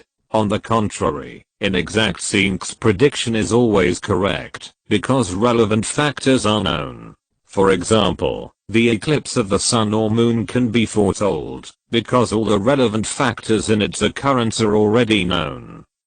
A.C. McIntyre writes, to any stock of maxims derived from empirically founded generalizations, the student of politics must always add one more, and do not be surprised if in the event things turn out otherwise. 3. The inconstancy and variability of human nature. Another reason why predictive propositions in politics cannot be always reliable is the inconstancy and variety of human desires and ways of behavior. It is doubly so. Not only all individuals differ in their desires and purposes, but even one and the same individual is motivated by different desires and rules of behavior at different times. His conception of the ends that are worth pursuing, and of the means that are effective do not always remain the same. What is more, the behavior of an individual changes when he is more conscious of the goals of his behavior. While different cultures and social environments have different effects on various individuals, but they vary even on the individuals in the one and same culture or environment. All these reasons show that generalizations and predictions about human behavior are not only unpredictable, but also unverifiable. However, this picture should not be overdrawn. In spite of inconstancy and variability of human nature, there is much that is uniform and constant in human behavior. Though an individual cannot be counted on to hold his desires and his rules of action constant, he can be counted upon to adhere persistently to a considerable portion of them. Moreover, some uniformities of behavior are due to certain constant conditions such as of age, sex, social status, or economic circumstance. Some kinds of behavior remain more or less the same even in 70 political science. Different cultures and environments, such as the behavior in matters of love, friendship, marriage, or driving a car, or submissive behavior towards the man of authority or power. This uniformity of behavior has made institutions possible, based as they are on generalizations and social laws, which are, of course, laws of probability, not of certainty. It is on the basis of such generalizations and laws that the sciences of psychology, sociology and political science are founded. They are based on regular recurrent patterns of action and behavior, which are formulated as theories of social or political sciences, as for example in political science the theory of revolution propounded by Aristotle, Karl Marx and others. Nevertheless, the fact remains that reliable generalizations about individual and mass political behavior are not very numerous. 4. Impossibility of verifiable generalizations. In science all generalizations, conclusions, theories, and laws are subject to constant verification by new observation and experimentation. If a single instance or proof is found which does not support or substantiate a generalization or theory, it is either rejected or modified accordingly. But verifiability of generalizations, theories, and laws in political science is not always one possible. Observation cannot provide reliable facts or data and experiment is impossible. We may, therefore, say that there exists no systematic body of knowledge in political science that can, to use McIlva's phrase, serve as a definite guide to the statesman, a science of how to govern, an applied science that does or can do in its field what, say, medicine or engineering does in its field. Political science, said Harold Lasky, has not the axiomatic quality of mathematics. In its equations the variables are human beings, whose uniqueness prevents their reduction to law in the scientific sense of that much abused word. 5. Environmental change. Another obstacle to the development of a science of politics is a change in the political environment. Human life, including political life, is in a state of endless change. All aspects of both human and non-human environment are always changing, and beliefs which are true in one environmental situation may become obsolete in another. What is true today may not remain so tomorrow. What is right in one country becomes wrong in another. What is regarded as immoral in one country is regarded as moral in another. Technological, economic, social and other changes occur which render old traditions and beliefs untenable in new situations. This is the reason why the findings of political scientists cannot be applied when conditions change on which they were based. This fact makes the cumulative and continuous development of political science difficult. Moreover, there are several other sciences which also suffer from the lack of exactitude of the natural sciences as does political science, such as meteorology, archaeology, and others. Is political science really a science? 71. How 1r, is POJ science realty a science? Having explained the limitations of political science as a science, namely, low level of its generalizations, lack of law-like formulation of its phenomena, difficulty of verifiability or applicability of experiment, etc., yet we cannot deny the fact that political science is a science, and is becoming more so due to recent developments in science and technology. First of all, political science has a systematic method of study. It is a method which is common to all other sciences, especially to the social sciences. It consists of the following stages. 1. CARADATECLIOT of data by observation or experimental methods. 2. Generalization and explanation of the facts thus collected. 3. The generalization is treated as a hypothesis. 4. Verifications of the hypothesis. 5. If the hypothesis it then becomes a theory, or theory is confirmed as valid by further study, observation, or experiment, it becomes a law or a law-like generalization. 6. A hypothesis may be repeated by other political scientists, to confirm or disprove it by their own observation, or study. 7. If it holds in all subsequent verifications or applications, it becomes a theory. Every theory or law is always on test. It has to prove itself by new facts or data. If disproved by any new fact or data, it will be either discarded, or again reduced to the level of a hypothesis requiring further examination. That is to say, it will be subjected to further observation or experiment. If disproved by new facts, as being invalid, it will be discarded. In other words, every theory or statement in political science is held on trust. It will have to prove itself to new facts of political life at any time in the future. This is the dynamic nature of political science. Moreover, its laws are of a descriptive nature. They enable us to undertake further research.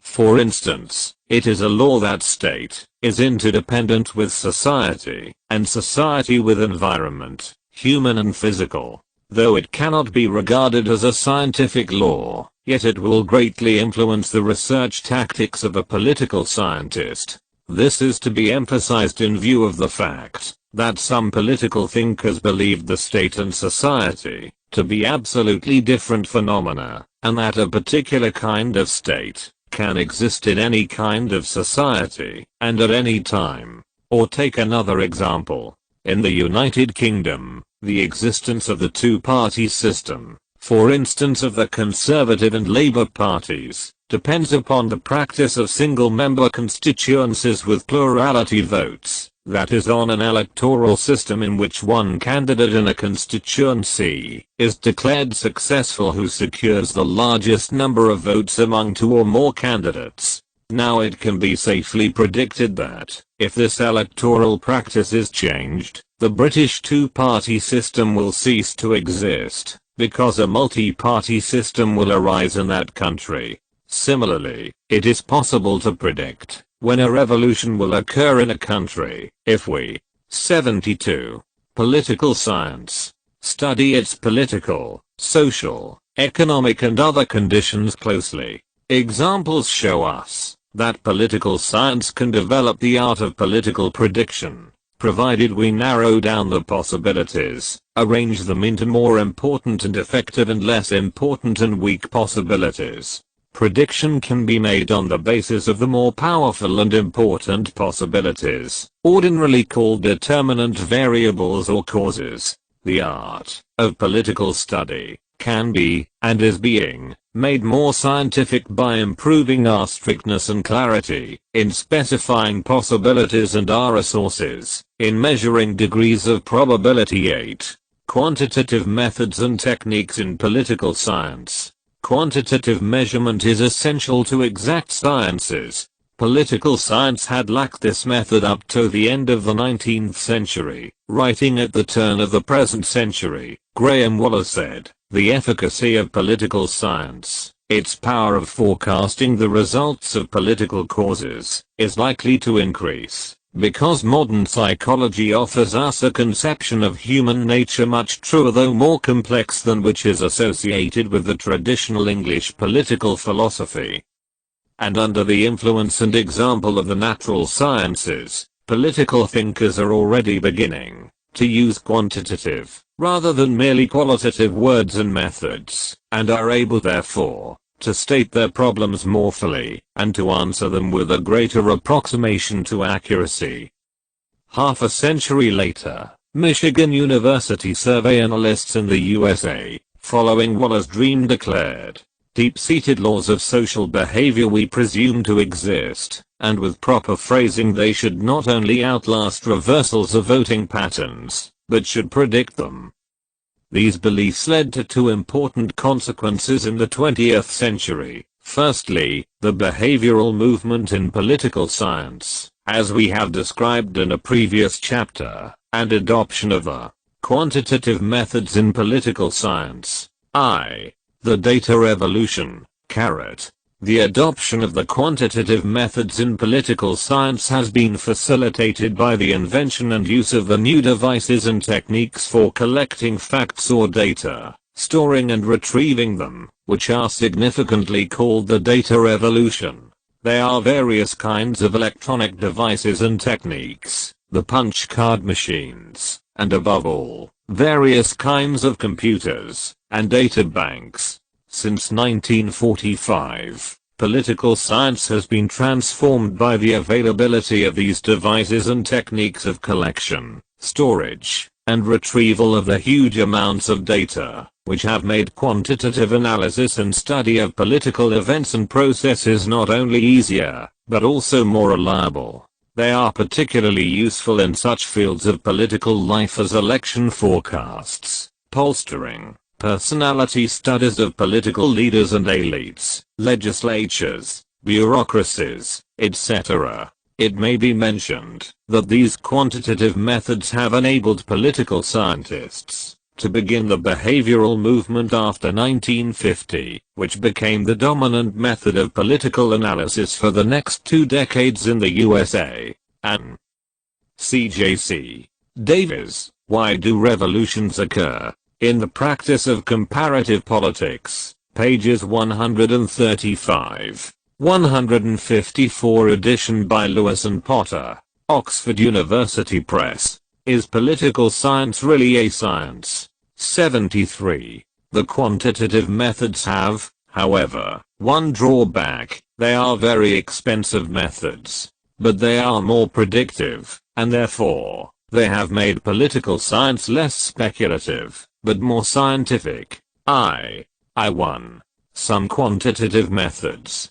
Some of the quantitative methods are the survey method, interview, questionnaire, etc. Survey method is a data gathering method with norms or rules, as laid down by Gallup and other pollsters. to forecast election results.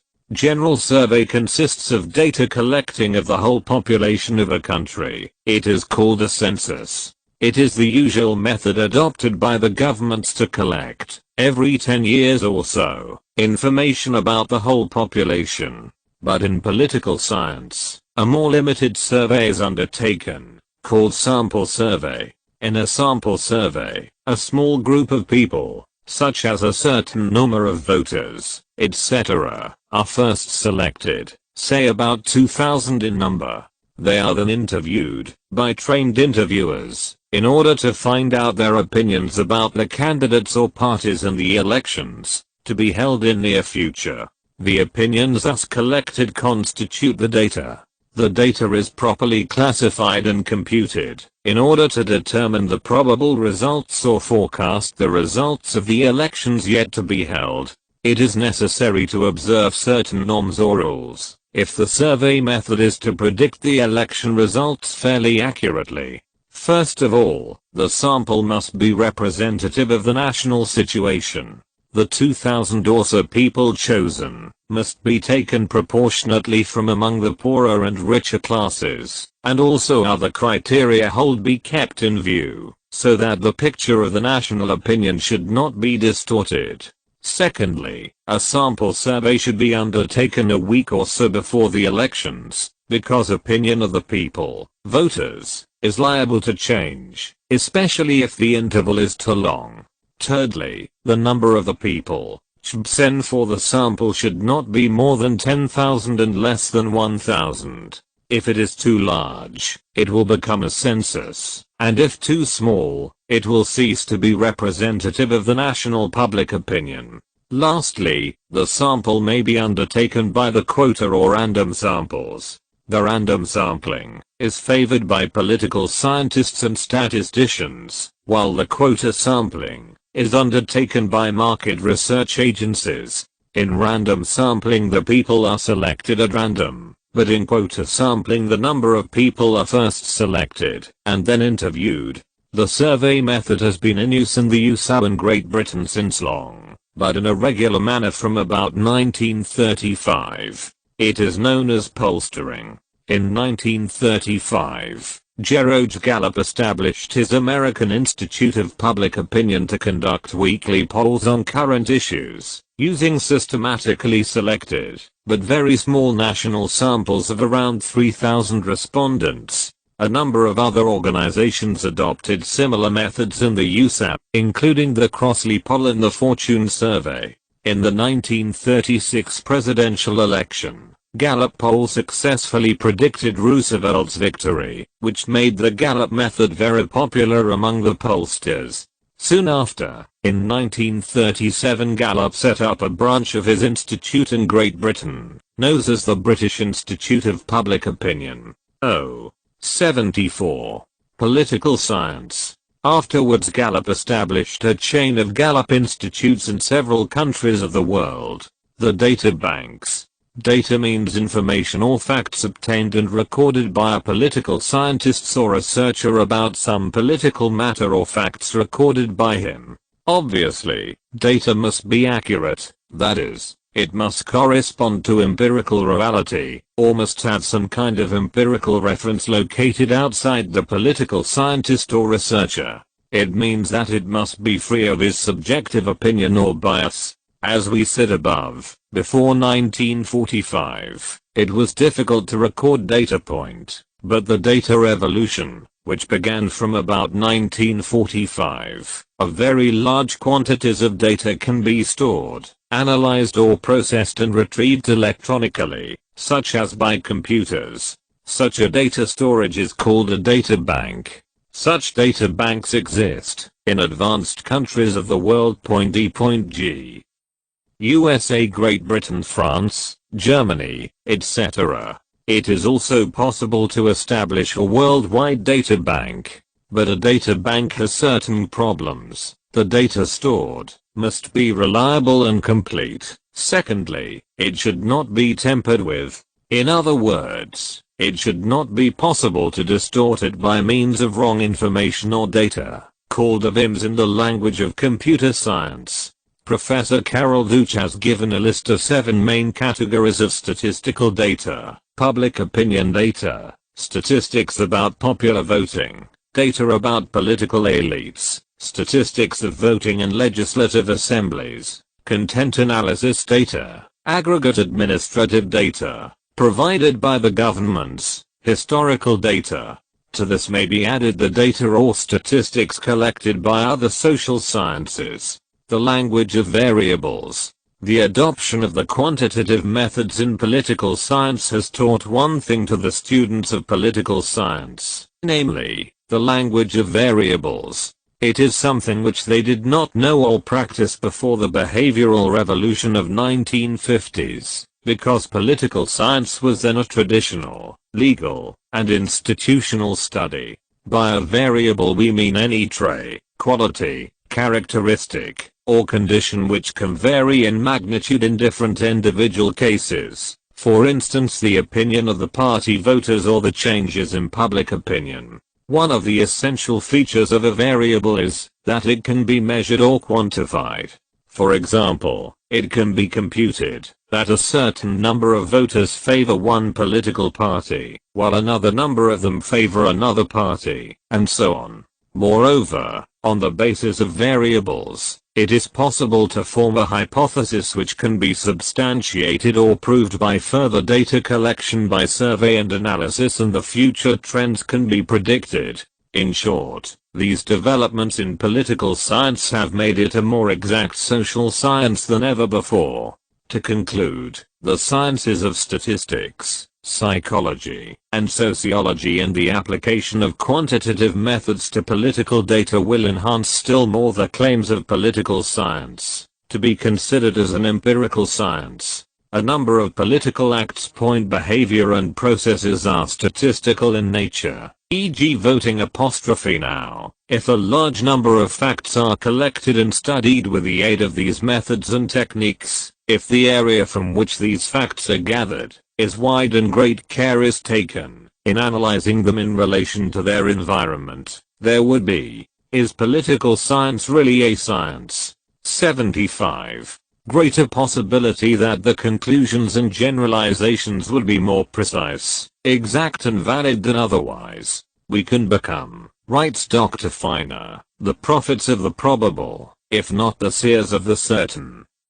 Science is measurement. The more the methods and techniques of measuring and quantifying the political events, processes, and phenomena are developed, the more political science will become scientific and predictive. As Maurice Duverger puts it, politics is much more scientific in 1964 than in 1870. Statesmen can and do effectively use statistics, manipulation of the masses, and so on. However, we now know that the area covered by this scientific kind of politics is much smaller than that of politics as an art, based upon unprecise material that is not measurable, but is intuitive and irrational. The purpose of political science is to show why and how the politicians, statesmen and citizens act in given situations, but not to make choices for them in actual situations, which is the function of the art of politics. It can make clear the real terms of choice, but it cannot choose. Political science is propaganda. It is, however, necessary to utter here a word of caution.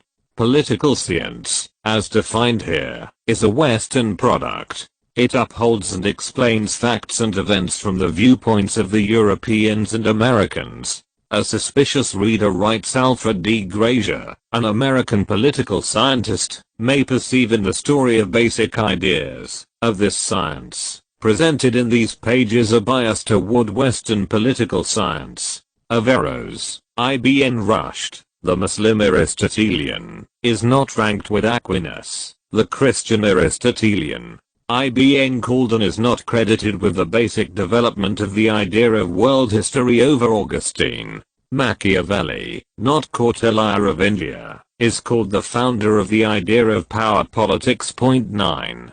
This fact is deplorable, particularly for we, Pakistanis. No doubt, political thought and philosophy have been, predominantly, Western in origin and development in the modern when, Though man is, as Aristotle said, a political animal zoon politikon, and is so in all countries of world, and in all ages of human history, but the Western man has been more of a political animal than the Eastern, both in theory as well as in practice. Western man has been more vocal, more socially self-conscious, more possessed of glimmerings of the methods and principles of pure science from the beginning. In spite of it, the question is, why have the political science, thought, and philosophy been monopolized by the West? Why could not the Eastern peoples, with few exceptions mentioned above, develop this branch of knowledge? There are many reasons, but we shall mention only three. Firstly, society in the East came to be arrested at certain initial political forms of development in the past, such as monarchical and autocratic, as we shall explain in a later chapter, and did not develop further into really popular and democratic forms till very recently, and even then under Western inspiration. We, the peoples of the East, have lot of history of kings and conquerors, autocrats, and oppressors, but not much of the history of people's governments or mass. M. 9. Alfred D. Grazier, Politics and Government, Volume I, p. 51. 76. Political Science. Movements for democratic forms of government, as it occurred in ancient Greece, or in modern Europe. In other words, the East had been deficient in the past in political sociology, that is, in political activities and social practices. Naturally, what the people do not do, they do not think of it. Secondly, political ideas evolve in conditions of conflict and confrontation of mind against mind, of thought against thought, and of thinker against thinker. In the East, as contrasted with the philosophic developments in the West, this has never been so, except in a rudimentary fashion at the hands of an DMRU.SN.D, Averroes, or an IBN Calden. Their political theories and thought also did not develop further, because they were soon neglected and forgotten. We know about them only when they were, so to say, discovered by the Western writers. We have no tradition of knowledge of our own going back to these Muslim or Eastern thinkers of the past. Thirdly, the East, as contrasted with the West, did not distinguish between things religious and non-religious, worldly and non-worldly. Religious mind is, on the whole, a closed mind, and, ordinarily, is not inclined to observe facts of life, nature, and society. It does not therefore develop scientific attitudes and interests. Hence the Eastern peoples never evolved any political thought or philosophy of their own. Political thought is a delicate plant. It could not grow in the East, because the soil was too infertile for it. But new thoughts are emerging here as well, partly because of the hammerstrokes of the Western dominance, and the struggles against it. They are, however, too inchoate as yet to become a science. Chapter 6. Importance and utility of the study of political science. In this chapter, we shall deal with such questions. Why should we study political science? What are the purposes and advantages of its study? What political science cannot teach? Before we consider the importance and usefulness of the study of political science, we should remove one mistaken idea about the purpose of its study. It is sometimes believed that the study of political science will enable its students to become politicians, administrators, or even ministers or rulers. Though some of the students of political science may achieve these distinctions, but this is not the purpose of its study. The same is the case with the study of other social sciences. Take, for example, economics. Its study will not necessarily make its students bankers, industrialists, or even finance ministers. Indeed, these are not the aims of the study of economics. There are two reasons why training in politics and statecraft cannot be undertaken by the science of politics.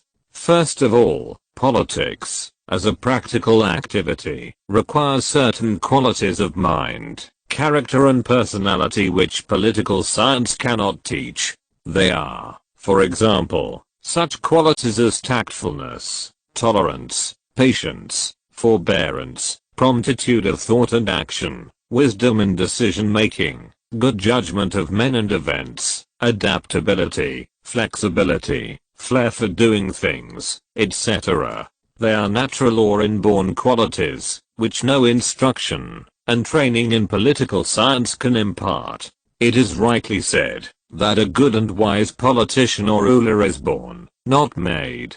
History also tells us that kings who were great scholars were poor rulers. Moreover, conditions and problems of politics and government are constantly changing, which no training in politics or in the art of government can foresee, and no set rules or theories can tell us how to handle them. As we said in a previous chapter, prediction in political science is difficult, if not impossible. How can it provide the rulers with such rules, formulae, or theories which will enable them to solve the future problems, or meet future challenges as and when they arise? It is only the qualities of statesmanship we have mentioned above, which will enable them to do so. Political thinkers on the importance of political science. To begin with, we shall first consider the opinions of great political thinkers about the importance of the study of political science. From the days of Plato and Aristotle to the present times, they have recognized the importance of the study of the science of politics. Aristotle declares that it is the most authoritative of the sciences, and that its aim is the supreme good which man desires for its 78. Political science. Onsake 10 R.W. Emerson, an American writer in the 19th century, believes that it is the greatest science in the service of mankind. George Bernard Shaw, the famous English dramatist and thinker in the early 20th century, calls it as the science by which alone civilization can be saved. Even those writers who detract its importance cannot deny its utility. This is the reason why the study of political sciences, in one form or another, prescribed in the educational courses of the universities of the whole world. G.G.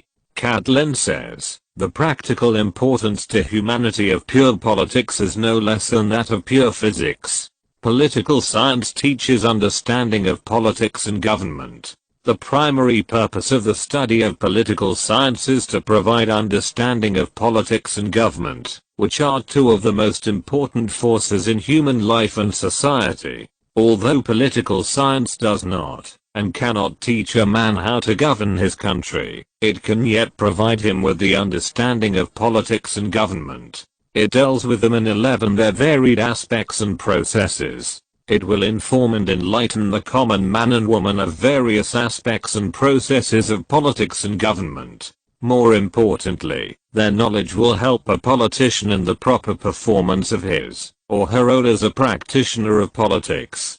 Consequently, the study of political science will enable the politician to understand and improve the working of the government. Professor Robson writes, the purpose of political science is to throw light on political action and political aids in order that the government of man may be improved. Only if those entrusted with responsibility for the subject accept the aim of deliberately attempting to solve the political problems which confront mankind in each country and all the nations collectively can we justify a large expenditure of time, intellectual effort, and money on political science. 11. Political science is the study of social choice. Human life and society are always confronted with choosing between two alternatives and defacing the consequences of the choice. If the choice is good, success and achievement are the results. If bad, failure and sufferings are the consequences. In politics, however, it is always between two groups or parties, which may lead to a dispute or conflict over the alternatives. Political science is the study of how and why the choices are made and why one line of action or choice is to be adopted. Social choice is the essence of politics, and political science is the study of why and how these choices are made. It is the study of the process, or of the methods, by which choices are made. Finally, it is the study of the choices themselves and their consequences, whether they lead to golden ages or Holocaust. 10. Compare. Nicomachean Ethics, Book I, Chapter 2. 11. Quoted by J.D.B. Miller, The Nature of Politics, p. 272.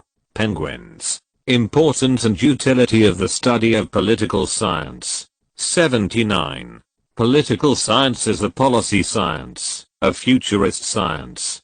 D. Laswell says that political science is a policy science. Policy means a line of action, chosen in awareness of the future, and of its consequences. It is a choice between two alternative courses of action made on the basis of social good. Laswell writes, policy awareness implies the mobilization of knowledge, whether of trend of condition, that illuminates the shape of things to come. In traditional societies, politics is static, bound down with custom and routine of life. Therefore, in such societies, there is no change, and no development, and political science does not really exist in such societies, for there are no alternatives, yet they suffer from the consequences of their traditional ways of life. In the developed or advanced countries, where change is the law of life, social development is consciously planned. In such a society, political science becomes a future-oriented intellectual activity. It studies change and development. It even aims at anticipating changes and developments, political and other, in one's own as well as in foreign countries. It thus becomes a policy science. It is particularly so in the modern age of science and high technology, which are transforming every aspect and everything in human life, society, culture, and politics. Political science has to be a problem-solving science, anticipating events and their immediate and future consequences. The crucial point is, writes Harold Laswell, that man is taking all evolution into his hands. Whether his evolution as a species, the planned introduction of novel forms of life, or the evolutionary future of cosmos. The circuiting of events through the internal processes of man and other higher forms of life is the policy-making process through which evolution can be effected given a potentiality of this kind. Political science comes to play a crucial role in the clarification of goals and strategies within the decision process, not only for man, not only for such developed forms of life as are created or discovered, but for the universe as a whole. 12. Government is the art of anticipation, particularly in the modern age when every government, state and nation stands in a gladiator-like posture against almost every other government, state and nation of the world. But anticipation requires intelligence. It needs to gather information not only about other states and nations, or about the intentions and capabilities of actual and potential allies and enemies, but also about detecting subversive activities at home, and in other countries. Political science aims at studying and analyzing these situations and tendencies in the world. Modern times in political science. The importance of political science is all the more greater in the modern times than it ever was in the past ages. Modern age is confronted with many, and varied problems and perils, of which we shall consider here only three, namely the nuclear threat, cultural crisis and the space adventures. The present age is the nuclear age, the age of the nuclear bombs with all their disastrous consequences for the very existence of life on the planet Earth, the only place in the whole universe where man has come into being. An JL asterisk p second milliliters. 12. Harold D. Laswell, The Future of Political Science, p. 221. 80. Political science, where he will live for ages to come, provided he is not totally exterminated in a nuclear holocaust, as depicted in the well-known film, The Day After. The nuclear bomb, however, will not destroy humanity by itself. It will do so on the decision of a man or men who order their subordinates to use it, as did the American airmen on Hiroshima and Nagasaki in Japan at the end of the World War II. The man or men who would throw it will be the heads of state, or governments, and the ministers who would advise and assist them in their decision. In other words, the use of nuclear bombs will be purely a political decision. It will be the politics of the countries whose governments decided to resort to unleashing the nuclear war. But if one kind of politics leads to nuclear war, another kind of politics can restrain the hands of those who would start it. It is the purpose of political science to analyze the two kinds of politics and enable the people to understand the ways and means of saving the whole humanity from this perilous situation. Asterisk. Nuclear threat is only one part of the dangerous situation confronting mankind today. The present age in the history of the world has been rightly characterized as the age of continuous cultural crisis, in which the old values and standards of life and conduct are being challenged and discarded in one form or another. The effects of these unending crises are noticeable in all aspects of modern life, but most acutely in the conflicts of political life and organization. It has split the whole world into several warring political systems and groups, for instance, the capitalist West and the communist East, and into a number of lesser alliances and blocs in the underdeveloped Third World. Wars or warlike struggles are being waged by various countries, states and blocs, such as between Arabs and Israel, between the Palestinians and their Israeli oppressors, the war between Nicaragua and its enemies, Soviet intervention in Afghanistan and its war with Afghan freedom fighters or Mujahideen,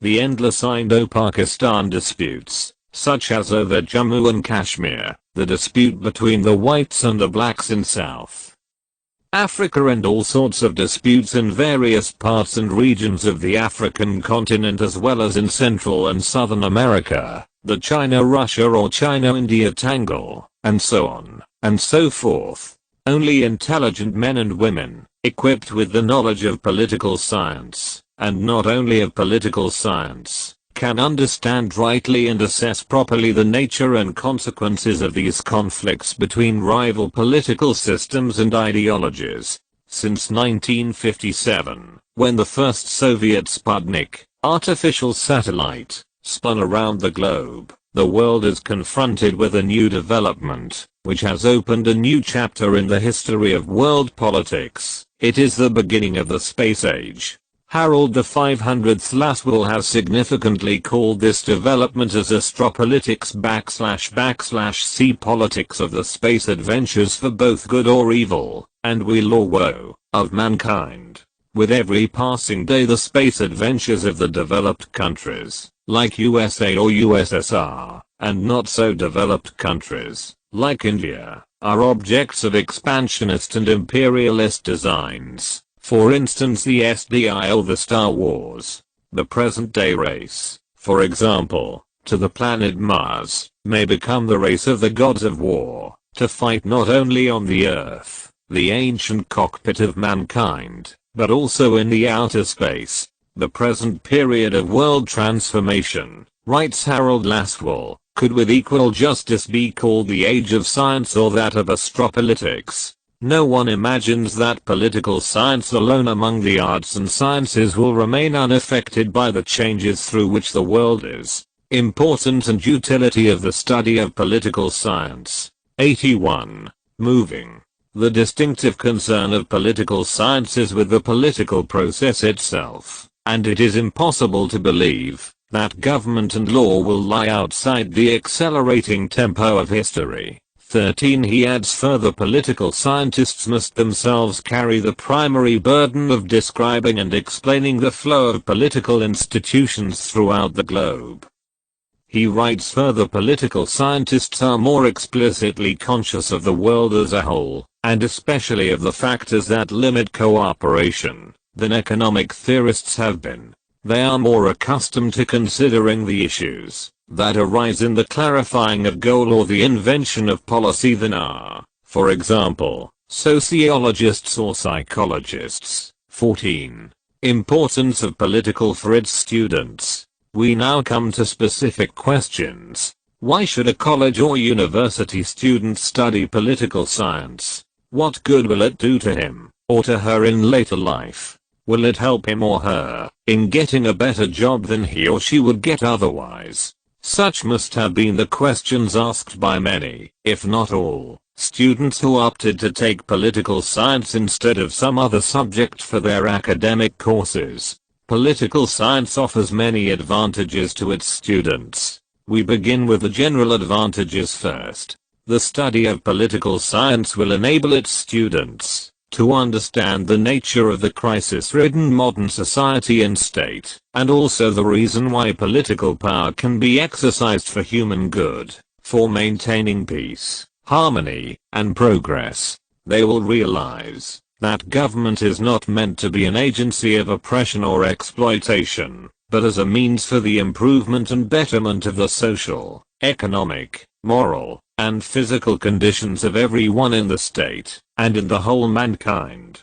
They will realize that the state exists for man, and not man for the state. This was true not only in the past ages, but more so in the present age, because potentialities for doing good are immense today due to the tremendous powers of modern science and technology. Charles Dickens, the English novelist, wrote in his novel, The Tale of Two Cities, about the revolutionary France after the Great French Revolution of 1789. It was the best of times. It was the worst of times. It was the age of wisdom. It was the age of foolishness. It was the epoch of belief. It was the epoch of incredulity. It was a season of light. It was a season of darkness. It was the spring of hope. It was the winter of despair. We had everything before us. We had nothing before us. We were all going direct to heaven. We were all going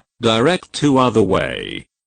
Now, what was true of France at the end of the 18th century is more true of the present age at the end of the 20th century, and will be far more true of the 21st century, the third millennium, about to dawn over the whole human world. If there is any branch of human knowledge which will make the new world of man the best of times, the age of wisdom, of hope and light, or would usher in the day after, it is the science of politics, the architectonic science, as Plato put it. In fact, study, information, and understanding of the complexities of modern government and politics is as necessary for the students as for the adults, if they are to make the world safe for themselves, and for future generations. M.I.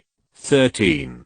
Compare. Harold D. Laswell, The Future of Political Science, p. 221. 14. Opus. Cit. p. 221. 82. Political Science. Moreover, it teaches the students to value higher interests and nobler ends more than the lesser ones.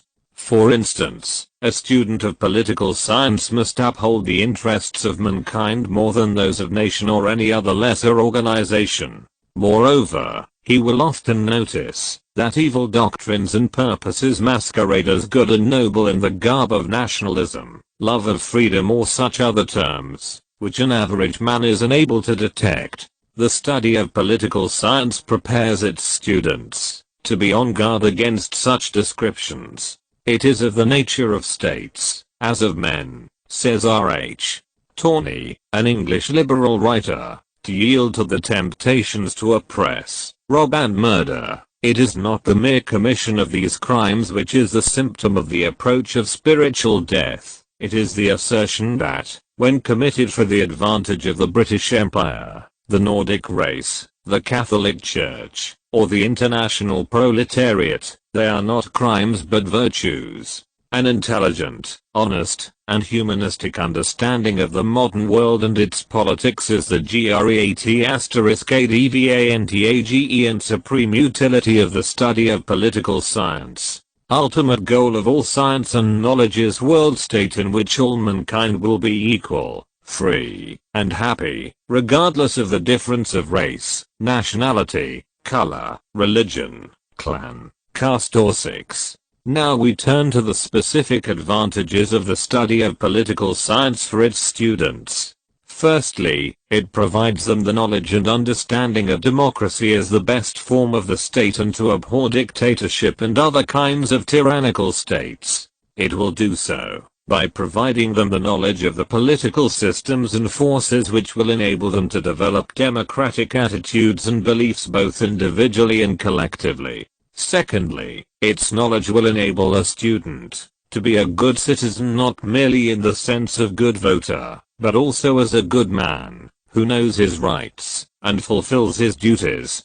Thirdly, he will know how his government operates, what interests and forces lie behind its policies and what results such policies are likely to produce. Ignorance of politics can be disastrous for the individual as also for the society and state of which he or she is a member.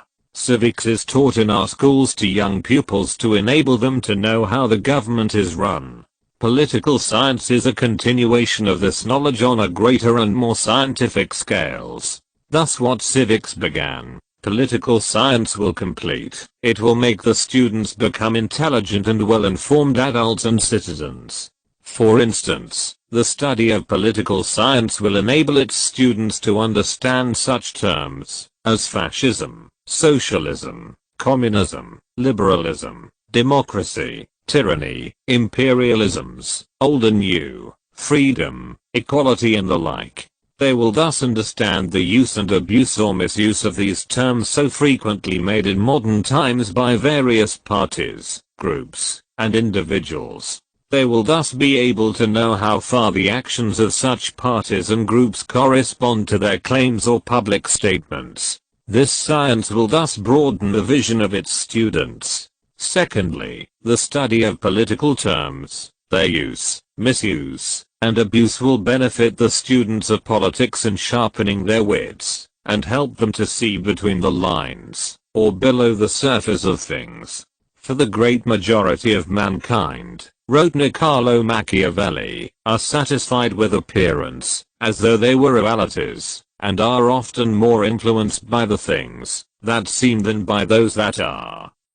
With such a knowledge of the reality of political events and importance and utility of the study of political science, 83. Processes, we shall understand better a number of problems which have more immediate impact on our lives. We can learn how to lessen some forms of suffering, such as those that result from poverty and unemployment. We can learn the causes of war, and to further the efforts of mankind for peace and progress. Justice, liberty, happiness, and well-being are values which will be promoted more by intelligent students of politics than otherwise. It is a science which taxes human mind to the utmost. It is one of the most important sciences for human welfare and happiness. Knowledge is power, and the knowledge of politics is most powerful. Its theories, conclusions, and ideas are far more powerful in affecting the daily lives of the inhabitants of any whole globe than the inventions and discoveries of chemistry or physics.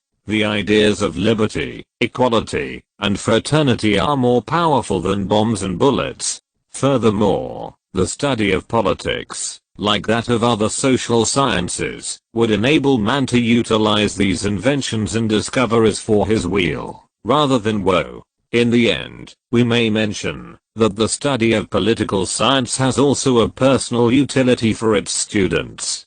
Besides providing opportunities for teaching it in the universities and colleges in Pakistan, political science is also prescribed as a paper in all the competitive examinations for joining federal and provincial public services as well as of armed forces of Pakistan. Moreover, various subfields of political science, such as public administration or international relations, are also included as independent papers for candidates appearing in these public and military services examinations as well as for teaching in colleges and universities. Chapter 7. Relations of political science with other social sciences. Human knowledge is one, but it is for our convenience that we divide knowledge into physics or politics, history, or chemistry, psychology, or geography. Among these conveniences, the most important are the limitations of human life, mind and effort. As the ancients said, art is long, but life is short. In modern times, knowledge has become so vast and complex that it is physically impossible for a man to devote himself to more than a branch of it. However, to understand his special subject of study, he must know where it stands in the sum total of human knowledge and what relations it has with different branches of it. It is for this reason that we should know the relations of political science with other sciences, especially with social sciences. The relationship between them is not a new phenomenon. Political science has always been influenced by the discoveries, concepts, and theories of other sciences, for instance by mathematics and geometry in the 17th century, by philosophy in the 18th, by economics in the first half of the 19th century, which gave rise to socialism and Marxism, and by biology in the second half, especially after the discovery of evolution by Charles Darwin. While it has always been influenced by history, the need for interdisciplinary approach, the science of politics has always been influenced by other sciences. Sometimes it was history, and at other times it was geometry. Since Darwin's discovery of evolution, biology deeply affected political thought, and then sociology and psychology began to influence political thinking. However, it was in the 20th century that the need was felt for a more comprehensive interdisciplinary approach to the study of politics. Reasons are several. Man is, firstly, a thing of nature, then an animal or a biological being, and lastly, a social and political being. The sciences which study man, his life, society and state, must need be interrelated. Secondly, many political problems have various aspects, which can be properly understood only if we also study them from the viewpoints of the concerned social sciences. What is more, there are many problems which are loosely called political, such as poverty, crime, or unemployment, but they are susceptible to treatment, not by political scientists alone. Instead, they demand study and action by other social scientists also, such as economists, sociologists and others. A political scientist, writes J.D.B. Miller, may be able to provide advice on some of the institutional forms which remedial action might take, and also upon the political difficulties standing in the way of that action, but his own relation with social sciences. 85. Special knowledge does not enable him to say how unemployment, crime, and poverty might be done away with. 15. These are some of the modern problems which need an interdisciplinary approach for their solution. This approach can be properly comprehended if we study the relations between political science and other social and allied sciences. Moreover, this interdisciplinary approach has also given some new concepts and theories to political science. They are, for instance, political sociology, political socialization, political personality and political culture. We shall discuss them in the next chapter. Political science and history, their interdependence. The relation of political science to history is very old and intimate. Sir John Searle, the English writer, has expressed it in a couplet that has become classic. History without political science has no fruit. Political science without history has no root. It is quite evident that the root, that is, the fundamental principles, laws, and conclusions of political science are derived from history, from the past conditions of political life and institutions. What is history? It is a record of past events and movements, their causes and relations. LT tells us, among other things, the origin and development of the state and other political institutions. It furnishes the materials which form the basis of political science. History, therefore, provides the raw materials of political science. They are I. Knowledge of the origin, evolution and past conditions and changes in the state, government, law and other political institutions. II. Materials for formulating principles, laws, generalizations and theories of political science, and, in, it illustrates the limits to which political action and thought can go, as shown by their failure or success in the past. These are the reasons why Seckley said that political science without history has no root, or that it becomes hollow and baseless without history. Politics is vulgar when not liberalized by history. In the evolution and growth of political science, history has played an important role. According to the German philosopher Schopenhauer, history has been the fact gatherer for political science, as also for other social sciences. It has been a storehouse of facts and events, from which many political theorists and scientists have derived theories and laws of political science. This is the function of the historical method, discussed in a previous chapter. The obverse of this relation is equally true. History also learns much from political science. Political science furnishes such guiding principles and laws of development and evolution on the basis of which historical events and movements can be properly evaluated and understood. Mere history is a dry. 15. Compare. J.D.B. Miller. The Nature of Politics. p. 275. 86. Political Science. Record of past events. A study of political science indicates the nature of the trends in history and the tendencies and directions in which historical events were evolving. For instance, a mere history of 100 years of Indo-Pakistan before independence will not tell us much, unless we also know that these events were occurring under the influence of the political principles of nationalism and freedom struggle against British imperialism. It is this close relationship and dependence of history on political science which is expressed by Seeley in his classical couple, History without political science bears no fruit, or when he said that history fades into mere literature when it loses sight of its relation to politics. Another political writer, Burgess, also hints at this close affinity between the two when he says, separate them, and one becomes a cripple, if not a corpse, the other a will-o'-the-wisp. According to Willoughby, history gives us the third dimension of political science. It is this interdependence which led Lord Acton to say that political science is like the grains of gold lying deposited in the stream of history. Point in short, the two sciences are mutually contributory and complementary. Their differences, in spite of their close relationship, the two disciplines are hot identical in their subject matter and method. Freeman was wrong when he said that history is nothing but past politics, and that political science is nothing but present history. Really speaking, there is far more in history than politics, and vice versa. Only a part of history is politics, that which is called political history. But history also comprises the history of arts and sciences, of customs and manners, of language and literature, and of the religious and intellectual achievements. Political science has nothing to do with these topics of history, provided they have no direct bearing on the study of the state and political institutions.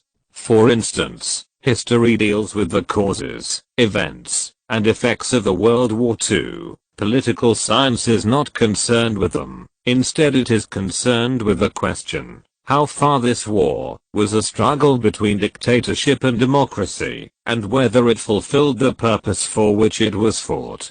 Politics is also concerned in the shape of the state which arose as a result of the wars. Thus one might say, as Stephen Leacock puts it, that some of history is a part of political science, the circle of their contents overlapping an area enclosed by each. Their common denominator is political history, or the history of political struggles and institutions. It disproves the dictum of Freeman, that all history is past politics. The two sciences also differ in method. The method of history is mainly narrative and analytic. It deals with concrete and matter-of-fact things. It also discusses the causal connection between them. Political science goes further. It selects and analyzes them, and finds out principles and laws in them. Political science is also speculative and philosophical, because it deals with what the state ought to be. For this reason it has to consider the abstract types of states and political institutions. History needs not speculate what ideal institutions might have been. Political science draws its material from history, but also from economics, from ethics, jurisprudence, sociology and other social sciences. It cannot sit, like an obstinate beggar, at the door of history alone. This is the relation with social sciences. 87. Reason why we subscribe to the opinion of Barker, that you may have a political theory which is a good theory without being rooted in historical study. History is not the only source of political science. A political theory can be built without any reference to history, as has been done by many thinkers in the past as well as in the present. Nevertheless, a complete break between the two would not be helpful to political thinking and science. The reason is that political theory is ultimately intended for political action, which must take place in historical setting and context. A political theory which cannot at all be related to action and history will be utopian and visionary, a mere intellectual exercise in philosophical gymnasium, and not a political thought concerned with the state and practical politics. Other differences are, briefly, history is a science of the past. Political science has not much to do with the past. History is not teleological, that is, it does not look to ultimate ends, but political science is teleological, because it has to consider the ends of the state and law. Political science and sociology, their relationship. The relation of political science to sociology is like the relation of a part to the whole, of a branch to the trunk. As a social being, man performs many social activities which may be studied as a whole or separately. Sociology studies them as a whole. It is the general science of society. It studies the nature, origin, and development of society in all its aspects. It studies the individual and the social groups, whether organized or unorganized, conscious or unconscious, economic, religious, political, or intellectual.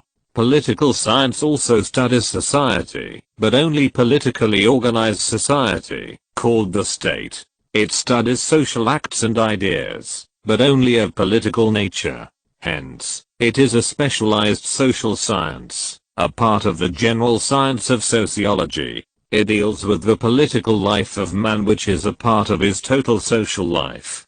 Political science is a differentiation, that is, a branch of sociology. Sociology deals with man as a socius. Politics deals with him as a citizen or subject of the state. Sociology deals with all kinds of associations. Politics with only one kind of associations, namely, the political system or the state. What is political is also social, though what is social is not necessarily political. For instance, when people assemble at a political party meeting, they are doing something which is both political and social, but when they meet to gossip as friends, they do something which is social, but not political. This is also the reason why we need the science of politics. The field of sociology is so vast and comprehensive that it needs a specialist who will devote himself to the study of its political aspect, which becomes political science. Both sciences are mutually contributory. Political science gives to sociology facts about the organization and functions of the state, and obtains from it knowledge of the social basis of the state, law and political authority. So close is this relationship between them. As Giddings says, a student of political science must begin his subject with a study of sociology, because to teach the theory of the state to men who have not learned the first principles of sociology is like teaching astronomy or thermodynamics to men who have not learned the Newtonian laws of motion. 88. Political science. Political scientist must, therefore, be also a sociologist and vice versa. Politics deals with group life, the study of which is the province of sociology. In short, it is the relation of the part and the whole. Their differences although exact line of demarcation between the two sciences is difficult to draw, yet they are different in some respects. The scope of political science is narrower than that of sociology. Sociology is the science of human beings and their associative processes, while political science is the science of politically organized community which has been consciously set up by man.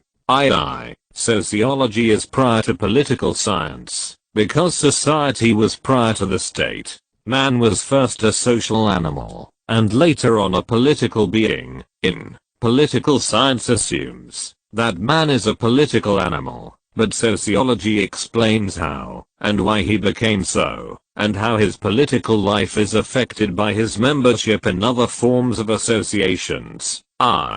Finally, sociology, like history, studies actual social organizations and associations, but political science aims at a study of the past, present, and future of the political institutions and states. Nevertheless, many of the changes in political thought are due to the influence of sociological studies in recent times, especially in the behavioral theory of power, political science and social CS. Till recently economics was regarded as a branch of the general science of the state, as is shown by its older name, political economy, as it was called formerly. Adam Smith, the father of classical economics, says in his famous book, The Wealth of Nations, that it deals with two objects, to provide sufficient revenue or substance for the people, and to supply the state with a revenue sufficient for public service. Political economy, he said, proposes to enrich the people and the sovereign. Modern economists, however, believe that economics is a separate science, which meets political science at certain points, but it is an independent science in its own rights. Dr. Marshall defines it as a study of man and the ordinary business of life. It inquires how he gets his income, and how he spends it. Thus it is on the one side a study of wealth, and, on the other, and more important, a part of the study of man.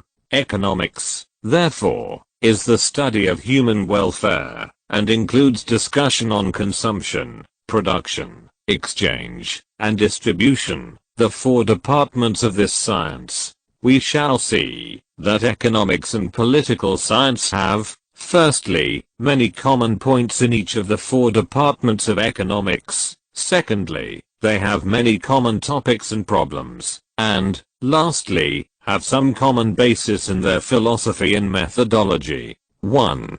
Economics and political peace and order. Being social sciences, both of them study man, and strive to foster and promote his well-being. It is commonplace to say that economic activities of man are possible only when the state has created conditions of peace and order. Anarchy and misgovernment will hinder economic work, prosperity, and progress. Relation with social sciences 89. 2. Promotion of economic well-being, prosperity, and progress. Classical economists in the 18th and 19th centuries asserted that the state should do nothing more than maintain law and order. They believed that the state should be nothing more than a police state. This was what the laissez-faire economists demanded of the state in the past. But this view led to great social misery and poverty. That was the reason why this individualistic view was discarded in the middle of the 19th century and the more collectivistic views were adopted since then. Nowadays, every state seeks to promote the economic well-being of the individual and general welfare and prosperity of the nation and country. For instance, if prices rise abnormally, or necessaries of life become scarce, the state devises price control and rationing system. It regulates working hours, conditions of labor, etc. Modern state is becoming a welfare state. In socialist and communist countries, the state used to undertake far more economic activities than those mentioned above. 3. Economic exchange, banking and consumption and politics. Modern state has to interfere in all phases of economic activity. Money is the medium of exchange and measure of value. State coins money and issues currency notes to supplement it, and makes them legal tender. The amount of money in people's pockets determines the prices of the commodities. Too much money means high prices and inflation, which is a great danger to a nation's economy and stability. The state must therefore control the circulation of money with a view to prevent the rise in prices and inflation with all its attendant evils. This is really one of the most troublesome economic problems which confront every government of the world today. The state must follow such policy which increases production in developing countries. Therefore, it has to undertake plans for the industrialization of the country, and also to increase agricultural production. It must regulate banking to facilitate credit. 4. Economic distribution and politics. The most important economic problem of modern times is that of distribution. Economics tells us how national wealth is distributed among various agencies of production. For instance, among the workers, the industrialists, the landlords, the bankers or financiers, etc. The capitalist mode of distribution causes inequality of wealth among the various classes, which is a very great source of social and political discontent. It causes political troubles, struggles, and revolution. It is the main cause of the rise of the politico-economic philosophies of socialism, and also of the rise of the socialist or communist states, like the Soviet Union, Communist China, etc. These developments indicate a much closer relationship between economics and political science. Economic determination of political HFE and evolution.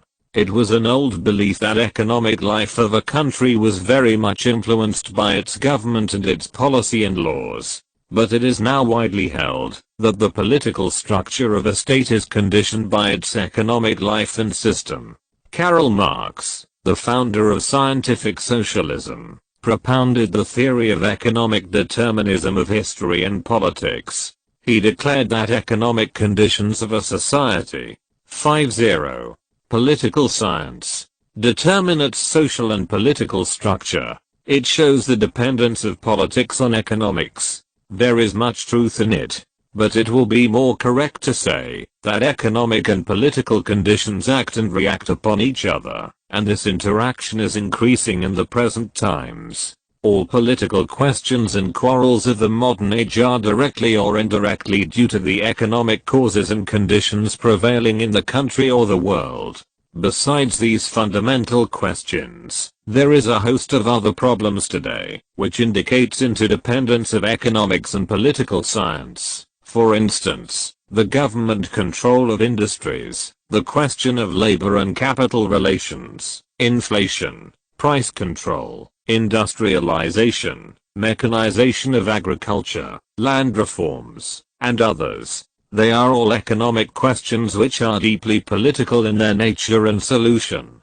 In short, the theory and practice of modern administration and government are becoming more and more economic. Such is the close relationship between the two sciences, political science and ethics. Politics and ethics have always intimate relationship, because the state has a moral aspect, just as it has a social, economic, or historical aspect. Ethics is the science of the moral conduct of the individual and society. It deals with the right and wrong of man's conduct and behavior. But as man must live in the state, the questions of his right and wrong conduct become political. Question 6. There are two aspects of morality, private and public. State must regulate private morality indirectly, and public morality directly. It is for this reason that the state prohibits drinking, gambling and other immoral acts. It also punishes the promoters of such immoral things as obscene literature, heroin, etc. There is, however, a limit to the state interference in the morals of the people. Morality is concerned with the inner thoughts and conscience of the individual, which are, in the last resort, beyond the power of the state and law to control. Law and state can regulate only the external behavior of man. They cannot enter into the hearts of the people, which is the seat of conscience and moral behavior. It is this reason Why it is said that you cannot make people good by means of laws. In spite of this limit, laws and morals can help each other much. If a law embodies a moral standard, it will sooner or later make the people to live up to its high standard. There is yet another aspect of the relationship between ethics and politics, although there is a centuries-old controversy over it. The ancient Greek philosophers, like Plato and Aristotle, believed that politics was nothing but the continuation of ethics to public affairs. Aristotle said that the state came into being to make life possible, but it continues to exist to make it good. The state exists to promote the social and moral good of man. It is an organization for the moral perfection of man. The Greeks believed that the moral side of the state was more important than its economic and other aspects. The state was, to them, a moral person. Good life was the end of the state. This is also the belief of many modern thinkers. They declare that what is morally bad cannot be politically good, and that a good citizen is possible only in a good state. Relation with social sciences. 91. But this relationship has been challenged by several modern thinkers, especially by Machiavelli and Hobbes. They advocate a divorce between ethics and politics, between morality and polity. Machiavelli advises a ruler to be ready to do immoral acts in order to protect his state, that is, his throne. He says, a prudent ruler ought not to keep faith when by so doing it would be against his interest, and when the reason which made him bind himself no longer exists. However, when all is said, the relation between ethics and politics cannot be denied. Modern writers assert that politics without morality is tyranny.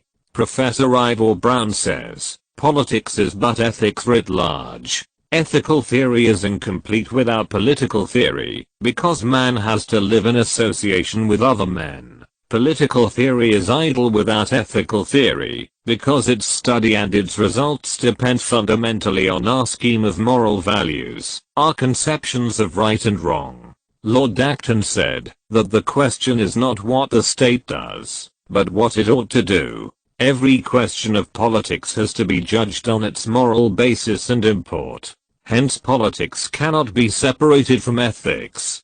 Political science and anthropology. Anthropology is the science of ancient societies as well as of the folk societies of the present times. It also studies kinship relations in modern societies. It is that branch of social sciences which studies early man in his relationship with his physical environment, race, and culture. It is generally divided into 4 branches. I. Anthropological geography, which deals with the relationship and effect of environment upon man. 2. Physical anthropology, which deals with the problem of race, that is, the meanings of race, different races of man, their origins and characteristics. 3. Cultural anthropology, which deals with problem of culture. That is, what is culture, its origins, various types, and the relationship of man with the culture. 4. Ethnology and ethnography, which deal with the results of the above 3 branches. It compares peoples and races of man and their effectiveness in survival. For this reason anthropology has also been defined as the theory of human survival, taking human history as a whole. The contribution of anthropology to political science is considerable. One of the most important relations between the two is the problem of race. It has, for instance, given rise to a political theory, called racialism, which has become a political dogma in certain racialist states, like Nazi Germany in the past, and in South Africa today. The effects of racialism are found also in the theories of nationalism, in color prejudices, in such political attitudes and beliefs, as Herrenvolk or master race, which are the basis of Nazism in the past, of Zionism in the present-day Israel, in the apartheid policy of South Africa, in anti-Semitism, and in anti-Negro riots in USA, etc. Casteism and tribalism, for instance in India and Pakistan, are anthropological problems of political nature. In the cultural field also, anthropology deeply affects political thought. For example, conflicts of cultures, cultural, religious and linguistic minorities and their persecution or oppression and genocidism are political problems whose solution can be greatly aided by the study of anthropology. 92. Political science. Psychological basis of politics. Writes Professor Catlin, of all these interdisciplinary relations which are of practical importance for political science, the most important is that between politics and psychology. For the present writer it is fundamental. Indeed, from the beginning of the 20th century, this relationship has been very much emphasized. Graham Wallas was the political writer in England who first laid stress on the need to study psychological factors in political activities, like voting, in his book, Human Nature in Politics, written in 1908. Bentley in the United States also did so at about the same time. Since then many political scientists have also said that political phenomena cannot be explained without explaining their psychological causes and motivations. According to Barker, the application of the psychological clue to the riddles of human activity has indeed become the fashion of the day. If our fathers thought biologically, we think psychologically. Many writers in recent times have used psychology to explain political life and movement. Bagehot in his writings pointed out the relation between psychology and the English Constitution. Boutmy has explained the effect of the psychological factors on the character and working of the English and American political institutions. Barker remarked that in the present day, political theorists have turned social psychologists. Lord Bryce in his Modern Democracies, 1921, said, "Politics has its roots in psychology." In America, the political scientists of the University of Chicago, Merriam, Laswell and others, have also laid great stress on the relationship between the two disciplines. As a matter of fact, the emphasis on close dependence of politics on psychology has given rise to the behavioral revolution in the USA, soon after the Second World War. The relationship between the two sciences of politics and psychology is shown in many ways. For instance, a democracy is a government of public opinion and propaganda. But public opinion and propaganda are psychological phenomena which a psychologist can best explain. Methods of psychology are increasingly applied by modern governments, especially in the army, intelligence, civil service examinations, in public opinion and elections, and in the courts. Lord Bryce has rightly remarked that politics has its roots in psychology, the study, in their actuality, of the mental habits and volitional proclivities of mankind. It is evident that the study of politics is incomplete without the help of psychology. No politician or statesman can disregard three psychological factors in politics, and no lawmaker can ignore the psychological aspects of his enactments. In spite of the utility of psychology for politics, there are certain limitations of the psychological method. In the first place, psychology deals with mind and thoughts, as they are, and not with what they ought to be, as politics does. Secondly, the psychologist does not concern himself with the moral aspect and ends of the political life. Thirdly, psychology has nothing to do with progress and dynamic processes, but political science cannot ignore these factors in tree-state human MMD. Although it is fashionable in the 20th century to explain politics and political matters by such psychological methods and techniques as psychoanalysis, they have gone too far. They explain external mailers by relation with social sciences. 93. Much of subjective analysis. They introduce in the study of political science the personal bias of the scientist. Political study thus becomes a personal study rather than a scientific study. Political science AMD jurisprudence. Jurisprudence is a study of law. Political science has a very close and very old relation with the science of law. This relation is based upon the fact that the state, which is the subject matter of political science, exists mainly for the purpose of making and enforcing law. In fact, social life of an advanced type cannot be possible without law, and law cannot be made and enforced without the legislative, administrative, and judicial machinery of the state. Moreover, the interdependence of the allied sciences of law and politics is further shown by the fact that the kinds and contents of law/s are determined by the nature of the state. In a feudal state, there is feudal system of laws and jurisprudence. In a capitalist state, a capitalist system of laws and jurisprudence, and in a socialist state a socialist system of laws and jurisprudence. Indeed, their relationship is so close that jurisprudence is really a branch of political science. Really, the French writers include both of them in a single science, which they designate as political sciences. However, jurisprudence is a vast and separate science, and is treated as an independent discipline, though closely allied to political science.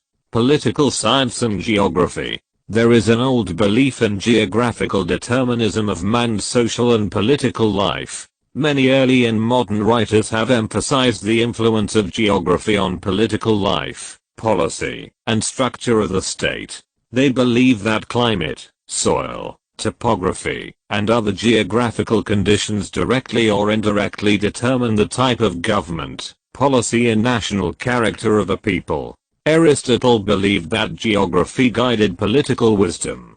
Ibn Khaldun also emphasized the effects of geographical environment on politics and history. Bodin was the first modern thinker to dwell upon the relationship between politics and geography. Montesquieu, another French thinker, emphasized the influence of geographical condition on the forces of government and liberty of the people. An English historian, Buckle, went to an extreme. In his book, History of Civilization, he declared that man's mind is a product of his external environment or geography, that is, of such facts of physical environment as food, climate, soil, and the general aspects of nature. But he overshot the mark. In recent times, also, many writers have emphasized the influence of geography on the politics of a country, such as Blumsely, Treitschke, Humington and other. The German writers have invented a new term to show this relationship, geopolitik, that is, the determination of the politics of a country by its geography. These writers have, however, mixed science with superstition, facts with fiction. It has thus become the basis of the fascist or Nazi racialism in Hitler's Germany. There is a measure of relationship between and influence of geography on the politics of every country, but it is neither so direct nor so unchangeable as 94. Political science. These thinkers have asserted, it is quite true, that the state and political institutions of a country are influenced by its geography, because they occur or grow up in geographical settings. The effects of politics on geography, and of geography on politics, have long been studied by political and geographical writers. Political geography is an important field of study by both political scientists and geographers. Indeed, this relationship is, fundamentally, between man and his milieu, that is, between man and nature. It can be explained both ways, that is, man influencing milieu or nature, and milieu or nature influencing man, or society, culture, civilization, religion and other aspects of human life. Man, as a geographic agent or actor, has refashioned the landscape or the physical features of nature. Indeed, this influence increases manifold when viewed from the standpoint of the state. It is the basis of power politics. The more a state increases in I, population, II, area, in, industry, and IV, science, and technology, the more it tends to expand geographically and to influence, dominate, or conquer other lands, countries, and nations. This tendency has created states, and kingdoms and empires in the past and present ages. In short, politics is a drama played on the stage of geography.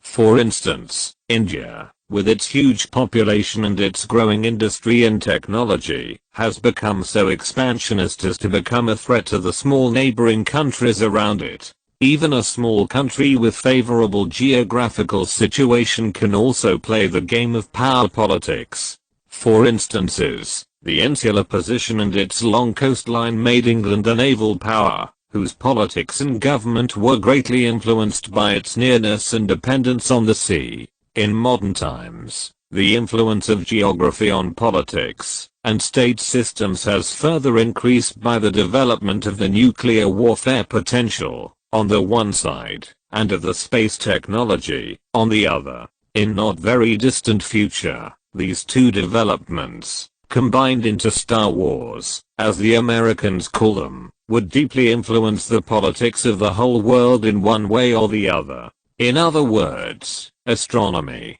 coupled with geography, would determine mankind's future for good or evil. If sanity and internal and international policies of the countries did not prevail, these developments would even imperil Earth's survival as a place of human inhabitation.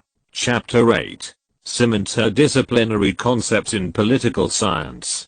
Political science has been influenced by the discoveries, concepts, and theories of modern social sciences, such as psychology, psychoanalysis, sociology, anthropology, etc. These influences have given it many new concepts, such as political sociology, political socialization, political culture, political personality, etc. They are the approach factors to political science, which we have referred to in the chapter 2 above. Political sociology. Political sociology is the sociology of politics. It may be defined as the systematic and empirical study of political phenomena and organizations as they influence social life and social structures and are, in turn, influenced by them. In short, it studies the influence of politics on society, and of the society on politics.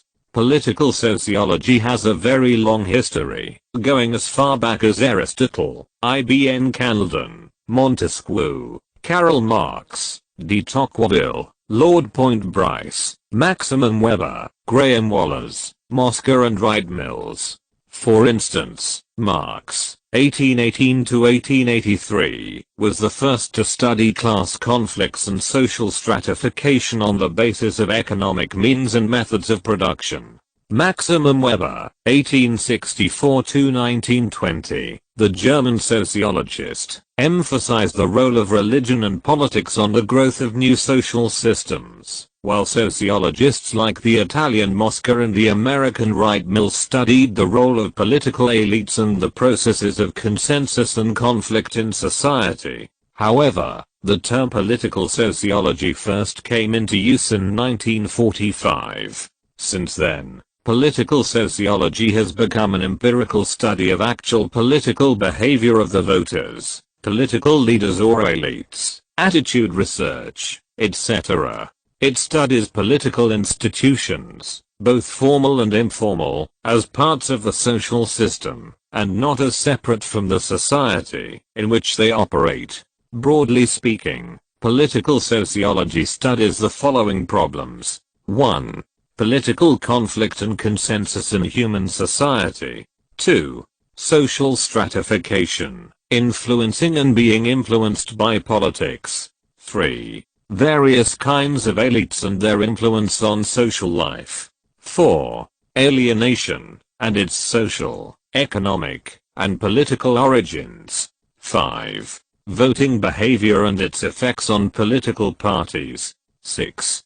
Political parties. 7. Interest or pressure groups. 96. Political science. 8.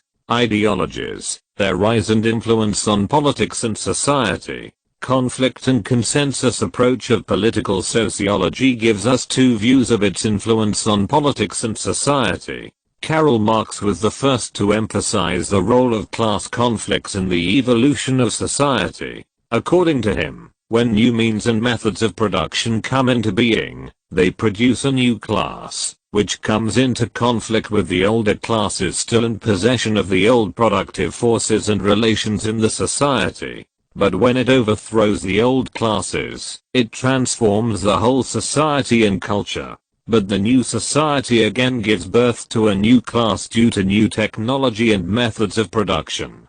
As opposed to Marxist sociology, the consensual political sociology declares that with the growth of industry, a middle class comes into being, which harmonizes the interests of the working classes with industrial classes, and thus produce consensus in the society. Elite groups.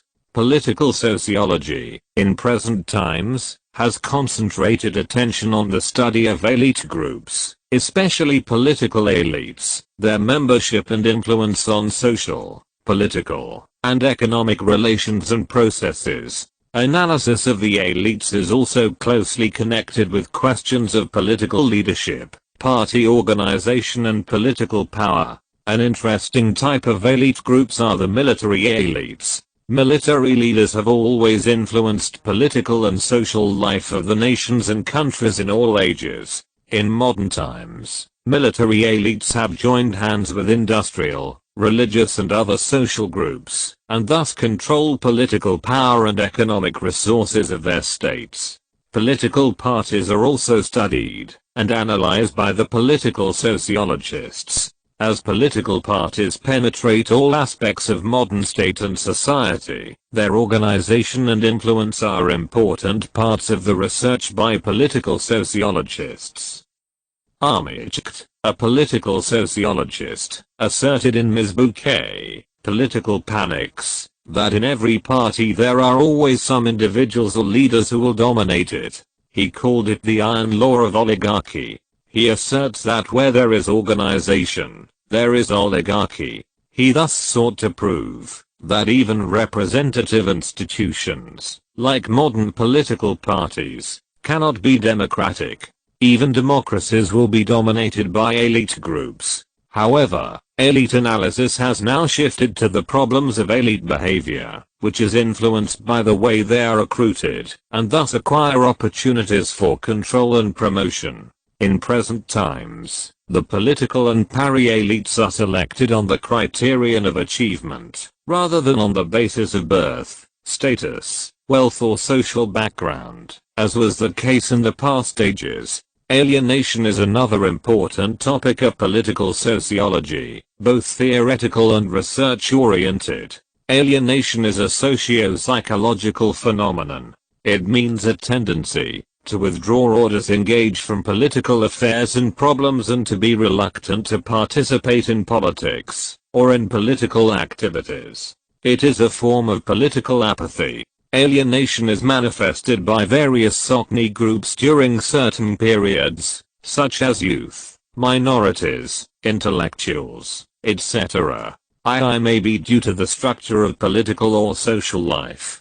For instance, in male-dominated traditional societies, women show political apathy and disinterest in po''ethics. Marx was the first writer to study alienation, but he believed that it was some interdisciplinary concepts in political science. 97.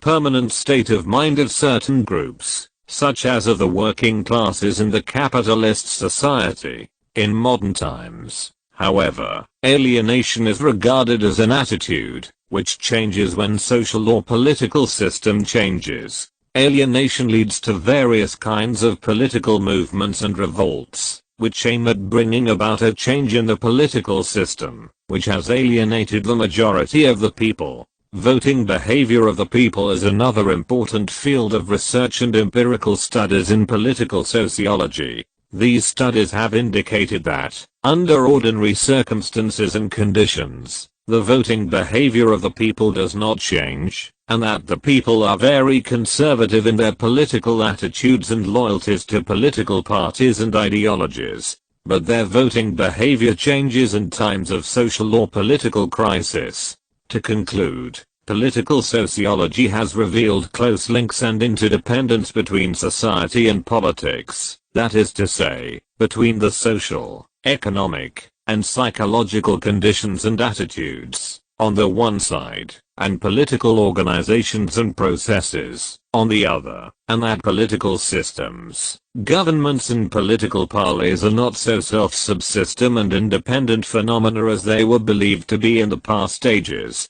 Political socialization is both a formal and informs process of social and educative learning, by which political attitudes, preferences, skills, habits and beliefs are consciously and unconsciously imbibed by the individuals or citizens. It is a very important process. It orientates the people not only towards one or the other kind of political behavior, political philosophy and ideology, but also causes stability or instability, continuity or change, and strength or weakness in a political system, and in the government of a country. It determines the type of participation in politics and government by the people. It is, indeed, the political aspect of the general process of socialization which is always taking place in every society and culture. Harold D. Laswell explains this process as thus: who learns what, from whom, under what circumstances, and with what effects. Political learning begins early in family life, when the child is still young, when different treatment of the little boys and girls produces different political attitudes and behavior in them. Generally speaking, boys are expected to be active in politics, while girls are deliberately denied political orientation and participation by their parents and other people around them. Class differences also produce differences in political attitudes and behavior. Richer and well-off classes expect their members, young and old, to learn political skills and habits of domination and superiority, while the poorer classes are mostly humble, docile and submissive in their political attitudes and behavior. Agents of political socialization are several. Some of them influence the people more actively and deliberately, while others inculcate political attitudes, etc., more passively and unconsciously. Among the first is the family. Many of the political attitudes, beliefs, preferences and skills are learned by the children at home. But, as we said above just now, this learning is affected by sex and class differences. In a traditional society, as for instance in India or Pakistan, 98.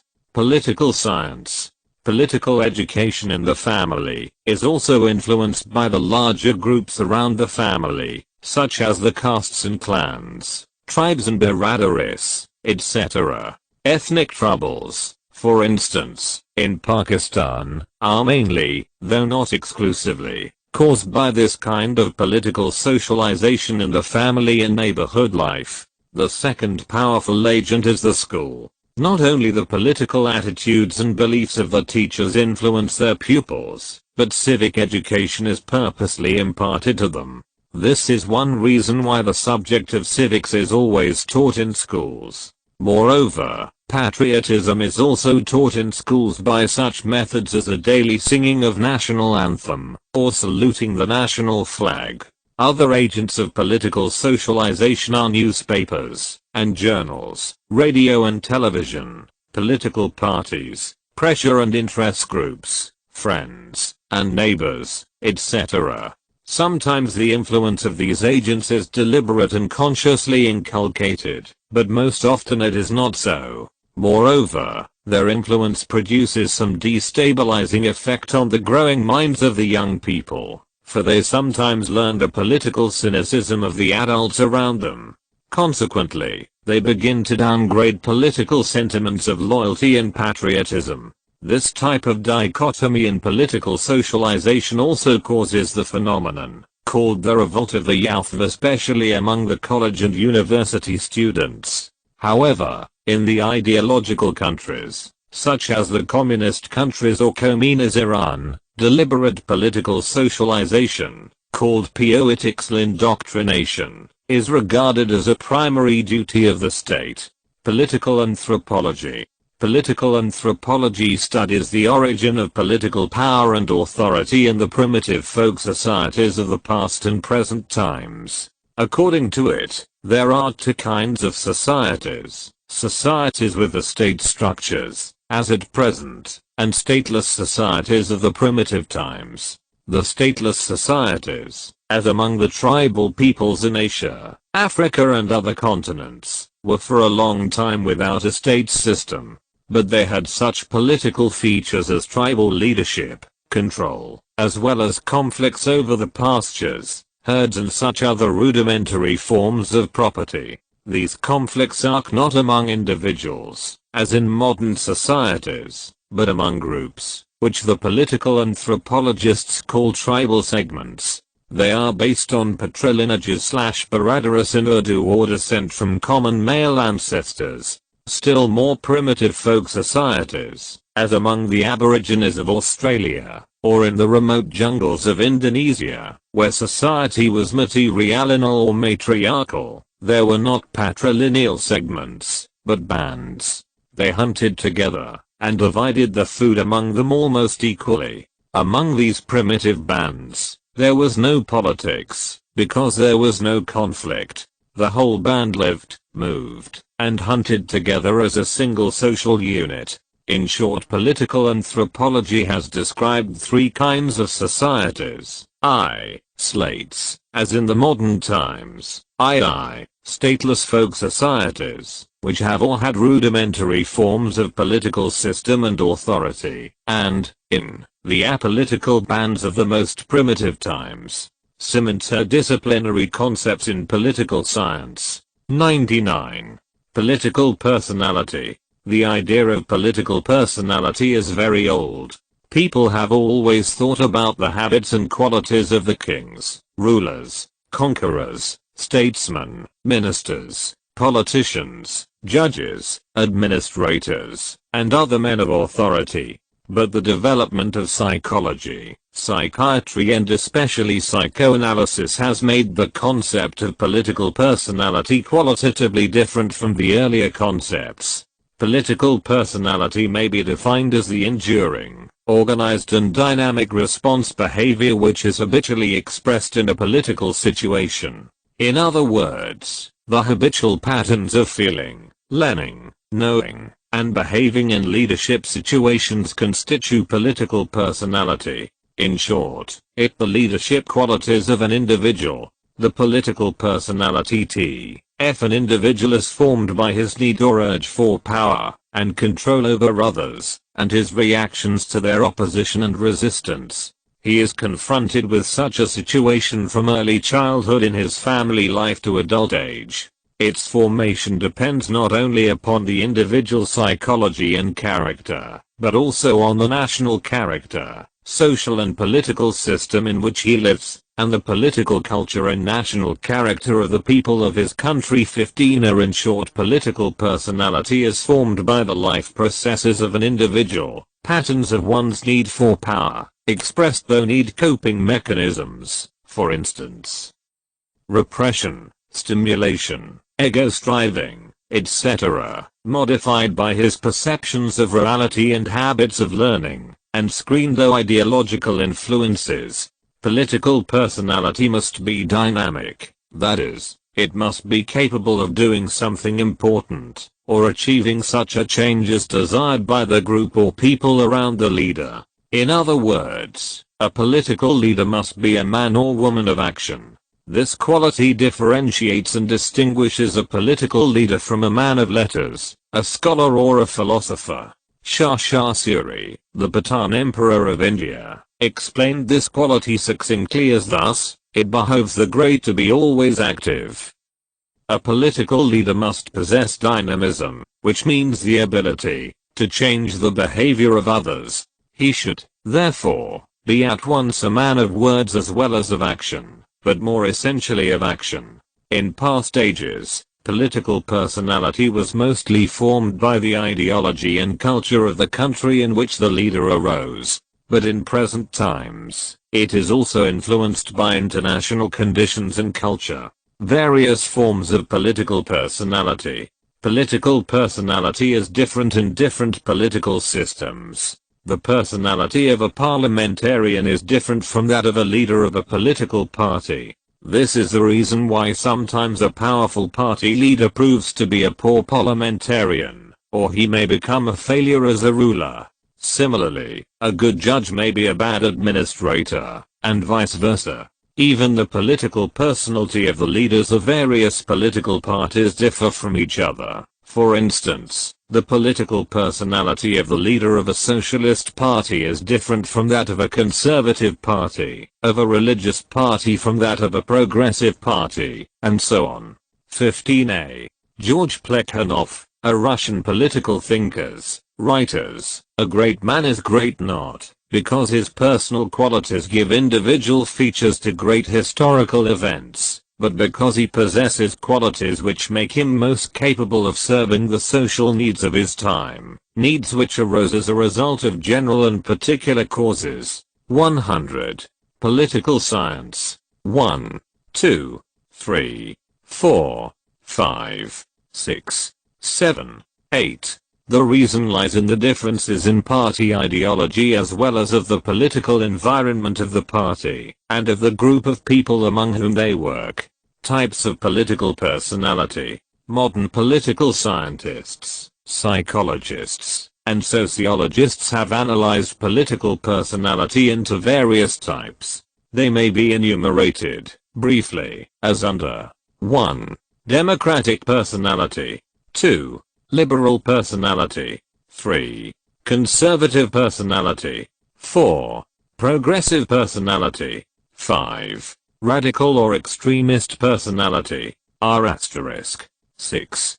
Charismatic personality. 7. Revolutionary personality. 8. Authoritarian personality. I. Indeed, the list is too long to be enumerated here. A conservative personality seeks to maintain status quo, while a radical personality wants to change the existing order of his country. Broadly speaking, the differences of the personality types lie in the process of political socialization of the person concerned in his family, school and adult age, in the ideology and culture of his society, and in his own attitudes and belief systems. Moreover, it should be noted that the personality types often overlap. Thus a political personality may be at point once liberal and democratic, conservative, and democratic, progressive, and revolutionary, charismatic, and conservative, authoritarian and conservative, and so on. In short, the personality configuration is often highly varied. What is more, the voters often vote for a candidate whose political personality they prefer. At least, this is what is expected of the system of political representation. Two factors may also produce various types of political personality. They are alienation, that is dislike, and disloyalty towards authority, and anomie or apathy and disregard of political norms or rules. These conditions may produce, on the one hand, passive and traditional, political, personality, and, on the other, radical, extremist or revolutionary personality. Although it was known for ages that the cultures of various peoples and countries were and are different from each other, yet the idea of political culture is a recent one. In fact, it has been derived from the researches of the political scientists in the field of political systems analysis. Definitions of political culture are many and varied. Roy Macrodis says that it is the commonly shared goals and the commonly accepted rules regarding government and politics. Sidney Verba says, political culture is the system of empirical beliefs, expressive symbols and values, which defines the situation in which political action takes place. Their definition makes it clear that political culture is not an a priori concept, but is about the day-to-day, interdisciplinary concepts in political science. 101.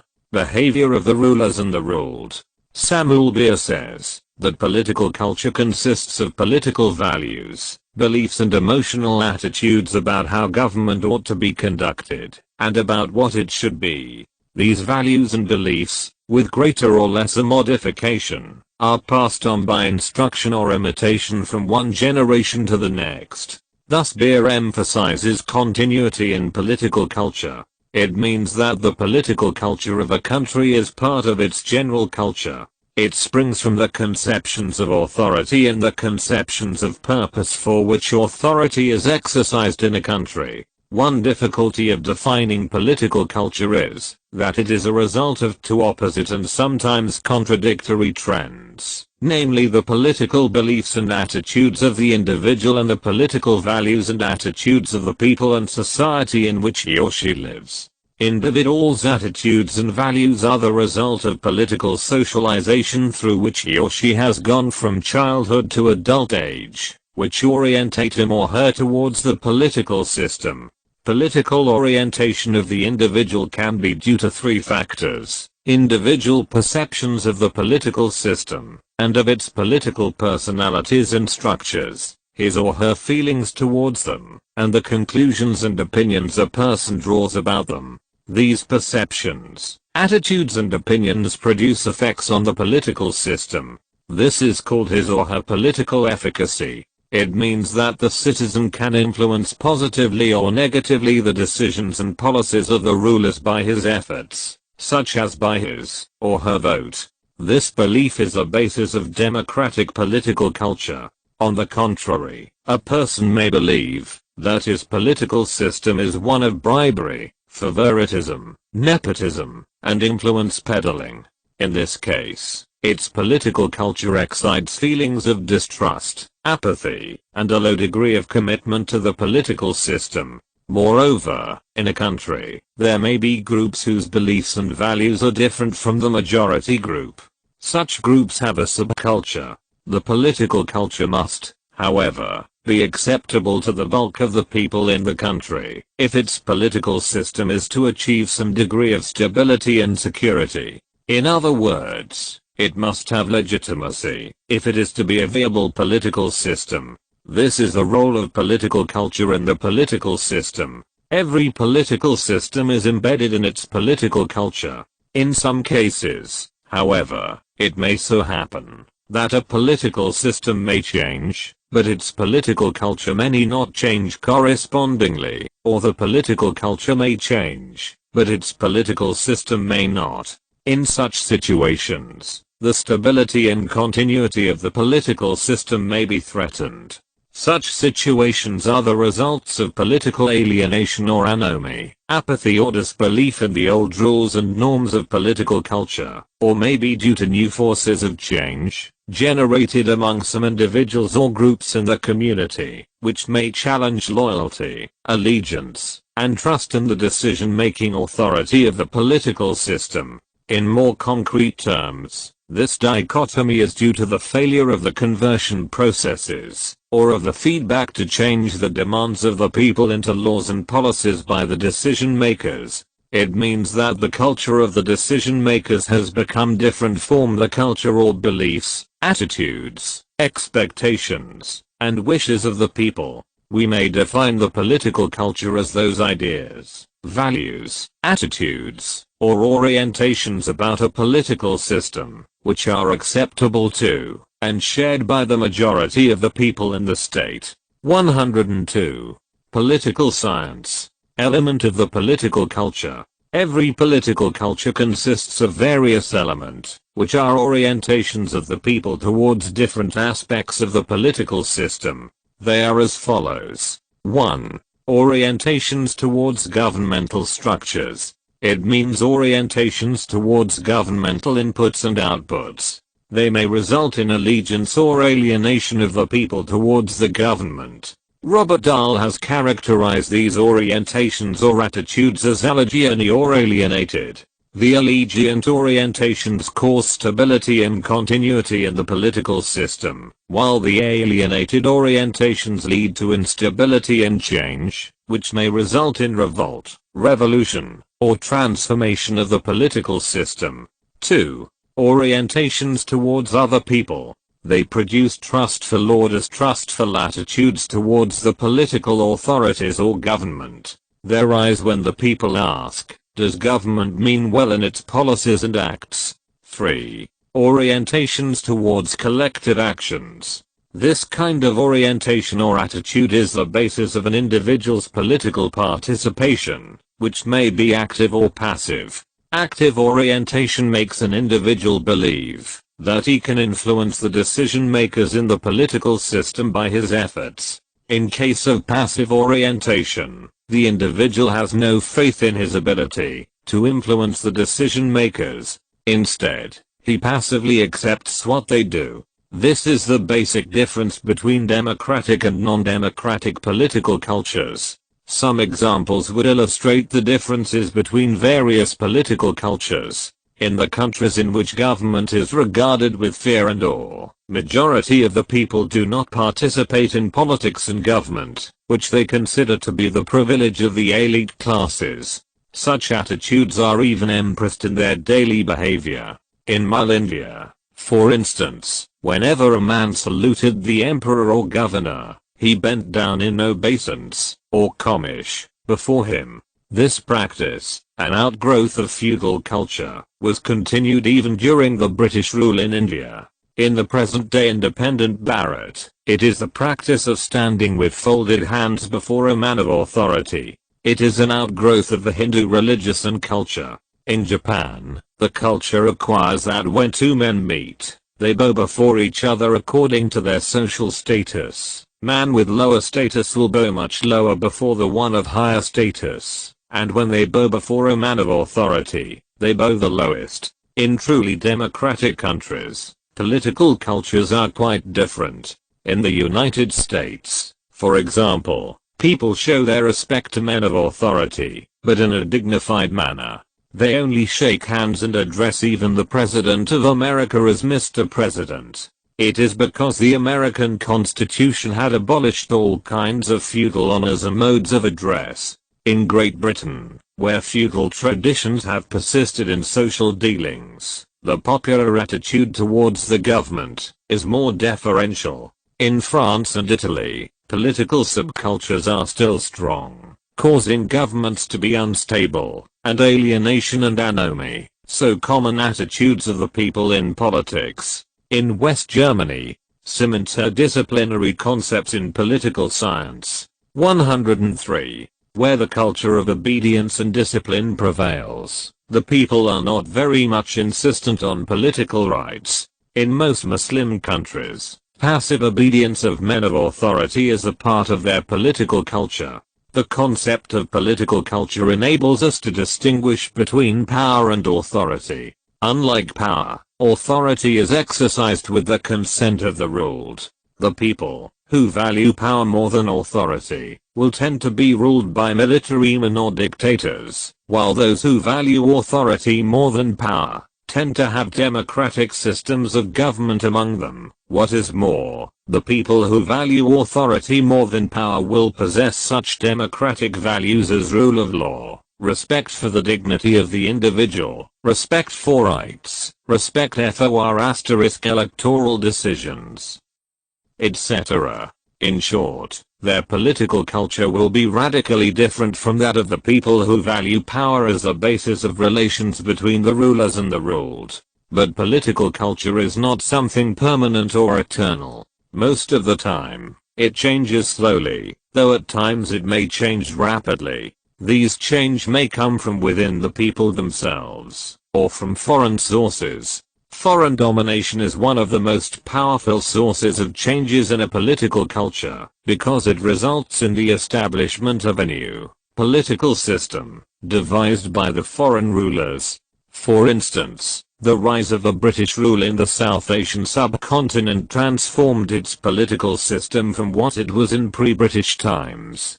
For instance, all the talk in the subcontinent of democracy, parliamentarianism, elections, rule of law, freedom of the press, rights and freedoms of the individual, etc., is due to the political culture inculcated by the British rule, which culture was absolutely unknown to the peoples of the subcontinent before.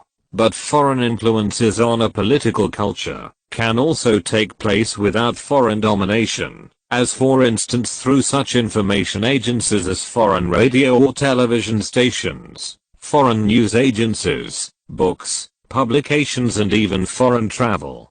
Not only the general culture, but also the political culture of a people changes under these foreign influences. However, they can protect themselves from these influences by xenophobia or fear or hatred of the foreign persons and things. This is the reason why the political cultures of Japan and Turkey, who resisted Western domination for so long, are so different from the political cultures of other peoples of Asia and Africa. In Europe, the English people have the most xenophobic political culture. Moreover, the history of a people is greatly determined by the kind of their political culture. The people with xenophobic political culture protect their national freedom and independence more successfully than others. Furthermore, the more their political culture is uniform and influential among the whole people, the more they will be able to resist the vociferous and disintegrative tendencies of the political subcultures among them, that is, of the political subcultures of their ethnic, religious and other minority groups. In short, the political system of a country depends greatly on the type of its political culture. Significance of political culture. According to Armand and Verba, the concept of political culture provides the connecting link between micropolitics and macropolitics. Political culture is not a unitary concept. Lesser social and political groups have their subcultures, or macropolitical cultures, while in modern societies and countries, there is also a 104. Political science. Macropolitical culture of the nation or state. However, in the developing countries, the micropolitical cultures of the lesser groups or communities may be too powerful or influential for the macropolitical culture to be effective or efficient. Such are the cultures of the tribal or caste societies. On the contrary, in the modern states, the micropolitical cultures of the parochial groups or loyalties are either non-existent or ineffective. In other words, the decisions or preferences of the voters, of the officers, or of the governmental decision or policy makers is made with a view to the interest of the whole nation. The problem of modernization in the developing countries of the third world is really the problem of transforming their micropolitical cultures into macropolitical cultures. The difference in political decision and policy making provides us with different types of political cultures. Types of political culture. The structural and functional differences in political systems give us different kinds or types of political cultures. Broadly speaking, they are of 5 types, as under 1. Parochial political culture, in which there is loyalty and allegiance to the tribes or tribal groups, as in the stateless societies of the primitive times, or of the sub-Saharan African tribes of the past and present times. 2. The parochial subject political culture, in which the first loyalty and allegiance of an individual is towards his caste or tribe or local community, and lesser allegiance to the state. The state also fulfills minimal demands of its subjects. As the culture is parochial, the people do not make many demands on the state. They are not citizens, but subjects. This type of culture existed in ancient and medieval times, as in the Gupta Empire of ancient India, or the Mughal Empire of medieval India, or in the Ottoman Empire, etc. 3. Parochial participant culture. The parochial participant political culture is one in which commitment and allegiance to the parochial communities, like caste, tribes and local communities or baradaries is still strong, but the people also participate in the political activities of the state, such as elections, in which they cast their votes in the interest of their parochial groups, not for the political parties or national interest. This kind of culture is found mostly in the newly independent countries of Asia and Africa, and of South America. 4. Subject political culture. It is one in which there are several political subcultures, and therefore the subjects, people, participate in the political authority to a limited extent, hence they are not citizens. For instance, in the Bourbon France before the French Revolution of 1789, it becomes subject participant culture, when the subjects, people, participate in the political system to some extent. In this culture, there is some alienation and apathy among the people. This type of political culture is found in modern France, Germany, Italy, etc. Some interdisciplinary concepts in political science. 105. 5. Participant political culture. In this type of political culture, the people participate in the political authority. They are, therefore, not subjects, but citizens. G. Armand and S. Verber have called this type of political culture a civic culture, as for example, in the United Kingdom, or in the United States. This type of political culture requires two things of the citizens: rationality and active participation in political affairs. Political thinkers, from Locke to Harold Lasky, have always favored this kind of the rationality activist model of political culture.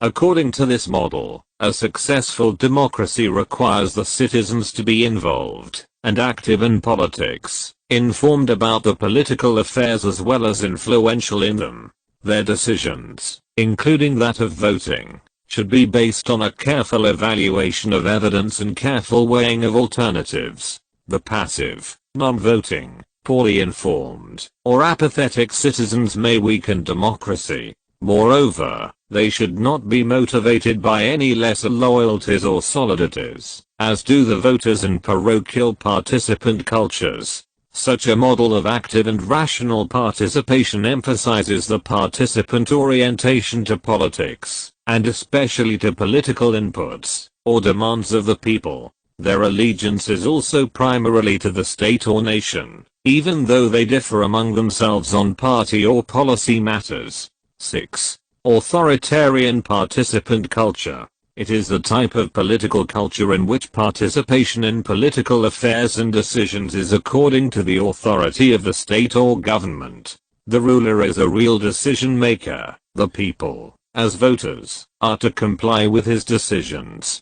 This type of culture existed in fascist Italy, Nazi Germany, and exists now in the Soviet E/9, Communist China and such other countries. Change in political cultures. Some political scientists believe that political cultures are not subject to much change. It is said that constitutions are not exportable. The truth is that a political culture is liable to change, although it changes gradually over generations, sometimes over centuries.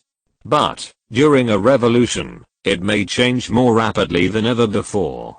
Such a change can also be brought about by the rise of a powerful political personality, or by the domination by an advanced political culture, as it happened in those countries of the Third World which came under the domination of the Western imperialisms. That was the reason why their parochial subject cultures changed into parochial participant cultures, as we have noted above. In more recent times, the authoritarian cultures of the Soviet Union and Communist China are changing under the glasnost and perestroika policies of the Soviet leader Mikhail Gorbachev and identical policies of the Chinese leader, Deng Xiaoping. Nevertheless, a political culture has a momentum of its own. Even if a culture changes, it changes according to its internal conditions, which may help or hinder the change process. That is why, for example, the British model of parliamentary democracy in the present day Bharat has been greatly changed by its dominant Hindu caste culture.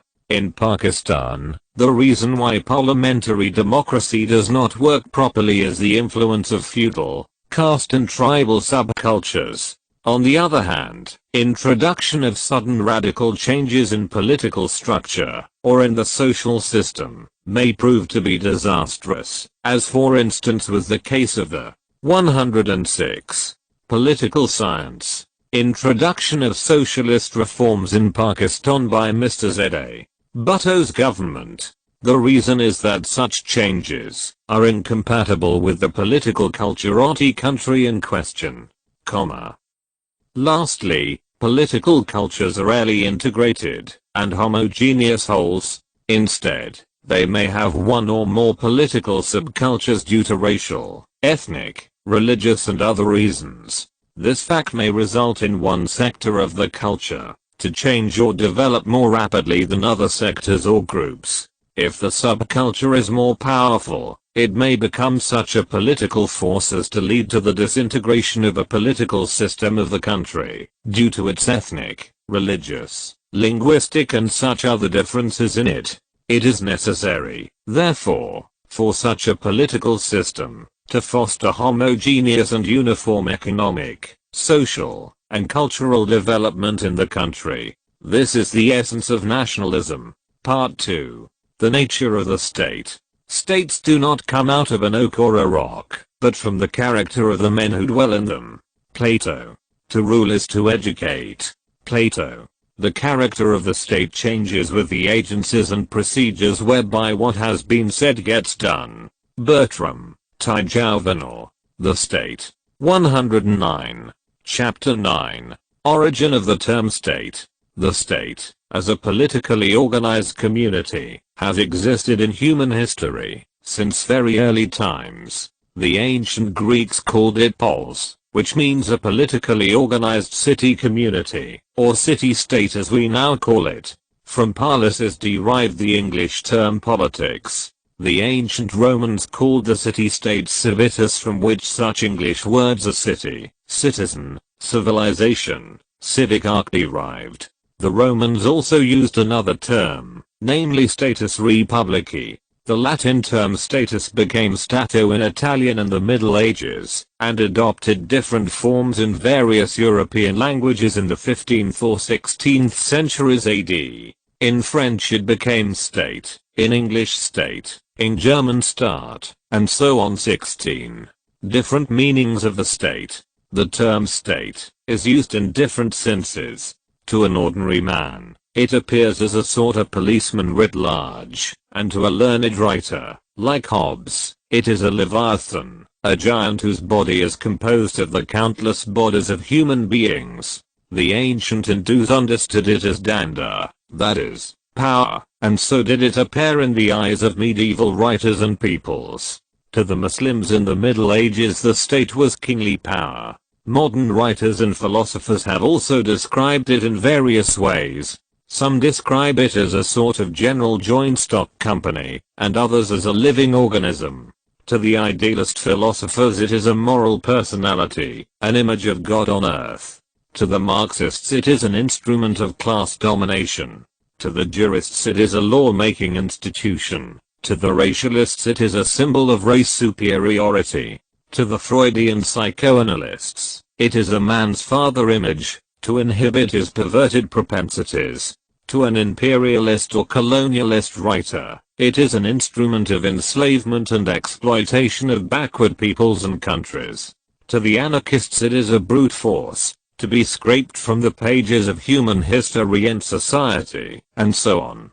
But, as students of political science, we have, not only to unravel this tangled skein of definitions and meanings, and uses and misuses of this term of our science, but also to define and describe it in scientific terms, and with scientific precision and objectivity. 17. Various definitions.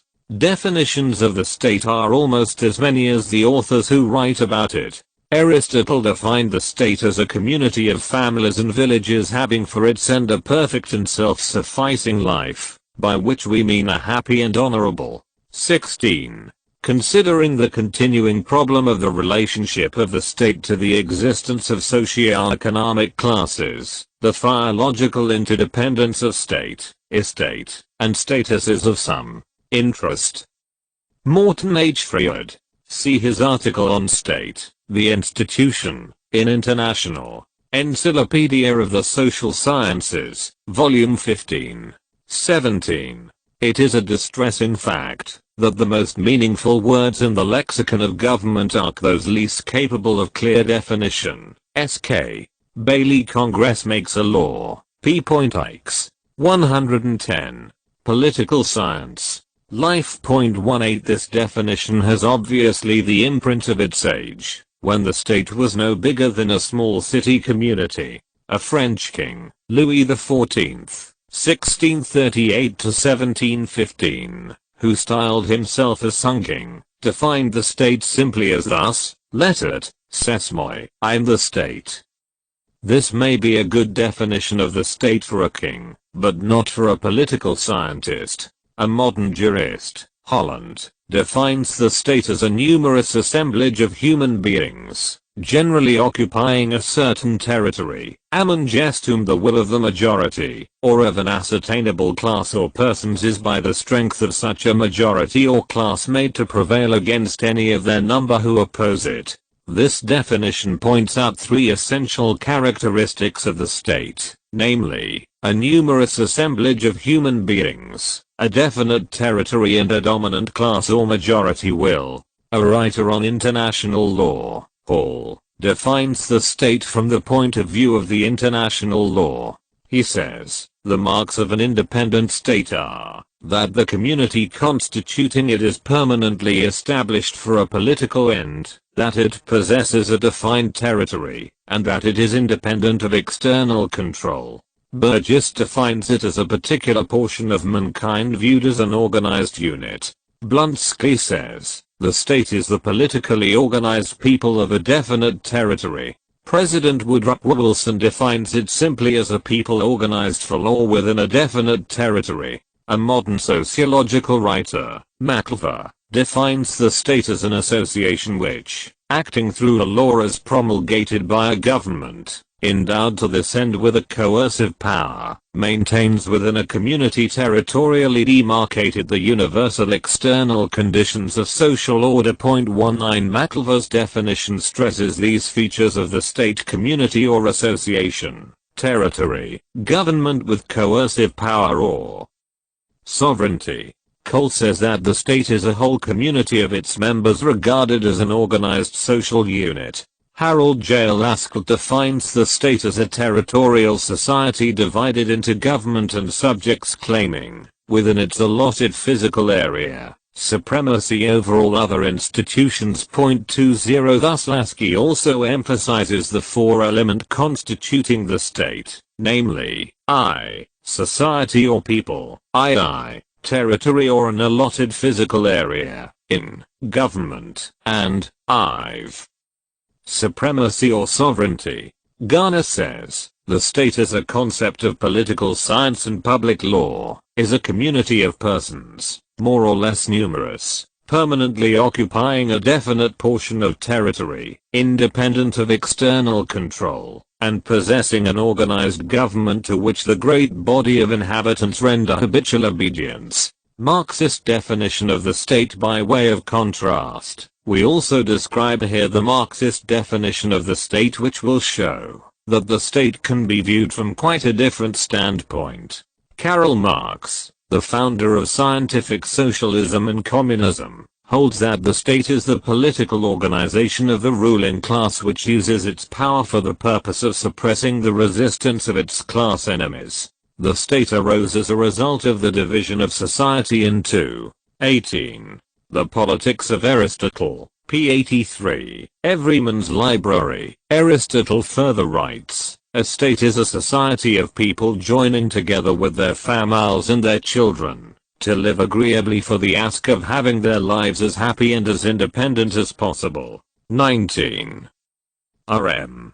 McIlver, The Modern State, p. 22. Apostrophe 20. K.J. Lasky, Grammar of Politics, p. 21. The State, 111. Antagonistic classes, and, therefore, for the purpose of curbing the exploited majority in the interest of the exploiting minority, it shall exist, so long as there is a need for class domination, and shall then wither away. Frederick Engels, the co-founder of Marxism, defines it briefly thus: state is a particular power of suppression. In another place he declares that the modern state is nothing more than a committee for the administration of the consolidated affairs of the bourgeois class as a whole. The apparatus of state power, namely, the army, the police, the judiciary, etc., is in the hands of one class, to suppress another class or classes. Thus the Marxists explain the state in socio-economic terms. Revolt against the term state. Since the middle of the 20th century, an intellectual revolt began against the use of the term state. It was led by the Perfiticaf scientists of the functionalist, behavioralist and other persuasions. They seek to eliminate this term from the dictionary of political science. We shall discuss the reasons of their revolt at the end of this chapter. However, the study of political science has to begin with a definition and understanding of the term state. We may define it thus: the state is a community of people, occupying a definite territory, organized under a government, which is supreme over all persons and associations within its territory and independent of all foreign control or power. Element of the state. From the definitions of the state, given above, we learn that it is composed of four essential elements or attributes. 1. Population. I.e. physical basis of the state. 2. Land or territory. Right curly bracket. Political or spiritual basis of the state. 3. Government. And 4. Sovereignty. / political or spiritual basis of the state. 1. Population. Man is by nature a social being. He cannot but live among other human beings. The state is an association of men living together. We cannot conceive of a state without a population. Broadly speaking, the population of a state consists of three kinds of inhabitants: full member stat, called the citizens, who enjoy all rights, and perform every duty towards their state; the subjects or nationals of the state who enjoy some rights; and non-members, called aliens, who are given only civil rights of life and property. The first two categories are the real element of the population of a state. The question, which had much occupied the attention of ancient as well as modern thinkers, is, how large should be the population of a state?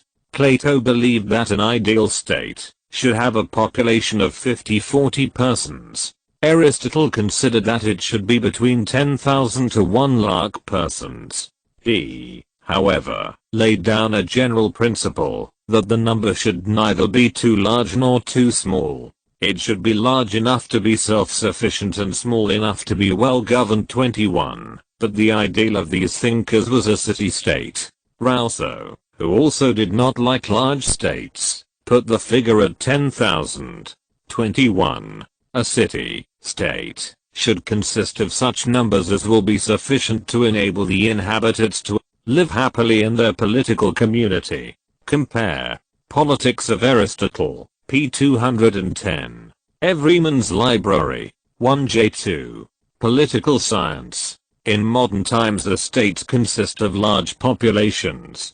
There are small states with a population of few lakhs, like Panama or Albania, and very large states such as USSR with 28 crores, or China with 100 crore population. 22. No limit, theoretical or practical, can be placed on the population of a state. Only one thing can be said: the population should be so much as would be sufficient to perform all the needs of culture, arts, learning, industry, agriculture, defense and civilized life. It should not exceed the natural and human resources of the country. 2. Territory. It is the second physical basis of the state. The people must live on a definite portion of territory of an appropriate size. 23. They must not wander from country to country, like the nomadic tribes. Wandering tribes do not form a state. When a people live together on a particular territory, they develop community of interests and patriotism, which are necessary element of statehood. For instance, the Jews of Europe and America did not have a state till point they occupied Palestine with the help of Anglo-American support, and built their state of Israel. Similarly, the Muslims of pre-partition India were a nation but no state, till Pakistan was parceled out of the pre-independence India. Like the population, the territory of modern states varies greatly. There are small states, like Luxembourg, and big continental states, like Russia and Australia. Political writers differ regarding the size of the territory of the state. Formerly, they generally declared that the territory must be small enough to be well administered. It was thought that a small state was proportionately stronger than a large one. On the contrary, in modern times, the tendency is towards large states, because the means of communication and transport have become so fast and cheap, that vast areas can make a compact state. Democracy is possible in vast countries, as it was not possible in ancient or medieval times. Moreover, a small state does not possess enough natural resources within its boundaries for economic and military needs of modern life and defense. A small state cannot defend itself, and perform other functions adequately which a state is expected to perform. The German writer, Treach, said, "The state is a power, and it is a sin for the state to be small." Modern tendency is towards economic self-sufficiency. 22. 23. When Zanzibar, Kenya, and other new states became sovereign states in Africa, the Times of London bemoaned over their tiny populations and meager resources as thus, Zanzibar now will be simply one of the many tiny states thrown up by the process of decolonization as the result of fierce but parochial nationalism, and it is far from being the richest. Cyprus has a population of 5,800,000, and exports and budget of about £30 per head. Trinidad, with a population of 9,00,000, has exports of L145 a head and a budget of £50 a head. Gobeyo, with a population of 3,20,000, exports of 120 a head and a budget of L15 a head. There is a deficit of L4.50.000 on a budget of L32.47.000. Expenditure will rise as the cost of a diplomatic establishment is added, and on account of rising expectations of education, health, and welfare. The London Times has conveniently forgotten to mention Kuwait, Israel or Singapore, the tiniest of all the tiny states, but not so meager in finances and budgets. L equals pound sterling. Aristotle remarks, "To the size of states there is a limit, as there is to other things, plants, animals, implements, for none of these retain their natural power. When they are too large or too small, point boo, they either wholly lose their nature, or are spoiled. For example, a ship which is only a span long will not be a ship at all, nor a ship a quarter of a mile long, yet there may be a ship of a certain size, either too large or too small, which will still be a ship, but bad for sailing. In like manner a state when composed of too few is not as a state ought to be, self-sufficing. When of too many, though self-sufficing in all mere necessaries, it is a nation and not a state, being almost incapable of constitutional government. See Politics. Jowett's translation. Book 7th. Chapter 4. The State. 113. Which is possible in large-sized states. Nonetheless, the population and territory should be correlated. State does not mean only the land, soil, rivers, lakes, mountains, etc., but also the subsoil and its natural resources. It extends to 3 miles into the sea or ocean, and up to 20 miles, 32 kilometers, for economic purposes, if it is a maritime state, and up into the airspace above it. As regards the limits of airspace of the state, a very interesting question has arisen in the present days due to the invention of the artificial satellites and spacecrafts which spin around our planet thousands cf. kilometers up in the cosmic space. When the aeroplanes were invented, the airspace was extended as far as the highest flight of the latest aeroplane. But there is an obvious difficulty to apply this rule of the international law to the man-made moons and spaceships. This problem of the territorial limits of the cosmic space is yet to be solved by international law. 3. Government.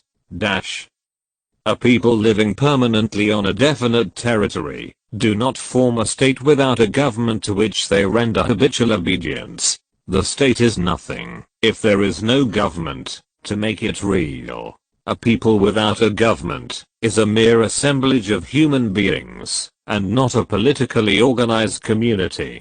Government is the machinery or agency through which the will of the state is formulated and expressed. The state plans and acts through the government. It is the government that administers the state, keeps law and order, formulates the policy of the state, and organizes the people dwelling within its territory. If the people are the limbs and the territory the body, the government is the head of the state. 4. Sovereignty. The fourth essential element of the state is sovereignty. It means the supreme, original and unlimited power exercised over all persons and associations within the boundaries of the state, independent of every outside power. It is the soul of the state. The state alone is the sovereign association. It has two aspects. Internally the state is supreme over all persons and associations, and externally it is independent of all foreign control or power. Other features of the state. Although the state is composed of the four essential elements described above, it is also characterized by certain other features. They follow from the four essential elements, especially from the two, sovereignty and territory. They are as under. 1. Unity. It simply means that the population ZMD territory of the state are organized and united under a single supreme power. Unity, however, is an attribute, not an element. It arises from the element of territorial integrity and sovereignty of the state. 2. Continuity or permanence. It means that the state continues to exist for all times. Theoretically, the state is immortal. Its laws and sovereignty are for all times. Governments may change, but the state continues to exist. The king dies, but the kingdom lives on. In actual practice, however, it is not the state, but the idea of the state, that is immortal. The actual states have frequently changed in history, at times by slow evolution, and at times by forcible revolution. Once England was an absolute monarchy, then she became an oligarchy, now she is a crown democracy, in which the queen, or king is a mere figurehead. In France, these changes have taken place. 114 Political science. In a violent revolutionary way. Similarly, Russia before 1917 was an absolute monarchy, but she is today a communist state. Moreover, one state can be conquered and annexed by another state, just as England subjugated many states in the post-mile India. So, in practice, states are not continuous and immortal, as they are claimed to be in theory. 3. Equality. It means that all states, whether big or small, are equal in the eyes of international laws. It is an attribute of external sovereignty. Unscientific uses of the terms vs state. As we have said above, the word state is sometimes used in an unscientific manner. For example, each of the units of the USA is described as a state, for instance, the New York state. Similarly, in pre-partition India, the native princes ruled certain parts of the Indo-Pak subcontinent, which were called the states, for instance, the Hyderabad, Deccan, state, or the Swat state in Pakistan. Hence questions may be asked, was Hyderabad or Swat state a state? B. Is New York state a state? In the same way a question may be asked, whether the UNO can be regarded as a state or not. D. Is a British Dominion a sovereign state? E. Is Peshawar or Lahore Corporation a state? Hyderabad, Deccan, state. It was a state in British India. But it was a misnomer to call it a state, because it had no independence, and no foreign policy of its own. It was under the paramount power of the British rulers of India, who interfered even in its internal administration and law. The Bharati government, which succeeded the British, has therefore dismembered, and put an end to it, without any international reactions, because it was an internal matter of Bharat. Similarly Pakistan has annexed such princely states as Swat, Chitral, Bengalpur, into its territories. B. New York State. It is one of the 50 states of the USA. It is a component unit of a federal state, but it is not a state in the sense as understood in political science. No doubt, it has the three essentials, namely, people, territory, and government. But it does not possess the most essential element of sovereignty. New York State has no army, no defense or foreign policy of its own. In this respect, it obeys the authority of the federal government of the USA at Washington, D.C. See, UNO-. It is also not a state, although it has a rudimentary kind of governmental organization. For instance, a General Assembly, a Security Council, a Secretary General and an International Court which might be regarded as its legislative, executive, administrative and judicial organs, like that of a state government, yet it lacks all essential element which constitute a state. It has no people whom it can rule, no territory which is its own, and, above all, no sovereign authority. It is not even a superstate as it is sometimes claimed. It is only an association of independent, sovereign states, which have agreed to participate in its discussions and decisions for their national ends and interests, and to obey it only in those matters which suit their own interests or purposes. It is claimed by some American and European writers that the UNO would become the world state of the future. But such an evolution seems to be quite improbable, because it would violate one of the basic principles of the UN Charter, namely, the sovereignty and independence of its member states. The UNO is only a glorified international postal union or such other international organization. The State 115. D. British Dominions. British Commonwealth of Nations comprises several states which enjoy what is called a dominion status. They are Canada, Australia, New Zealand, etc. Ghana, Barrett and others are also dominions with somewhat different status. Is a dominion a sovereign state, although it is a member of a wider political union, the Commonwealth? It is said that they are no sovereign states, because, firstly, they have accepted constitutions framed by the British Parliament, and, secondly, their heads of state, the governors-generals, are appointed by the British sovereign.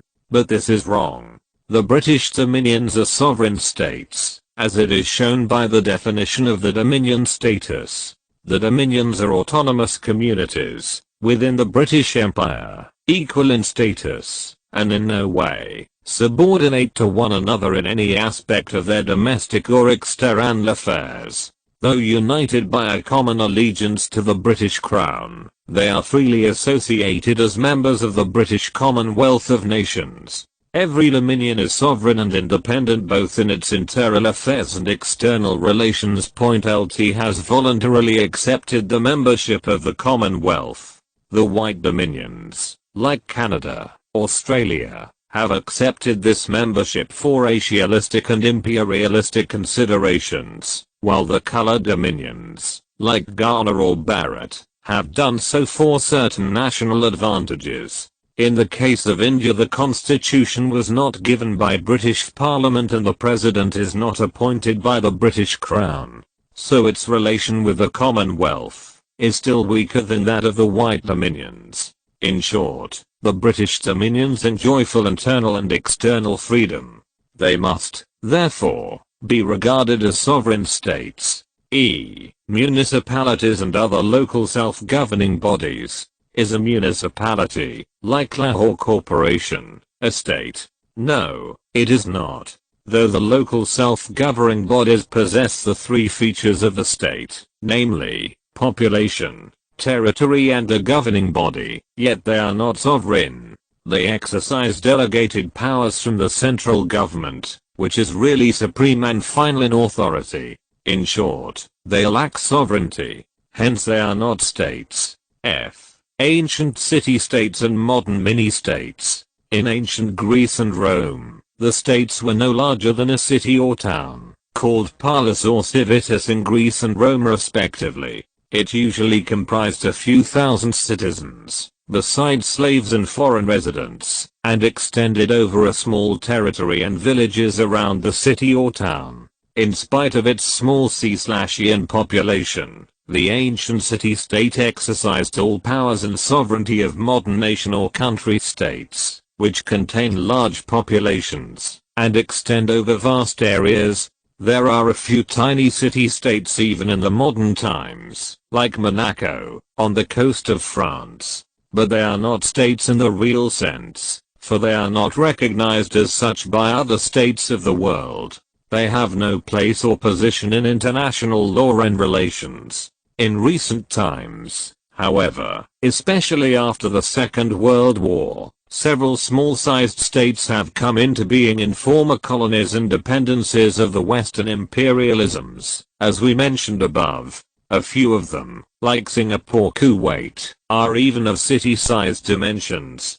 They might better be called mini-states or pygmy states, as a Secretary-General of the UNO described them. They are, however, full-fledged states, are internationally recognized, and are members of the international bodies, like the UNO. Their populations are a couple of lakhs. The strangest development in this respect is the attempt of a tiny island in the Caribbean Sea, off the coast of Central America, called Anguilla, to become another mini-state, though its population is no more than 16,00 persons. For the time being, its former colonial master, 116. Political science. Great Britain is restraining its efforts to become a sovereign state, but if it succeeds in its independence struggle, Anguilla will become the tiniest of the mini-states in the world today. It is, on the whole, an interesting experiment in the evolution of the states in the modern times. But it seems to be a reductio ad absurdum of the modern state, as shown by the fate of such tiny states as Bhutan, Sikkim, Maldives, and others, which are subjugated by India, their powerful neighbor. State distinguished Freud's government. In popular discussion, the terms state and government are often used interchangeably. The one is used for the other. The two are often confused together. There is a celebrated saying of a French king, Louis XIV, "I'm the stat." What he meant was, "I'm the government." Let us now distinguish the state from the government, a distinction which was first made by the famous French thinker, J.J. Rousseau. 1. The state is abstract, the government concrete. The state is an abstract concept, which cannot be perceived by our senses. It comprises of 4 elements. All states are identical, because they must consist of the lower essential element. The government is a concrete term, which refers to a group of persons who can be seen exercising supreme authority. 2. Government is a narrower term than the state. The state consists of the total population which lives in a particular territory, but the government means only a few persons who administer it. Every citizen is a member of the state, but he or she is not necessarily a member of the government, unless he or she is elected to the legislature, or becomes a minister or a judge, etc. 3. The state is permanent, the government is temporary. The state has the quality of permanence. The whole world is divided into a certain number of states, each occupying a portion of territory on the globe. Hence it is in permanent association. On the other hand, the government is temporary. When one government falls, either by election or evolution, another is formed, but the state continues to remain the same, provided revolution does not bring about a political transformation, in which case a new type of state comes into being. 4. Sovereignty belongs to the state, not to the government. The state is the sovereign community, politically organized, whereas the government is only an agent of the state. The government exercises such authority as is given to it by the state through its constitution. The relation between the state and the government is like that of a principal and his agent. 5. Territory is an essential characteristic of the state, but not of the government. The state cannot exist without the territory, but the government has no reference to territory. It refers to persons or groups of persons who exercise political power or authority. 6. The state is an association. The government is an organization. The state is an association of human beings for realizing common ends or purposes, whereas the government is a machinery or organization for realizing the purposes or ends for which the state exists. It is the government which carries the state 117 out the purposes of the state. That is why one cannot imagine a state without the government, which expresses the will of the state. 7. The individual can have rights against the government, but not against the state. State and society. The two terms, state and society, are sometimes used interchangeably. Ancient Greeks and modern idealist thinkers make no distinction between the two. However, there are some differences between them, as shown by both sociology and political science. These differences are as follows. 1. Society is a wider term than the state. Society is defined as the complex of organized associations and institutions within a community. It means that all the relations which exist between human beings, whether social, economic, religious, or political, are social. The state is only one of these many relations. They are those relations which exist between the rulers and the ruled. They are the product of government. Mazhar has rightly remarked, there are social forces, like custom or competition, which the state may protect or modify, but certainly does not create, and social motives like friendship or jealousy, which establish relationship too intimate and personal to be controlled by the great engine of the state. 24. 2. State has territorial reference, but not society. Territory is an essential element of the state. If there is no territory, there will be no state. But society has no references to territorial occupation. It refers to man alone, and not to his environment. For instance, though Islamic society extends over several countries of Asia and Africa, yet they are distinct states. Some of the social organizations and associations go far beyond the boundaries of several states. For instance, the Red Cross Society, or the Rotary Club. In a sense, there is only one human society all over the globe, which is, however, divided into more than 150 states. 3. State is sovereign, society is not. One of the basic difference lies in the fact that the state is sovereign. It exercises coercive authority, and enforces its laws and orders by force. But society has no coercive power to punish those who do not observe its customs and rules. It appeals and persuades its members to observe its rules. Society is based on voluntary cooperation. Its energy is goodwill. But the state is based on coercive action. Its energy is force and its method is rigidity of laws. 4. The state cannot exist without a government, but a society may not be politically organized. There were societies before the state came into being, and there may, in future, be a society without the state. Even today, there are some simple communities, which have no state. For instance, the tribes of the Eskimos. They are known as stateless societies. The term society applies to all organized and unorganized human communities. A tribal people have a society, but may have no state. 5. The state and the society differ in purpose. The state exists for one single purpose of maintaining peace. Society exists for a number of purposes, some great and some small, but all, in their aggregate, deep as well as broad. 24. R.M. Mazhar, The Mazhar State, p. 118. Political science. Their interrelation. In spite of their differences and distinctions, the state and society are interrelated. As Professor Barker says, they overlap, they blend, and they borrow from one another. The state is the highest form of social organization. It provides the framework of the social order.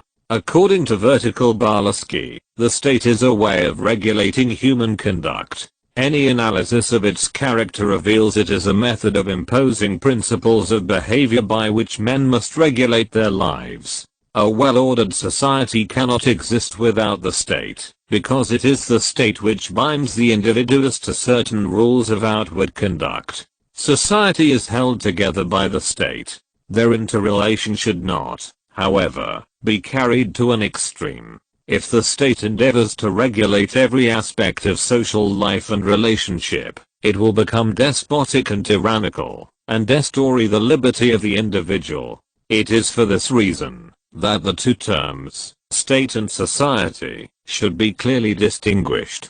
To identify the social with the political is to be guilty of the grossest confusion. Writers Matlka, which completely bars any understanding of either society or state. *5. It will justify state interference in all aspects of human life. It will make the state an end and man a means to an end. The state is really a means, rather than an end in itself. An omnicompetent state will really become an incompetent state.